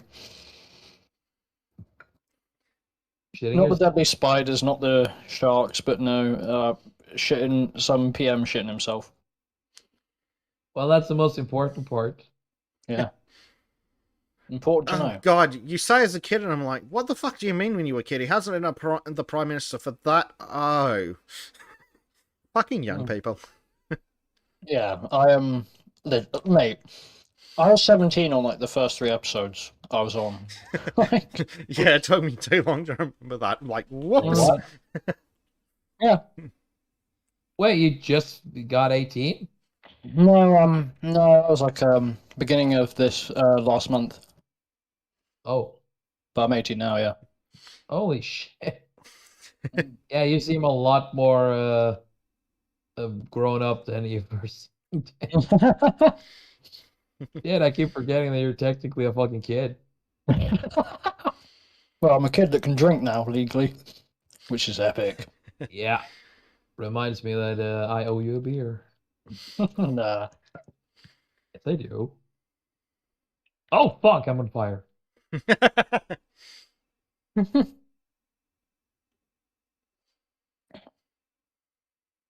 I mean, it could have been worse. Yeah, I'm on fire again. Yeah, I remember when I started watching Carl back when Gamergate happened. I was like 13 back then. Like, Wow. oh my god. That brings back memories, dude. Yeah. I was already old and jaded by then. Yeah. Yeah, student history, I am the kiddo. Yeah. The kiddo who is in disguise as an adult. I'm already good when it comes to fire. I know to not go into it. Well, I do the opposite because I get paid for doing that. What? I do the opposite because I get paid for doing that. Nice. It's the fuck still am I supposed to do? suboptimal if the fire is physically on you. Technically, yeah, but but I am opening fire on other things, which is Something. optimal. Just remember to keep the fire on the outside, Anglo.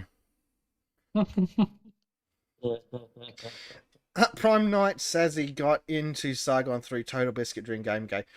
Oh, fuck me, Oh, wow. Dad. I remember when Total Biscuit was a thing. I Yeah. remember when Total Biscuit was fucking based. And then he fucking, for some reason, because of Hillary fucking Clinton, he went woke. Mhm. It's actually during a time when Jesse Cox was asked if traps were gay. Yeah, I remember that. Fake outrage.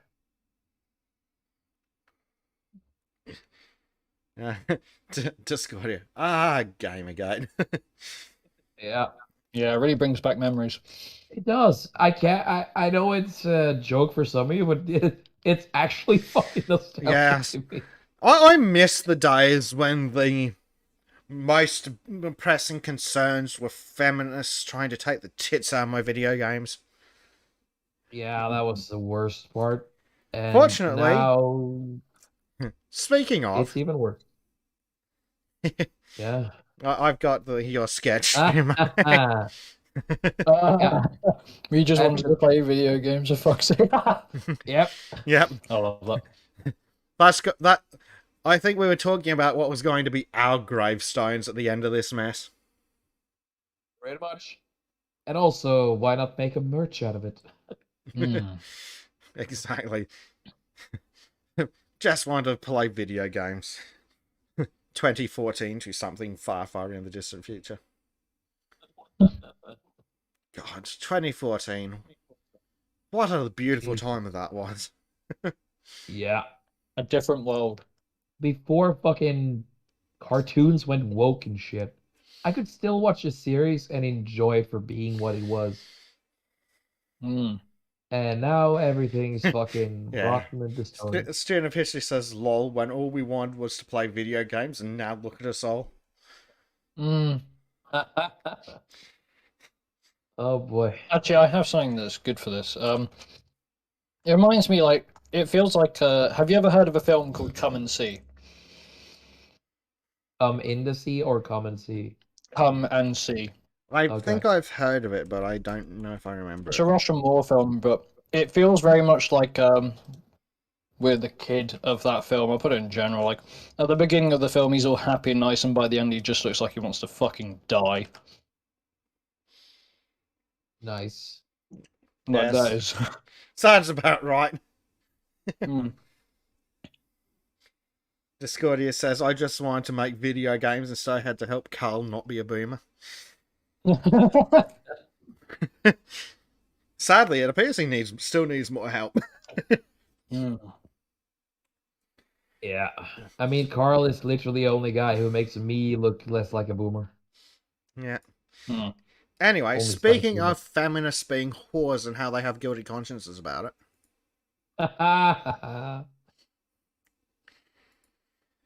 Good times. So, sugar babies.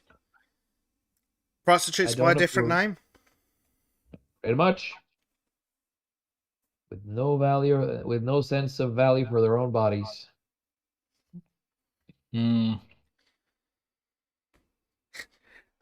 Speaking of 2014, what was the big argument?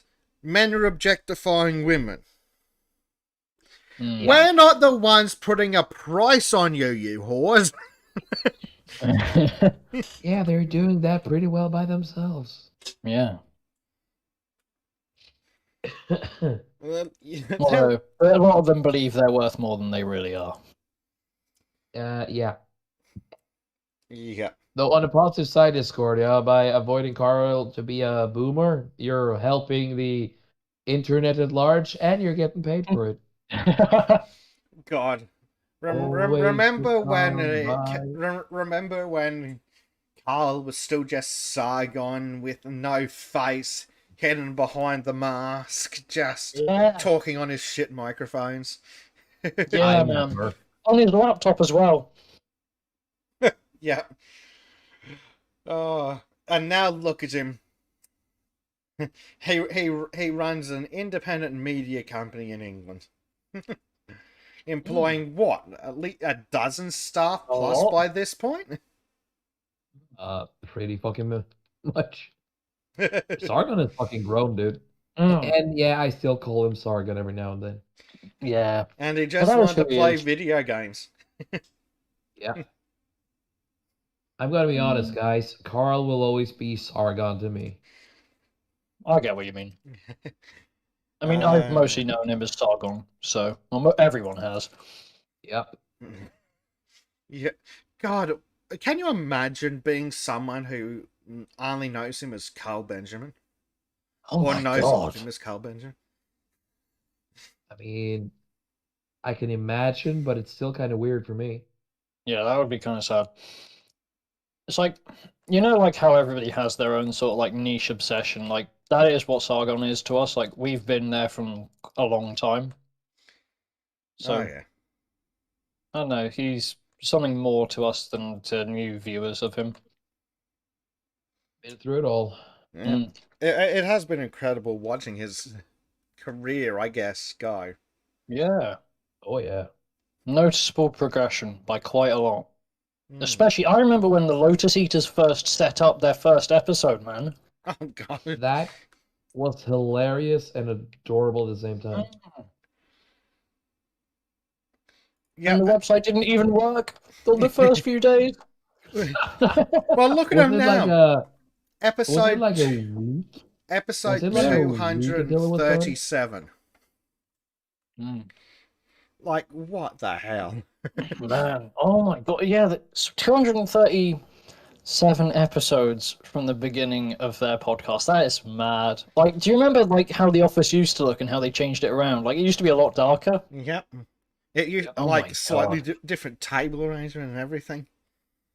And this isn't even like a year old yet. We're talking like it's ancient. What the hell? That's fucking awesome. Hey, though, to be fair, we had like 23 episodes ourselves. Fucking hell. Yeah, and it's only once every Friday. So, Mm. Yeah, they got fucking almost weekly episodes, daily episodes. yeah. Oh man, do you remember when the weekends they used to do two?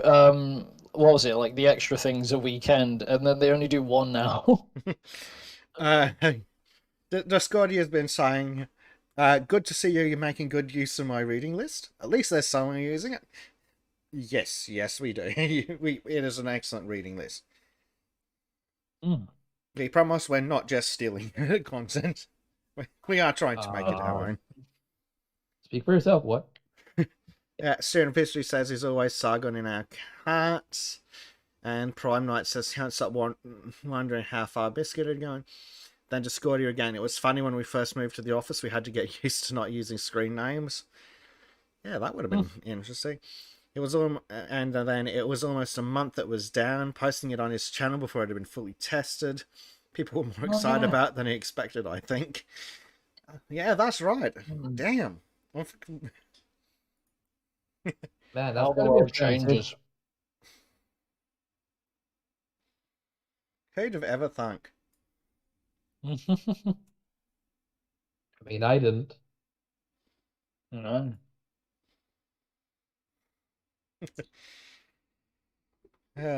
We live in an alternate reality I where bet. everything went wrong. You know, I bet Carl probably sits there some days. Just something randomly drags his mind back, and then he's sitting there for like hours going, my god, 2014 when Anita Sarkeesian was the biggest problem in the world. Oh. Oh god, imagine like that's what you think about. Like you're going to sleep at night and you remember the days when you used to debate feminists on the internet, and now you're talking about how an entire country's election got changed. Never mind. Enhanced. Yes, enhanced. Yeah. Fortified. Very much fortified.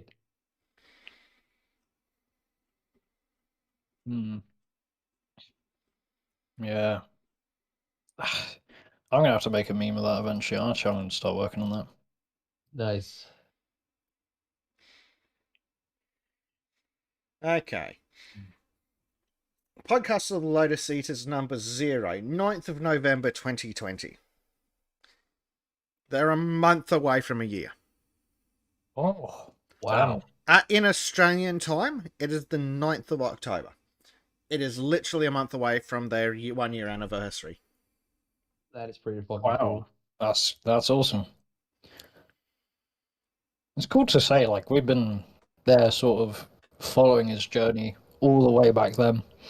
It's weird. Remember when it was like Callum and like, as far as we knew, like 2 people? Do you remember when they first got was it Josh or Hugo? Like they had him as like a third on one of the podcast episodes. They tried him like, oh, this doesn't work, and then they made fun of him for saying he didn't look even human. Oh boy. Remember when they first brought him on and people are like, who the fuck is this guy? Yeah. Chat was going crazy. Who's this guy? Yeah. Oh man. And there was not many gold tier users, so you would actually get interesting dialogues in there, unlike now. Yeah. Where it's just spam and buy my book. Yeah. I Discordia, wonder are who there the fuck any that- not super secret plans that you can possibly tell us? Are the guys planning to do something for the 1 year anniversary, or is it all super secret squirrel stuff? Or have they just They gotta do completely something. forgotten? Because I can totally imagine Carl doing that. I mean, he's a busy boy running company, dealing with kids, trying not to go Yeah. insane. I mean, that by itself is hard enough. Discordia says if there are plans, we'll probably decide on the morning. Yeah. I mean, if it works. Wouldn't be surprised. Quick go buy bread. Yeah, that's that. Yeah, that sounds like the Lotus Eaters. Yeah.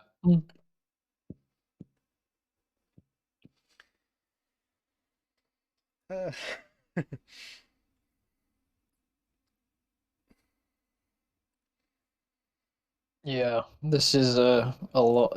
Student history, yeah, there's a lot of procrastination. That is Oh yeah. us. The scariest thing is we are rapidly closing in on half a year ourselves. Oh my god, really? Oh Yep. fucking hell. Wait, when did this begin? This is Isn't it episode just like 23 of our This is weekly didn't it start in podcast. May or April? Let me see. Oh yeah, because it was first on your channel, Bezek, wasn't it? Yeah. Before it got moved here.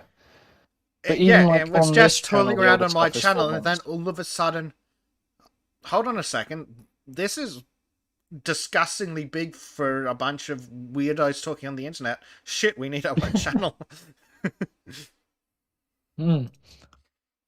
Fucking hell. So yeah, this is episode 23. Oh, damn. That's weird.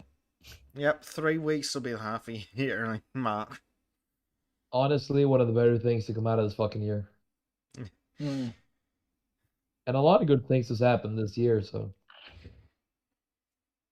Gosh, I'm surprised, like, I mean, we had the Lotus Eaters to bounce off, so it was mostly people of similar places, but we've created quite a decent community We here. have. The sad thing is, like, you were here from almost the start, but Was it?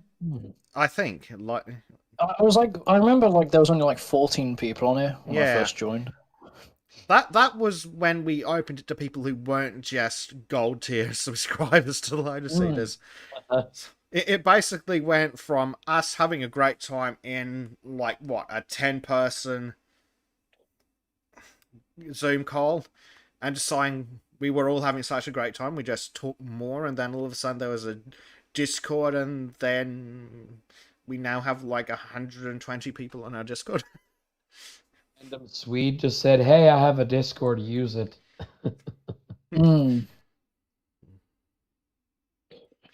Yeah. We can actually check the member list. 117 members on the Discord. What? Which is lovely. Yeah, that's Wait, actually what? quite a lot more than I would have thought. Yeah, a student says 1 year, new friends, and a based and somewhat degenerate Discord. Call that a win. Yep. Oh yeah, man. This Oh. Discord. I like how I remember, like, when there was only like 2 NSFWs, and then because they got filled with disgusting shit, there had to be another. That was my creation. Remember, there used to only be one SFW channel. Oh yeah. Then we Oh ended my up with God. 2, and then we had to start categorizing the degeneracy in. I know, right? It's fucking crazy. Oh my God.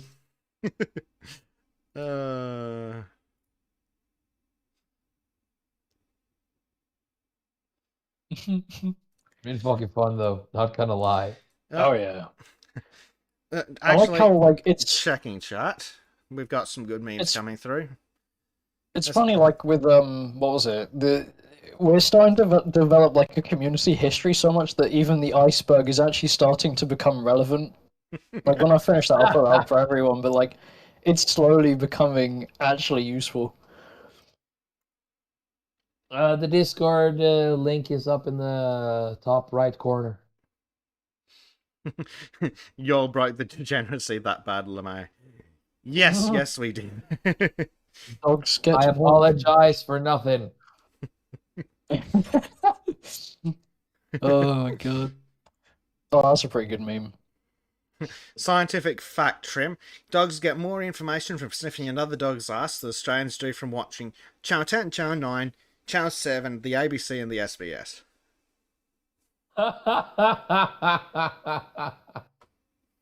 Lovely.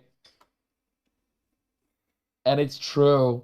From what I've heard from you, fucking true. Like, Probably why they want you to kill can the actually puppies. get Al Jazeera on cable in Australia. And if you want actual fucking news, you watch Al Jazeera. Oh boy. That's Al how Jazeera fucked is- the Australian media is. Isn't My Al God. Jazeera that fucking Islamic extremist thing? Not quite the Islamic extremist thing, but No, it's like a pan-Arab media thing, isn't it? yeah, pretty much. Pan-Arab media. Neat. Which, so, my general rule is anything that happens in the Arab world, I ignore them on, because they're obviously going to have their bias, but they're actually pretty good at reporting Yeah. on everything else. They're not shit, actually, to be honest. That's good. Yeah. Hmm. One of those luxuries you don't get much anymore. Right. Yeah.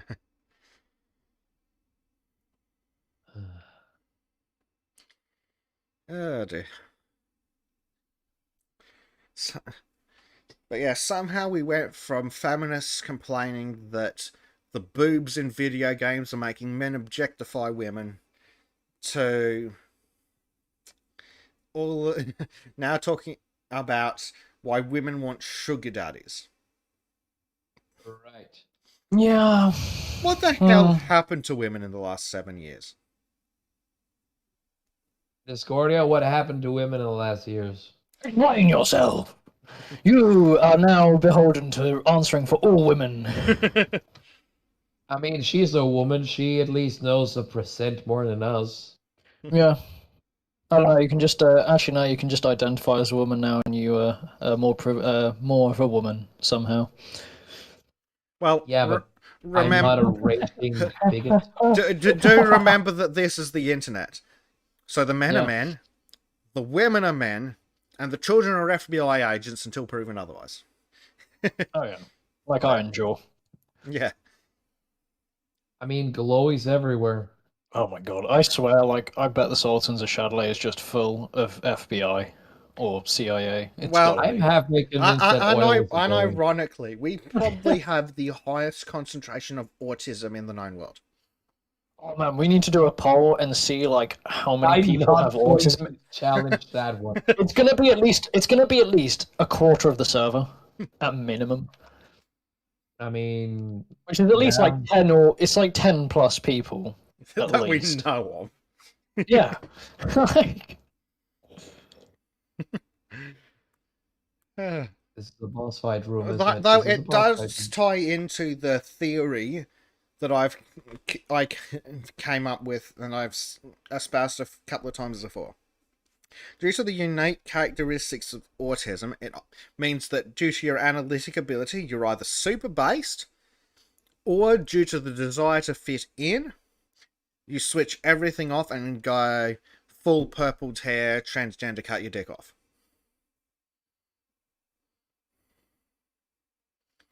Oh, Jesus Christ, everything is on fire again. mm. Student of History asks, nothing confirmed, what are the signs of Spurgism? Well, if you want a textbook Good Harry. definition of autism, literally Harry. Like, if you look through a list of symptoms of autism, Harry is all of them. Like, unironically, Harry, but- and with all the love for him intended non-homosexually, he is the textbook example of an autism. And everything not be on fire. No. Get good, Trim. Fuck Yeah. Make fire. Man cook food with fire. Yes. Yes, student history says, well, I'm not a martial arts obsessed weeb. True, but one of the key characteristics of autism is being obsessed with something. Oh, here we go again. It's actually part of the diagnostic criteria. An abnormal, strong obsession with usually odd things. I'm gonna send this. I'll put some memes.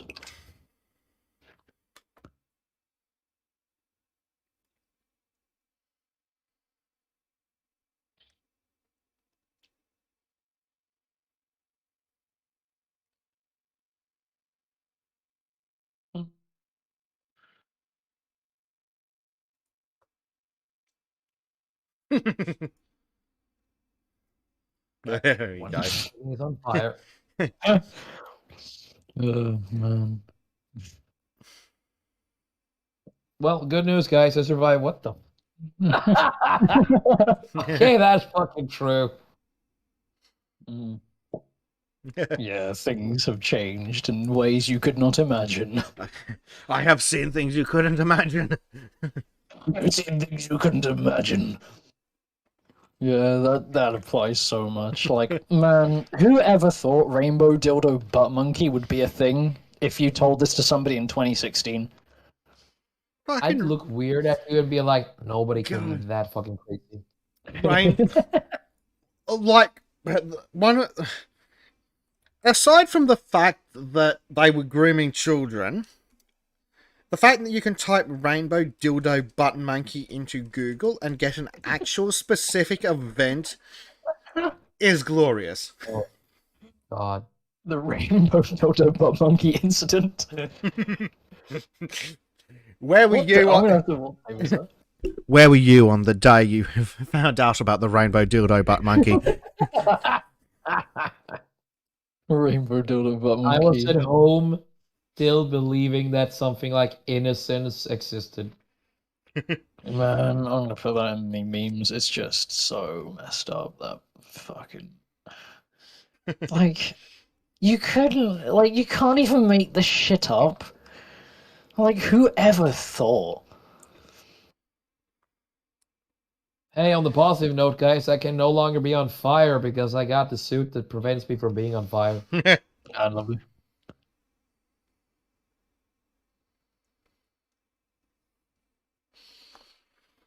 What was the early date as to this? It seems like it was like around about July 12th.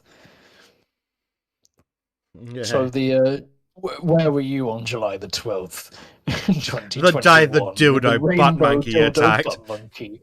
the alien invasion from space, rainbow dildo butt monkey. Unfortunately, there are no pictures on this page, so I can just put the Google search on. 21,900,000 results. My God, Oh why? I remember searching it up like the first time to find it, and I didn't have safe search on, and it came up with other stuff like you don't want to imagine. Yeah. Like, do not look on images at all when Yeah. you search that up. You will get bad stuff. 12th. Search what? Yep, 12th of July. Rainbow dildo butt monkey. The rainbow dildo butt monkey incident. Can't confirm that's a bad idea. The ape incident of butt. Oh my god. In fairness, I've met monkeys that are more, I don't know, sensible than this. They I mean, all- at least real monkeys just sit and wank in their enclosure. These Yeah. ones, this one doesn't. Well, it does that too. but it And also like, likes little the children. difference is the monkeys are in a cage. The rainbow dildo butt monkeys are in a library wanking off in front of One cannot be children. held down. One cannot be prevented from assaulting you. Oh god. Oh God. Rainforest student of history, I think, went on for like a few days and then they took it down because Rainforest was a massive incident. Here we go, Anglo. What's the difference between a normal monkey and a rainbow dildo butt monkey? I don't know. When a normal monkey masturbates in front of a child, it's out of zoo. Oh, Oh oh, God. that's a good one. Oh, Oh my god. I love these memes. Mm. That is just too good. Oh my god.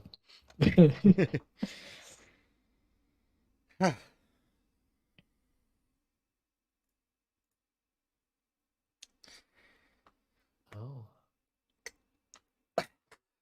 2014. I don't think I'd even heard of transgenderism in 2014.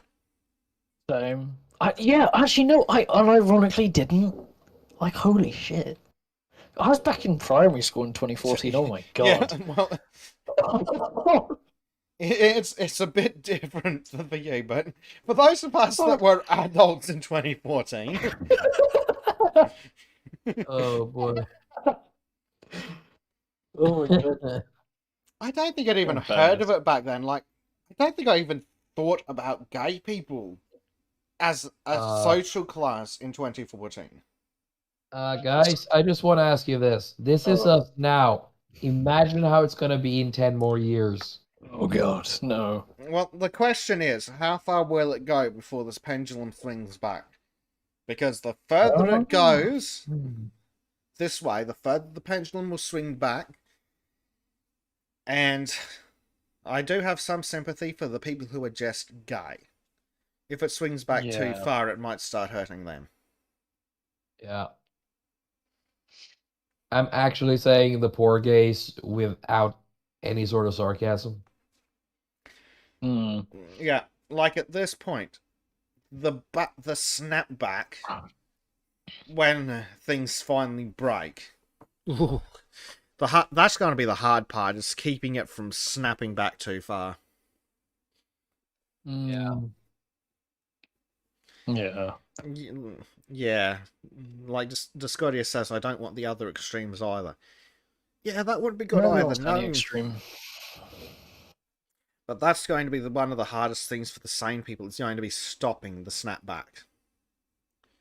Yep. Mm.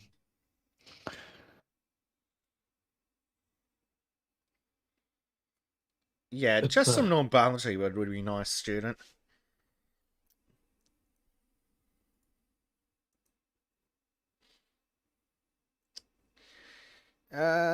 Screw it. That meme is probably fine. Stream instantly gets taken down. What the fuck? He says, yeah, the true people though. with gender dysphoria and the gays just living their lives will take the brunt of this, because the lunatics hid behind them. Well, they used them as like a shield to push their Indeed. agenda, which is disgusting. Like, I do wonder what the hell happened back in the day when they first started looking into gender dysphoria. How do you fuck up and decide that the appropriate treatment is cutting people's genitals off? I have no clue. Children's genitals, mind you. Oh yeah. Yeah, but even adults doing it, like we've done in a previous clip on this, dysphoria versus dysmorphia. The treatment for body dysmorphia is not cutting someone's arm off. Yeah. How Or indulging their insanity.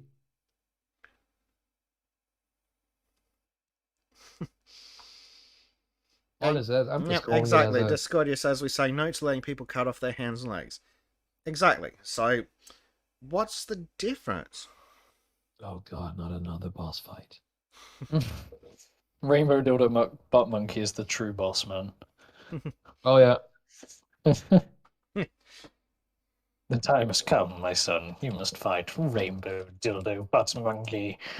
My greatest challenge has arrived. I The mean, rainbow butt monkey. it's a leftist, possibly male. They've been fed on soy for their entire life. I mean, you've got the average 8-year-old could probably beat them. Yeah. Actually, I've got an idea. We'll get Harry to find one of his star pupils, and we'll get them to beat up the Rainbow Dildo Butt Monkey. We'll just do like a 15-year-old kicking like Rainbow Dildo Butt Monkey to death. No, I want to see an 8-year-old doing it. Or 2 8-year-olds. 2 8-year-olds in a coat. Oh god. I am intrigued now. On how many 8-year-olds it would take to defeat Rainbow Dildo Butt Monkey? Yeah. I think it'd be quite interesting to see.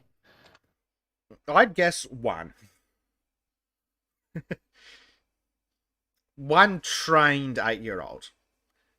2 untrained 8-year-olds.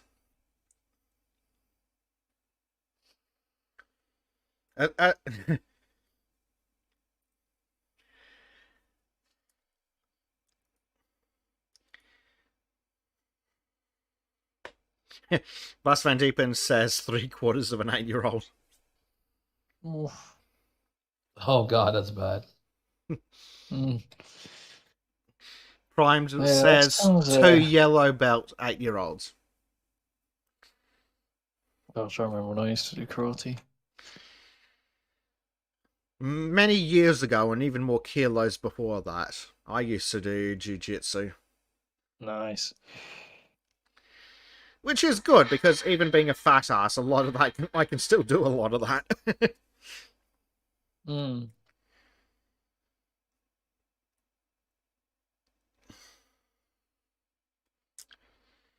I do agree with Harry on a few points, though.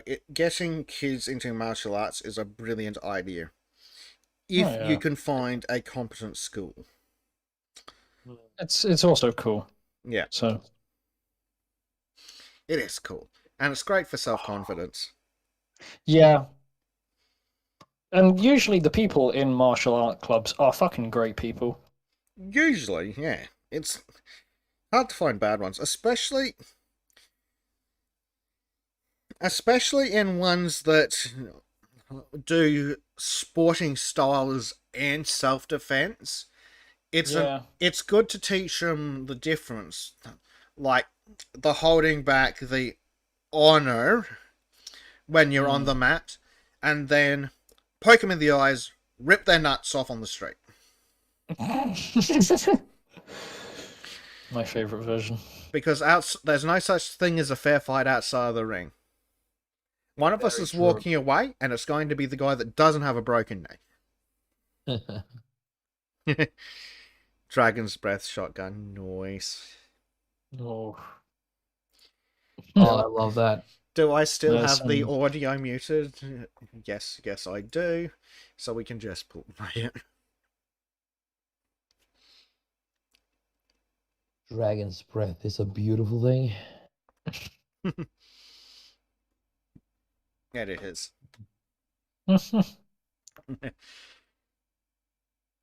Gregory Price says Jiu-Jitsu is good. Yeah, it's pretty good. Yes. Especially if you can find one of the schools that actually teaches the weapon work.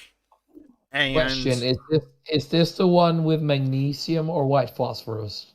I think it's magnesium. Yeah, white phosphorus. I would never ignite that. That's too dangerous to use. Yeah. You can't really control white phosphorus. Like, have you ever seen a white phosphorus bomb? Like, what that'll do? Like, fucking hell. It is. That is everyone fucked. You do not mess around with white phosphorus. There's a really good game I played a long time ago called Spec Ops: The Line. Don't know if you've ever heard of it, but it was a fucking good game. Oh, fucking Spec Ops: The Line. Oh, yeah, fucking that's those such a bastards. Yeah, man, that is so messed up but good. Like, that game plays with your mind in ways that is brilliant. It does. It is a brilliant game. Back in the day when games actually were good and took chances. Yeah, that game was one hell of a Yeah. gem. You'll never see games like that again. When it got to that one particular part, those bastards, I know. those It was too fuckers. good. And man, the decision at the end. At that one bit though, I was so pissed off until I realized how brilliant it was. Yeah. And like the bit like throughout the entire game, like you see the hallucinations and stuff, it adds up so well. Mm-hmm. Like the bodies hanging from lampposts, it was so well made. That game was a gem.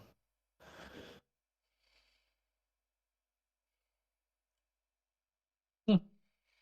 2025. Mummy, who's my daddy? I don't know, honey. He was wearing a mask. Oh, that's a good one.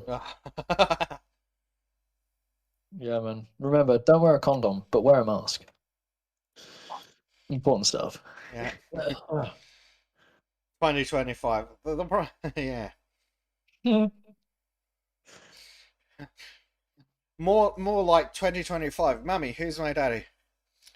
I don't know, but he paid me really, really well.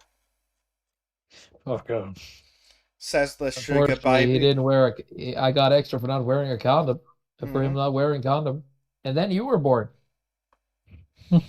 Well, that's okay. If she comes to a country like Australia, well, she'll just get looked after on a pension and family benefits and subsidised childcare. Because the big rot in Australia is not the unemployed, it's the fucking single parents.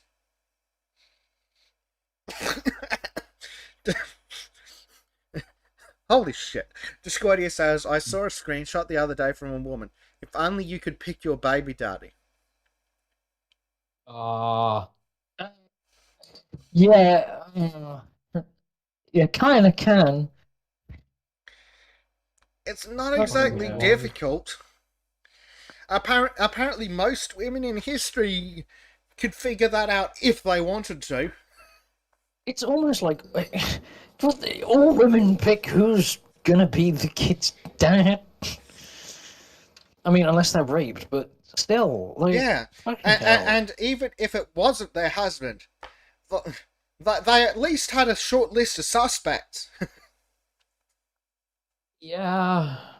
that's messed up. Like, that's one of those things that anybody can. Like, come on, fucking hell. Like, it's not hard to take control of your body autonomy unless somebody's deliberately trying to do stuff. But I don't know. That's fucking stupid. That's kind of sad. Like, have women forgotten that there are forms of birth control other than abortion? No, why ever solve your problems when or prevent your problems when you can just get a quick, easy fix? Safe, effective, and free. Is that it? Probably.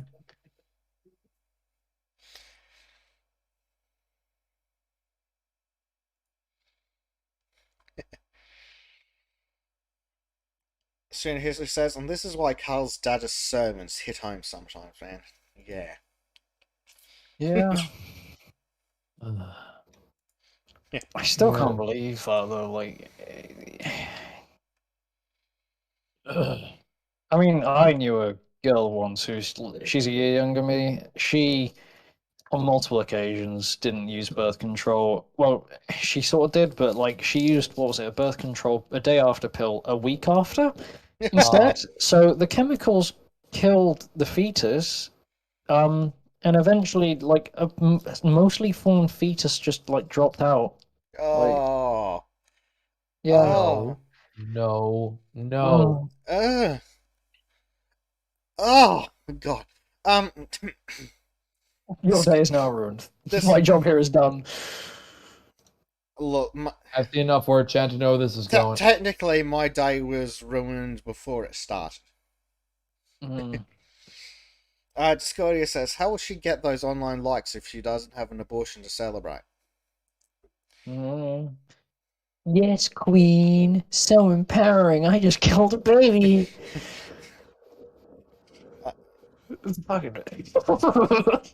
I hate it. Organ out lagom. Prime says burgers prevent spread. Mm. Discordia says somehow I am more black-pilled. Mm. Yeah, there's never good news in the world of politics. Like, nobody can ever be pleased. One side thinks the world's ending to climate change, the other's getting screwed over by big tech. Do we ever have good news? Not really. Really. This is what I mean, like, man, Gamergate in comparison to the 2020 election, like, you can notice, like, how the mood has changed. It used to be just jokes in the beginning, now it's pretty fucking harsh. Like, civilizational questions have been brought into the picture. Yes. I never thought I'd be in the position to consider whether wiping out the human race would actually be a good thing. Really? I don't want to wipe out a whole of humanity, just half of it. Just half. Just half.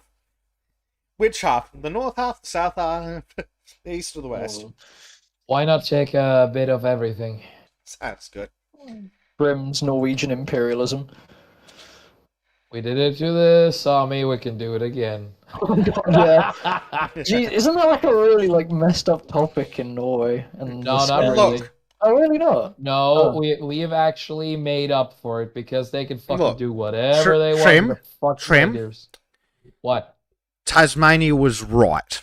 That's all I have to say. If there are any Australians in here at this hour, God knows why, they'll know. Discordia says, some days I'm on the side of the coof.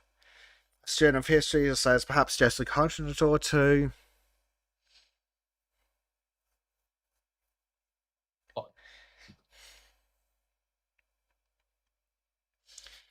Oh, dear. Hell world has been entered. Yeah. Yes, student of history, Tasmania was right.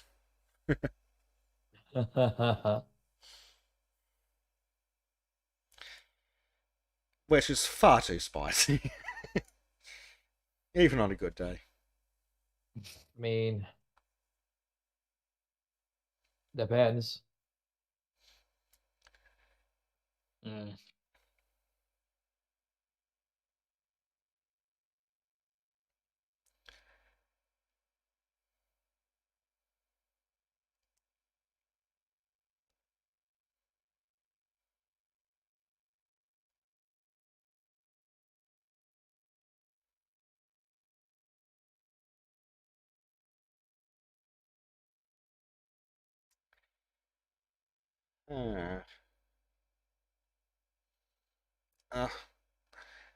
The climate protesters are apparently blocking more streets.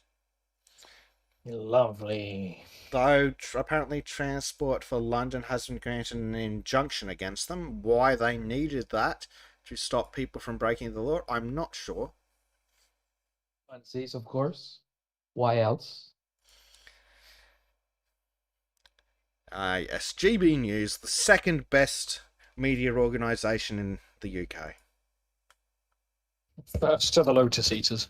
Of course. Oh,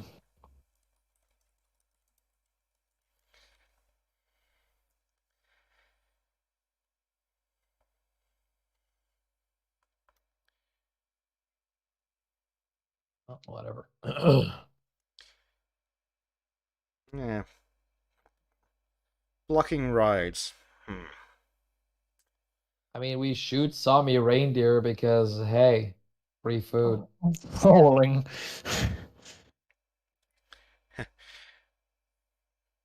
Da. A bit spicy, I know, but You're Norwegian, so expected. yeah, I mean, a lot of it is just fucking for funsies. It's all prank, bro. Nah, not exactly a prank, but The thing about Sami people is they can take a fucking joke. Student, so you understand, I have posted the hint in live shows.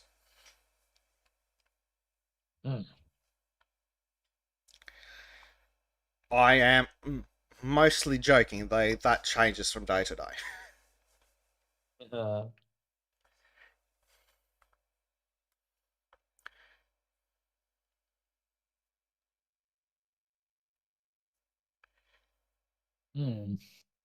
Right.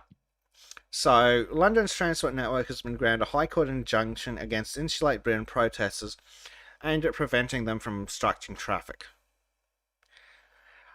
Do you not have laws in England about blocking the road? Yes. But they're not going to care, you see. They're helping the environment. Actually, I think some of these climate protests actually, like, my grandparents, they couldn't get somewhere recently because of that. Like, it's literally, like, outside of the motorway next to my town. Most of this happens.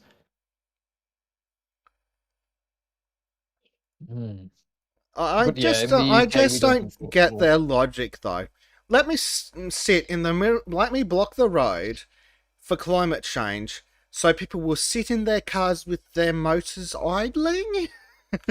That makes it so much better. It's better to just turn you. Well, actually, I mean, with the whole petrol thing, well, not petrol, I mean fuel problem that happened in the UK, I guess there was less people using cars, so that's good for them? I don't know. I suppose, but... I mean, why has nobody driven over these people just to prove a point? Because they would get a harsh fine. They wouldn't. They don't have a license for that, man. Harsh fine only. I got no license for the running over license. Okay, so define harsh fine. I don't know, like a crippling amount of money that you'll never pay off, or prison. Wow. Because they'd be critically injured. Student?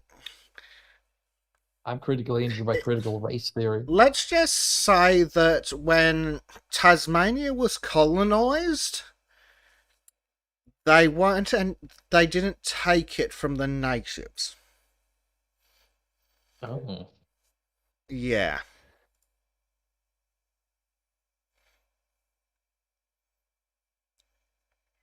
Yes.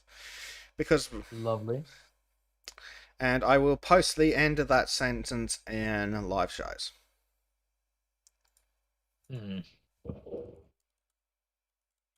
See.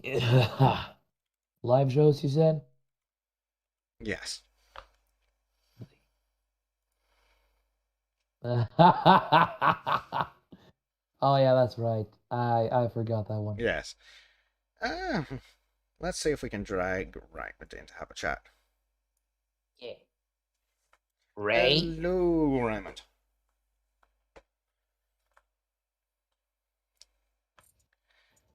Oh, sorry about that. I had my speaker turned off. So good. Don't How worry, are I'm you? just a little. I'm all right. Ah, that makes one of us. Well, I'm an American, so. Yes. Yeah, Yes. Jesus, man. Did you get the thing I sent you where they're rolling in with APCs into Melbourne, Where is this? Yeah. Australia? Well, I mean, no, I mean, where did you send it? I know where Melbourne is, you spat. I don't know if I think I sent it in news. Right. Yes, we showed that in I know what our else first to do. short 3.5-hour segment. Oh, right. Yeah, I see that. Oh, Yeah. Jesus, fuck. Jesus, man. So sorry, not trying to bring that up. What were you guys discussing? What were we? I can't remember. Oh God, Discordia joined the server. Yeah. We got Yeah. distracted when we were supposed to be talking about... He was involved in my banning from Carl's server originally. Oh. But did you deserve it? I don't think so. No. Oh yeah, right. That's right. what a guilty person would say. Well, I don't think I did deserve it because I deleted the material like 10 seconds after I posted it because it was the wrong server. And when they put me into the holding cell, I was like, "Look, I didn't realize it was this server. I meant to post it on my private one." And they were like, "No, you can't post cannibalism videos in general." Oh. It was an accident, though. Yes. Okay. That's quite an accident to make. And then, the guy who was in charge of that was just like, "I'm not even gonna fucking talk to you about it." Oh, sorry, I don't know if I can swear. Well, we've been swearing the entire time here. Okay, cool, whatever. I don't know. I'm just making sure.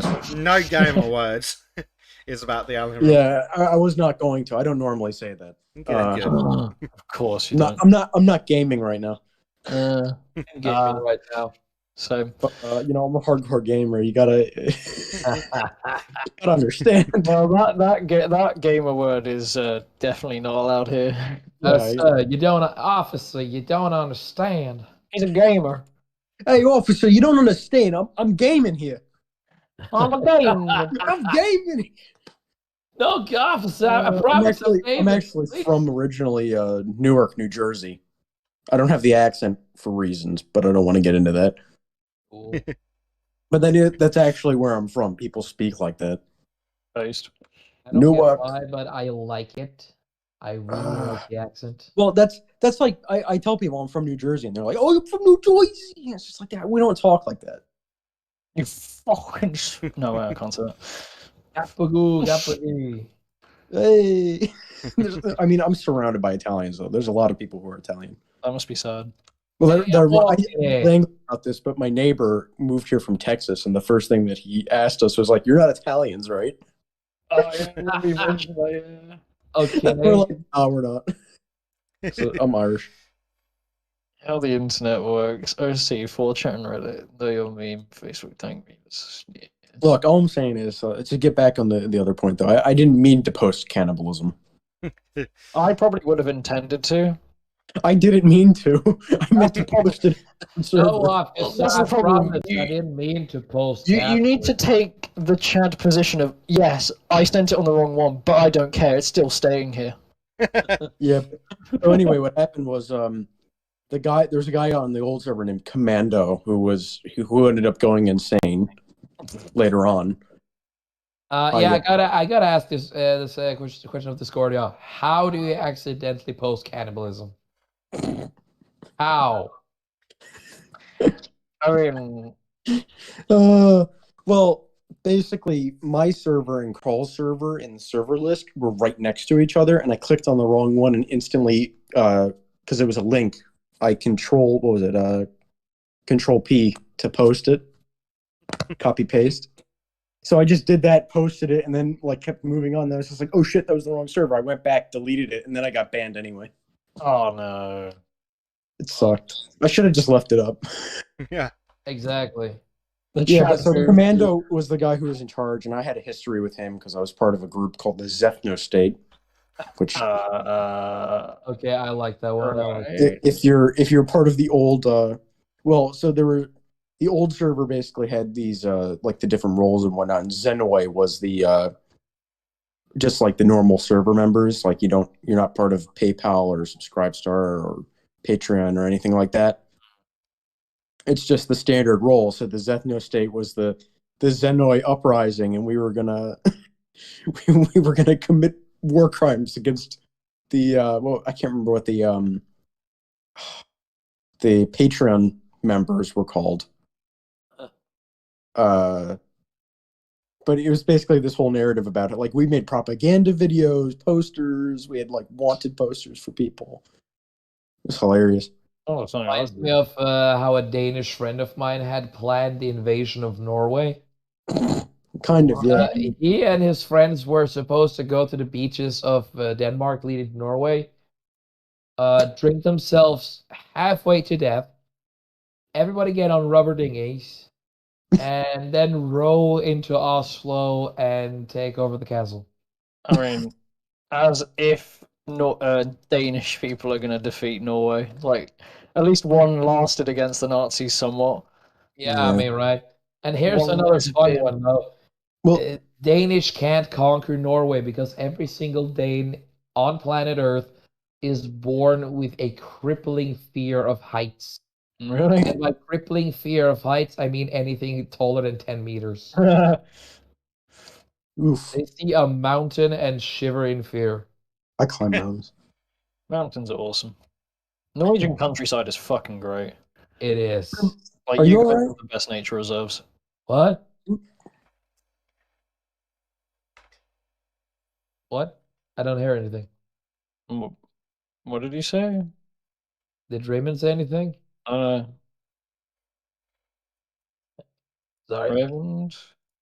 Raymond suddenly got quiet. Oh, he's muted himself. Oh, shit. One moment. I All right.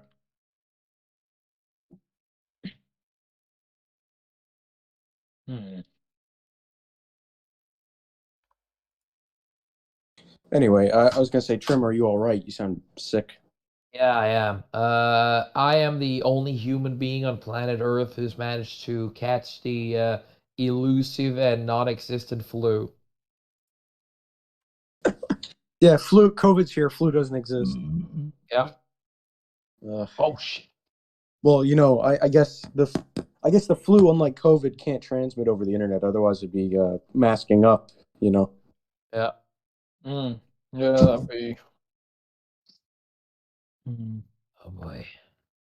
Yeah, I want to see how many flu cases there were in the last 2 years, but Oh god, it's like really low.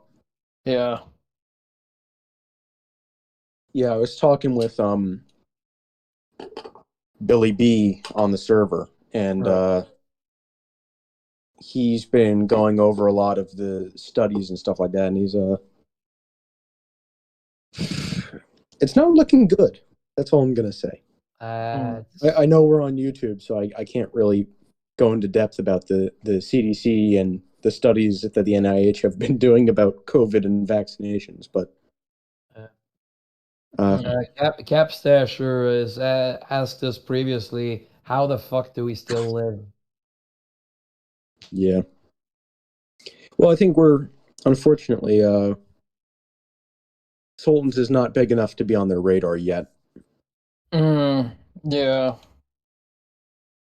And I say yet because I think you guys will get bigger, but well, Yeah, I can see that. I mean, it has been going up over time. Just takes time yeah, to we grow. may. With any luck, My recommendation would be 5-hour live streams probably are not going to. I mean, but EFAP is able to do 48-hour live streams. EFAP does ridiculous shit, man. Yeah, I think they have a world record for longest live stream. Yeah, didn't they do a full 24 hours? Yeah, exactly, without stopping. Yeah. But of course, that's 8 or 9 people who are in and out. So, people take breaks for lunch and other people talk. Yeah. Yeah. And then they have that Australian guy who's got bad takes. Who's he again? The green guy. I don't know what his name is. Oh, him. Yeah, I know who you mean.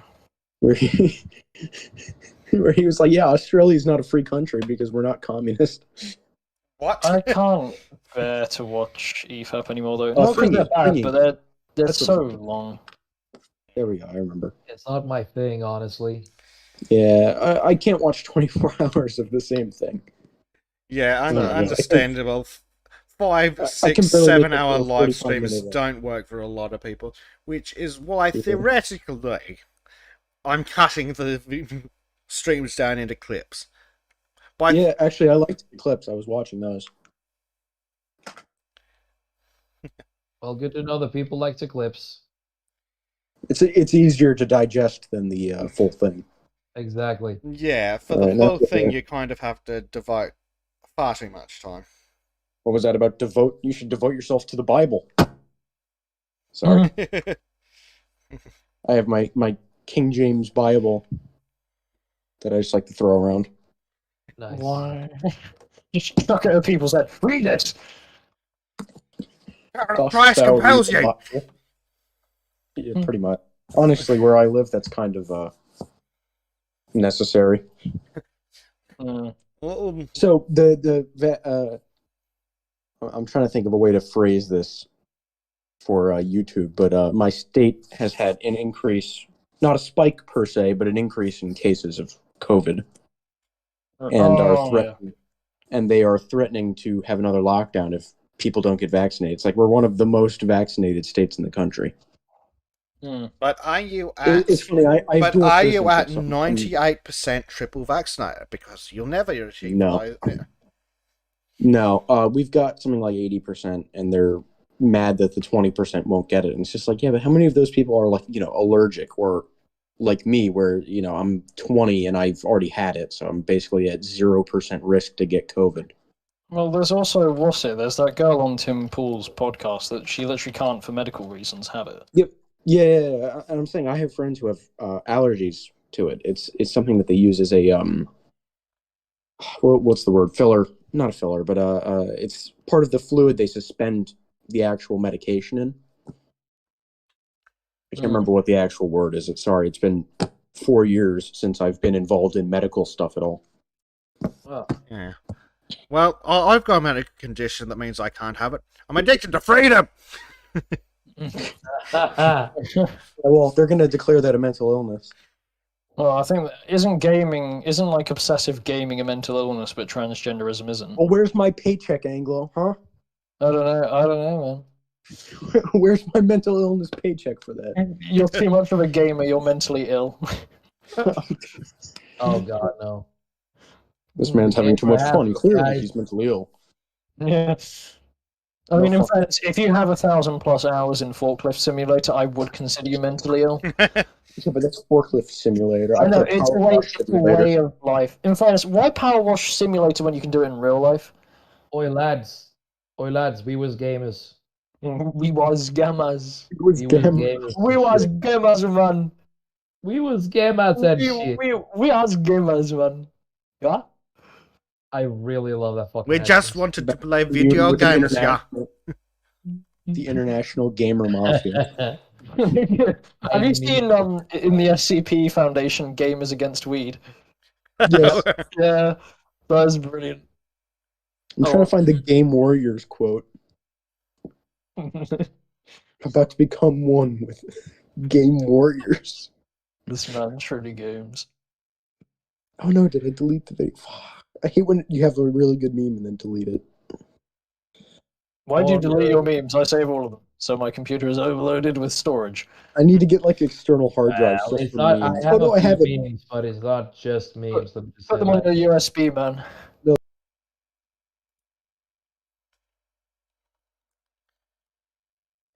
Discord has crashed. That is not good. Suboptimal. Please stand by. Technical difficulties and all that. National community of Game Warriors. That was unhelpful. Discord crashed. I blame Discordia.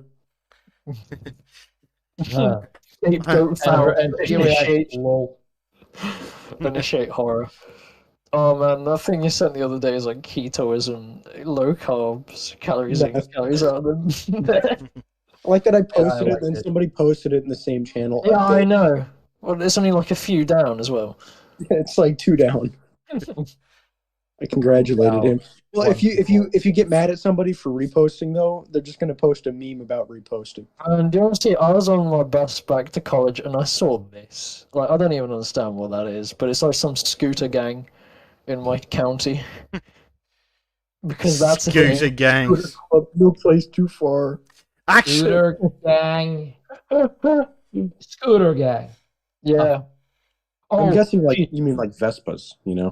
No, like electric scooters, like those ones you can take around, like. That's the least scariest thing I've heard my entire fucking life. Actually, it's like a terrible version of a biker gang. I have something good for this podcast. That's my college. Oh god, it was so bad. In memes, yeah. That me and my friend, we were taking a piss earlier, and we was like, "Oh my god, what the fuck's this?" Inclusive. Look at the fucking The only people who use it are like the cleaners as well. Maybe that was their plan. They're all Latino and Chinese, so very. Oh my god, I hate Bloomberg. The newspaper. By Bloomberg? When you say scooter gang, this is what comes to my mind. You just think of like Chinese Yeah. want to stop climate change, stop having abort your children increasing. It was man, Scooter Gang. Scooter Oh, Gang. just ignore the meme part of it. Just look at Yeah. the top bit, which is Bloomberg simultaneously says to fight climate change, you have to stop having babies, but we need more immigrants to come here to reverse the baby bust. Yeah. The thing is, Come on. with what was it, like the Scooter Gang, like a bunch of kids at my college, from the ghetto, have turned up with electric scooters that are very expensive, and I do not think these people legitimately bought them. No. But when you Yeah, say but people are scooter, going to steal those. when you say scooter gang to me, I think of when a bunch of sub-teen shitbags on push scooters were fighting the police in the streets of the capital. That'd be hilarious. Or you're saying that really happened? Yes, I have video and everything. Oh my god. Scooter gang. Makes You the see, no, fucking you see, I went to scary. school in the ghetto, and I've seen some shit. That's all I'm going to This say. man has seen some real shit. I mean, Ain't I that did bring a... shit? Well, that's like when the shooting happened in Texas, right? I don't know if we can talk about that, but somebody made a good point, which is like in Detroit, this happens daily. And I know of at least 2 times during my time at school where people brought guns to school, and I know of one time where somebody actually used one. Fucking hell. Sweet. And we had a lot of times where the school would get locked down because people were running around outside with guns. Fucking hell, holy shit. Oh, Where That's the most fuck of did the- you live again? We were also right next to a project, so most of the time that was unrelated. Yeah. Like they were parked. There's a parking lot on one side of the school, and then the projects on the other, and they would run from the parking lot through the courtyard of the school into the projects with guns. And they were like, at one point, the police were like sieging the school for some reason. Oh my god. Jesus. That's Yeah, I didn't get to leave until 6 o'clock at night. oh no, that's annoying. You're supposed to leave at Fuck that. 2 o'clock, roughly. That would really fucking piss me off. Yeah, I just sit there for 4 hours doing nothing. Oh. Beyond And that, that was in my class where that was basic chemistry, and that teacher quit like a week later. Oh no. So I never learned like basic chemistry Oh fuck until man. I was already in university in a lab, and then I was just like, okay, so like, what does this do? Like, Oh my god. I've got the thing of hydrochloric acid in my hand. I've got like we're making esters, we're making stuff like that. Just basic stuff, but it was hilarious because they were like, "Oh yeah, so you got high school chemistry, right?" No.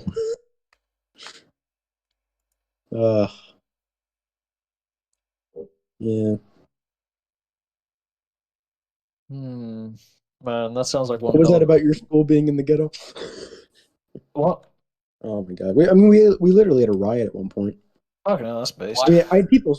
I'm white. I had people spit on me after Trump got elected. Really? Fucking white boy, fuck you. Spitting on me, shit like that. Jesus. That's pretty messed up.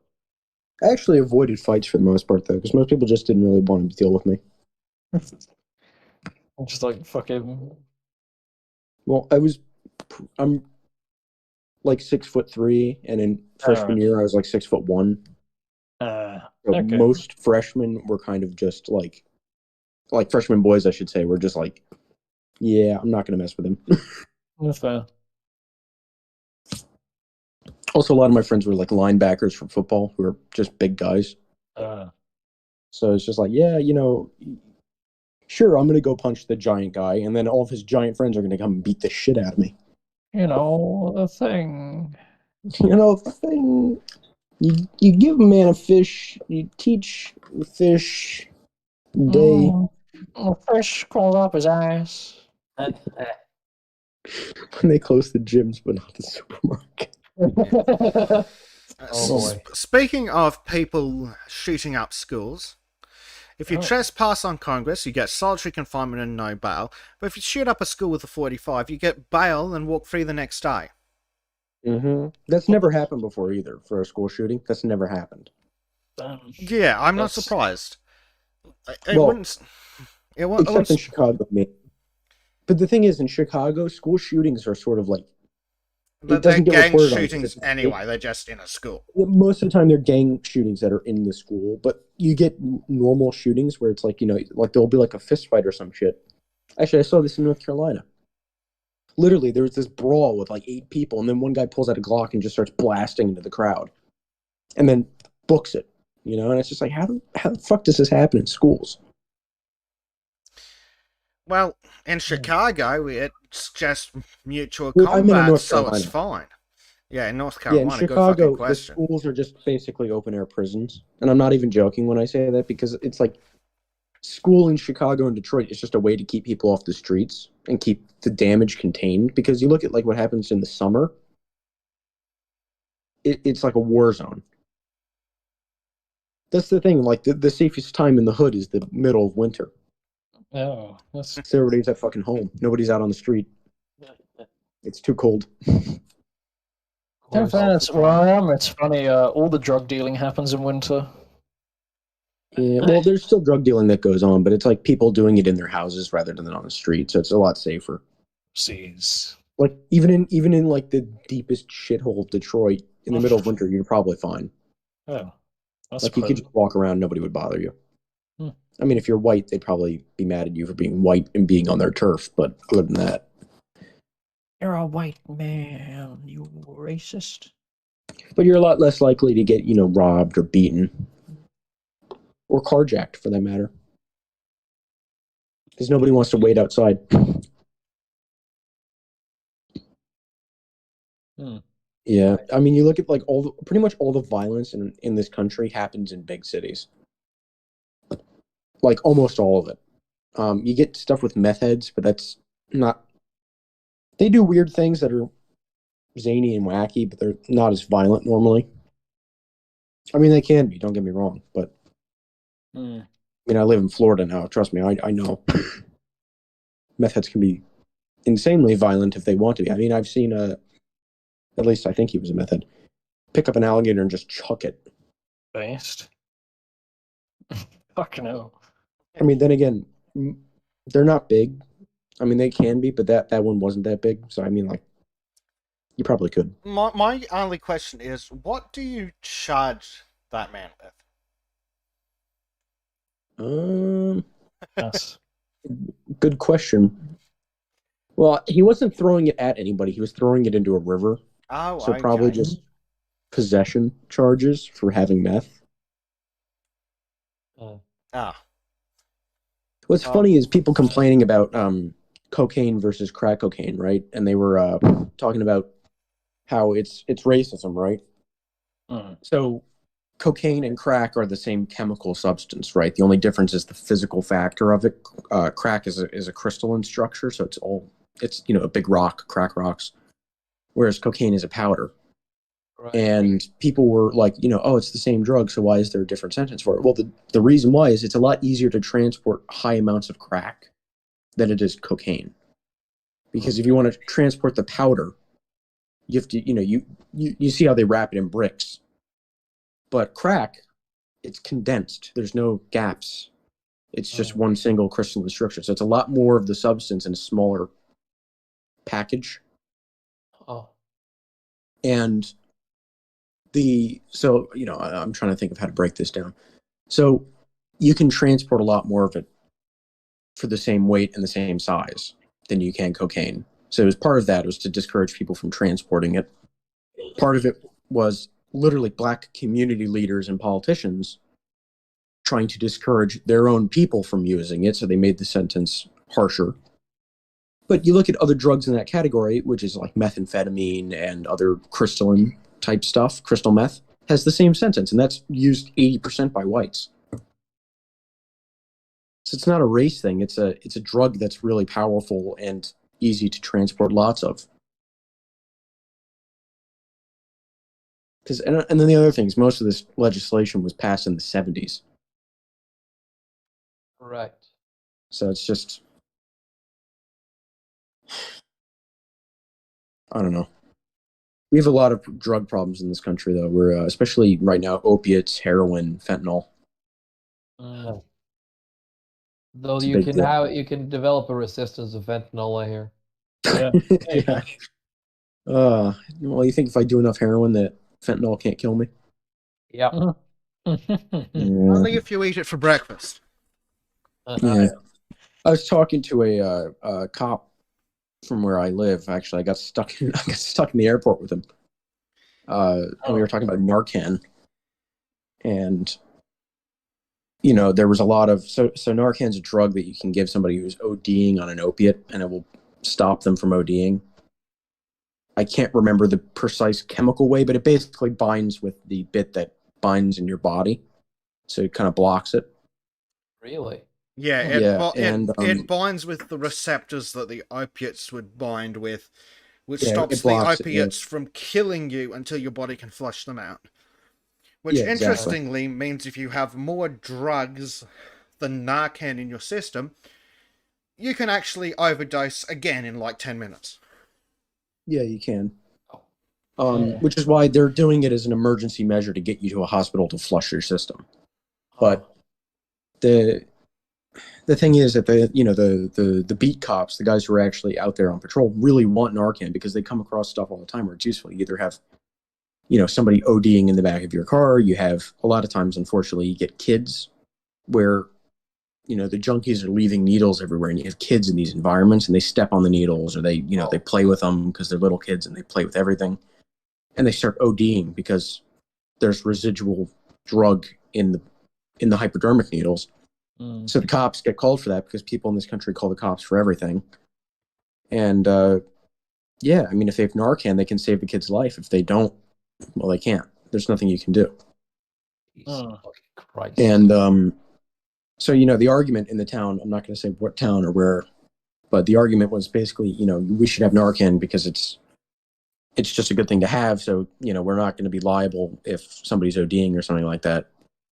If somebody ODs on the ground and we're trying to resuscitate them, and then we get charged for murder, unlike someone else. If you give them the Narcan, then you can avoid that situation completely. But the chief of police was resistant to it. And that's because he came from the old school of thought, which was sort of, excuse my language, the fucking druggies doing it to themselves school of thought of basically, I don't give a shit about them. They're garbage. They're trash. And what the guy told me was, I can't repeat the things this guy said because it would have gotten him fired if he had said it publicly. It's fucking horrible. But and I understand, like you see some of this stuff firsthand, and it's hard not to think of certain people that way, where it's like you're a druggy asshole. Why should I care about you? Because you don't care about yourself. I'm gonna be honest. I do have some moments like that myself. Yeah, you look at some of these people. It's really pathetic. It's hard to look at them, and I say that seeing some of these people in real life, seeing them in person, for years. But I really do think that regardless of how they get there, if you have the ability to save somebody who's ODing, you should. Oh yeah, you should. Because even if they are a criminal who's really just scum of the earth, well, you know what, they're alive and they can go to jail. But if it's just somebody who stepped on a hypodermic needle with heroin in it, well, they're alive and they're not a criminal. They didn't deserve to die, and you saved their life. So it's a win-win. Right. Yep.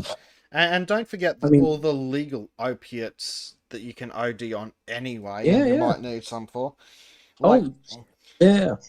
He brought that up. He was like, the majority of the calls that we get where we have to use Narcan, it's like old people who forgot they took a pill and then take another and take another and take another because they've got like Alzheimer's. Shit, man.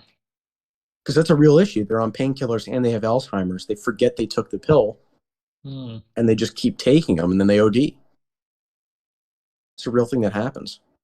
Yeah, I'd expect that.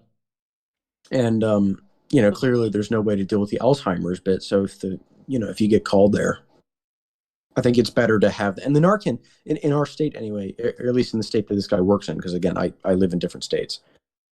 They literally give it to the cops for free. The state subsidizes it. It's paid for. It doesn't come out of their budget. So there's no reason for them to say, no, we don't want it. You know, it's not like they're paying for it out of their budget. So anyway, Oh, God. at this point, I'm just prattling on. Sorry. What a hell of a story, man. Okay. Sorry, I'm completely. Yeah, I'm sorry you've got the flu. Yeah, Really, flu really sucks. it does, but hey, at least I didn't get the fucking commie cough.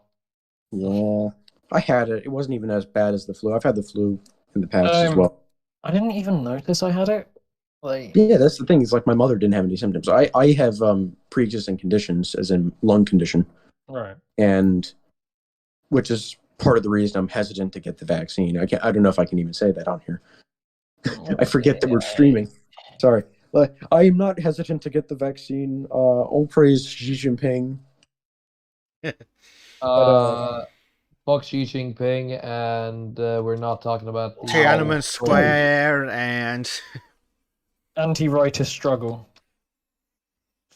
Get snooped. Oh, sorry, guys. Just start singing Red Sun in the Sky. I love that song. It's I prefer Red Sun over Paradise. And when you played Metal Gear Rising Revengeance? I played Metal Gear Rising. Yeah. That's the game. You have one of the bosses, it's the American guy. He has a really good boss song. The Which guy one? with two There's a bunch of machetes them. and shields. Oh, was it like a storm rising pain? Like, it's just nonsense words, but it's hilarious. Let's see, how did it go? I still think Rules of Nature is the best for that. Oh, it fucking is. Though personally, I prefer Red Sun. It's again, Yeah. the character. It's the I best know one. the song you're talking about, though. It's Storm of Pain or something like that. I can't remember. It's called Red Sun. Oh, okay. Oh, I'm thinking of the other one. I'm thinking of the guy with the black hair. Oh, come on, what's the name again? I can't remember off the top of my. I mean, the last time I played this game, I was in 6th grade. Oof. Damn. So years ago. Not to make you feel old, but Too late. I mean that makes me feel old. Jeez.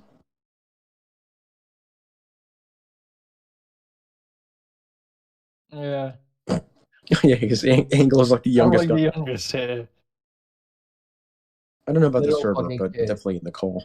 Yeah, in the server I'm not the youngest, I know that, but not by much. Well,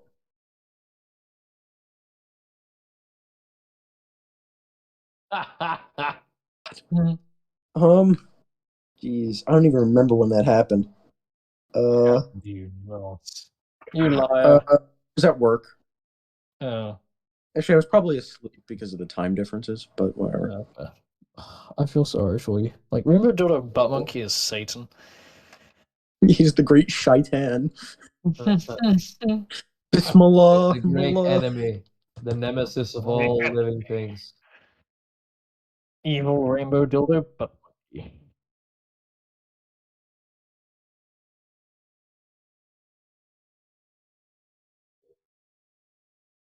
One. That's a good question. Half. Half. Oh, No. Oh. 10, maybe 10. I don't know. I've seen some pretty strong 8-year-olds. Evening, ladies. hello. Oh. Oil, you didn't respond to my meme. Yeah, obviously. Oil, you didn't respond to my memes. Well, I'm sorry, I've been busy. Okay. Why the fuck would he respond to your shitty memes? What meme did you do that I should respond to? The one where I compared you to Uncle Ted. Who's Uncle Ted? Ted Kaczynski, the Unabomber. Oh, sweet. That one. I mean that's a shitty fucking. Yeah, it is. It's a shit meme. Comparison. Like No, he does look like you. It's so weird.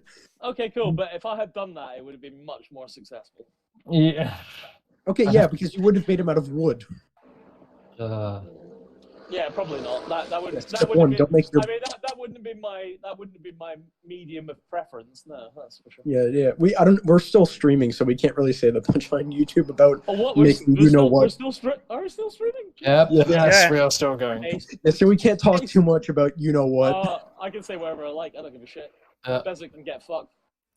Fuck you too. Lads, guys, I Banned. gotta call it a night. I'm not invested Alright. in his internet success. Just ban the well guy. Hey, oil guy, it's not you the reason that I'm leaving. It's the flu is kind of kicking my ass right now, and I need to sleep. And also, I think my voice is canceled out completely. Actually, I prefer you like this. Yeah, I know. My The suffering real, brings the me real joy. question is, which Norwegian has the biggest boat? The one I'm working is 125 meters long. Didn't you see? Did you not see my video comment? Yeah, I did. And I told you the length of my boat, 125 meters. Okay, well, we'll find out from the others. But Callum, We need to get that other guy on the server. Yeah. Callum completely missed my comment about Hongung, Of course. which I feel is the only way to decide this, really. I don't think Callum would catch on to anything like that, though. Yeah, because he's a fucking idiot. I can't remember what you said, so. No, I said Hongung is a Norwegian basically like fight to the death. What do you say? Say it again. Hongung. Home gun? Well, Trim will say it properly, I'm sure. I Yeah, haven't you heard. don't get I don't know what word you're trying to say. What do you call gladiator death fights? It's HOLMGANG. Hongung. Oh, yeah, whole gun. Yeah, okay, that one. Yeah, fuck's sake, fuck you. What do you call Fuck you, Thunderdome? Sounding like a Danish. that is their Thunderdome. Yeah. God, we need to Well, see something real If Thunderdome. you win, you get the guy's wife and his business and all his stuff. Basically, two Yeah, but how Vikings. hot is his wife? Two Vikings just face off, Hortemgang, as it's properly called, and Yeah, that's so different to what I said. Yeah, fuck. yeah, yours is Hungung. You are Hungung. You sound like Yeah, it sounds Cantonese, man. Jesus Christ, it's fucking proper. But basically, they stand between some sticks and they fucking fuck each other up. Yeah, swords, knives, fists. It's whatever. What kind of what are the sticks? They have to be made out of. I think they should use dildo Is it spears. birch? Sure, I can't remember. It has to be a certain kind of stick. No. They should take broom handles with sharp, dildos but- screwed on the end. Anyway, Anyway, the point is it's based as fuck. It is. you go eat dinner. Alright. So, I like That's good, guys. Norwegian culture. Hey, man. It's very simple and very good. It is. hello, Bezek. I'll probably talk to you later. Trim, Adios, man. hope you feel better. Thank Have a you. good one. It's been Adios. nice Have a talking to good you one, guys. Trev. I'll see you, man. Thank you. I sort of hope you No, do. Yeah, I know. I've been That's- hoping that myself, but apparently the universe fucking hates me. It lets Well- me suffer, but doesn't kill me. The thing is, if you just die, it solves the problem. I know. You bully. I know. It's a fucking bitch to deal with. You know. One chef shall rise. Well, that's me. Norwegian Iron Chef. Hellström. Oh. Awesome. Have a wonderful evening, guys. It's been nice talking to you. Yeah, Have a man. good one. Have a Alright, good one. see you, see you later, Trim. Bye. Great talking to you. Yeah, so fun day. How was it? Was Well, do you know, anything good? good day. Spent a lot of time with a transsexual Jedi as usual. Nice. Just a normal day then. All was fun.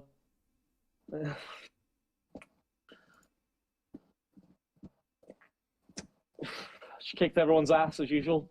Good stuff. Nice. What's occurring? I missed Lotus Eaters today, so what's it been about? Oh god, you don't want to know.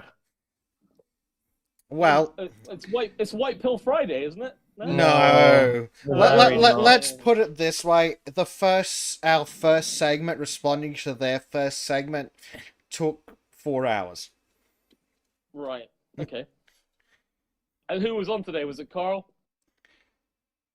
I didn't get to see it, so Oh. I don't know. I don't remember. By the time I came back from college, they were talking about kids trying to commit suicide. Based. Oh, No, not Vegas. Yeah, it was Carl and Carl. It sort of depends which kids, to be fair.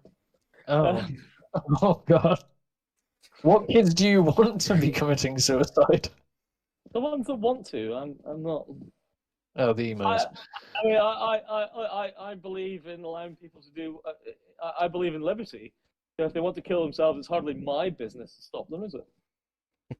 Oh, unless you get paid by like some anti-suicide foundation to do it. Yeah, I don't. Boring. Yeah. So yeah, their segments were COVID fascism, talking about Australia and Canada, the cult of the NHS, the rainbow cult of the NHS, and why women want sugar daddies and they're just dirty whores that need to have shame. Well, that just sounds factual. Pretty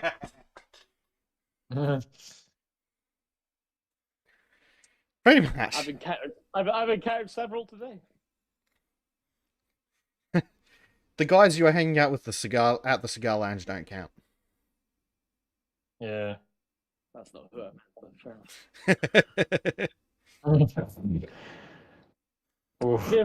It's been a very productive day because a particularly good gold tier member who's also an idiot accidentally paid for everything. So Really? Oh my God! and didn't realize until he was on his way home. Oh Whoops. fuck, man! Jesus. Just swiped his card and left. That's Shit! 450 quid. Well done. Oh, damn. Not terrible. Jesus. Well, I'm disappointed in myself for not having spent more. Wow. Would you want to spend as much as him though? Of course. Of course you would. I just wish I'd invited him for breakfast. Yeah. I have very delicious seafood platter. It's on the food porn. You can have a look at it. Nice seafood platter and a half bottle of champagne before I met them. It was very nice. Nice.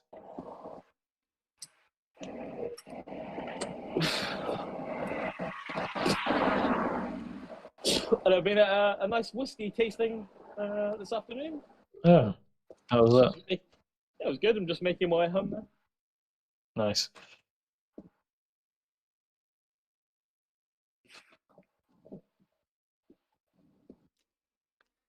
I was going to get a debrief from our transsexual Jedi about the combat effectiveness of one of our other members. Oh. Oh, I know who you mean, yes. Yeah, I bet you do. Yeah. She said that he cried like a little girl and wet his pants. Oh. That's She might not have said that, but that's how I heard it. Of course. But give him his fucking due. He's going back for a second round. Nice. Respect. I definitely wouldn't fight her.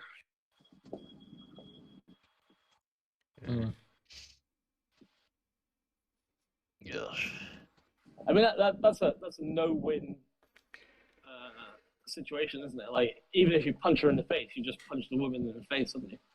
So Yeah, and that's actually, well, I Isn't think you would be that opposed a to that. normal Saturday night in Scotland?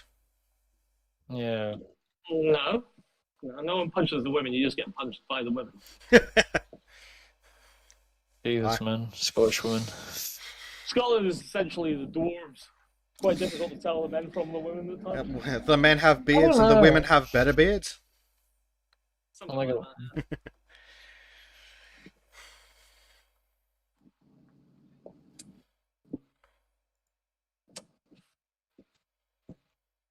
Alright, so I'm moving towards...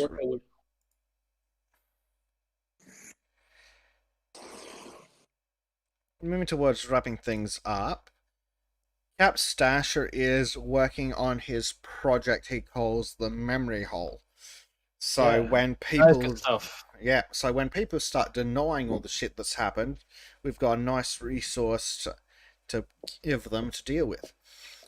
So he has asked me to let you guys know that anyone who has info on COVID in their country, if they're willing to write about it, he'd love to hear from you. You could hit him up in the Discord channel for it. So if you go into related projects, yeah, you can find the memory hole there. Ooh. I'm gonna have to send him. There's an interesting thing on the what the Norwegian government's done around coronavirus, because they literally have like a 60-year clause on confidentiality. Based. Ooh, What do you think? interesting.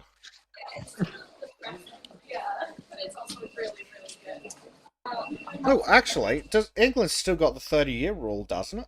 Or whatever. Yes, well, that's for every government document, really. Yeah. Hopefully we'll all still be alive in 30 years from now. I want every bloody government document about this mess. We Touch have, and go for me. I think we have a 30-year rule, but we don't really follow it. Like most, only unless it's like some stupid banking details on a bridge built hundreds of years ago, then you'll get like a National Archives release. But apart from that, nah. UK archives don't work. Damn. Bastards. You can't get anything good. Typical government. Hide the truth. Yeah. My government is shit. Could be worse, could be mine. Yeah, true. could be worse. Could be Scotland's. Well, I just like to pretend that Scotland doesn't exist. It does a lot more for my mental health.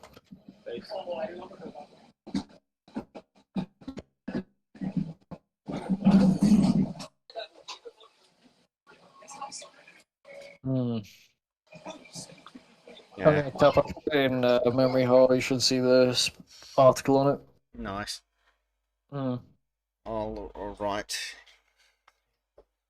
If there's anything else from anyone, now's the time for it. Because I'm about to fall asleep in my keyboard, and that's not going to be good for anybody. No, I haven't got anything to say really. Well, that's a shame. Good news is we've blackpilled the hell out of Discordia. Fucking hell. I feel sorry for Discordia. Like, man, your day is gonna be fucked over just because of us. Yep.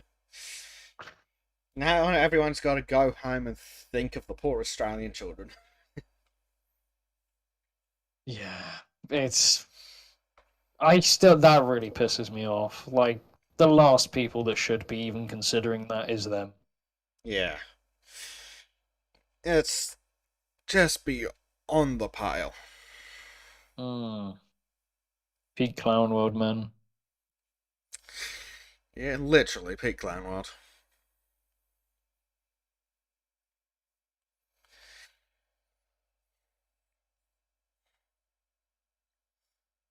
I think that is going to be it. I am going to try and get at least 2 podcasts worth of clips done this week. Hopefully, fingers crossed. So hopefully that should be more bite-sized for most people.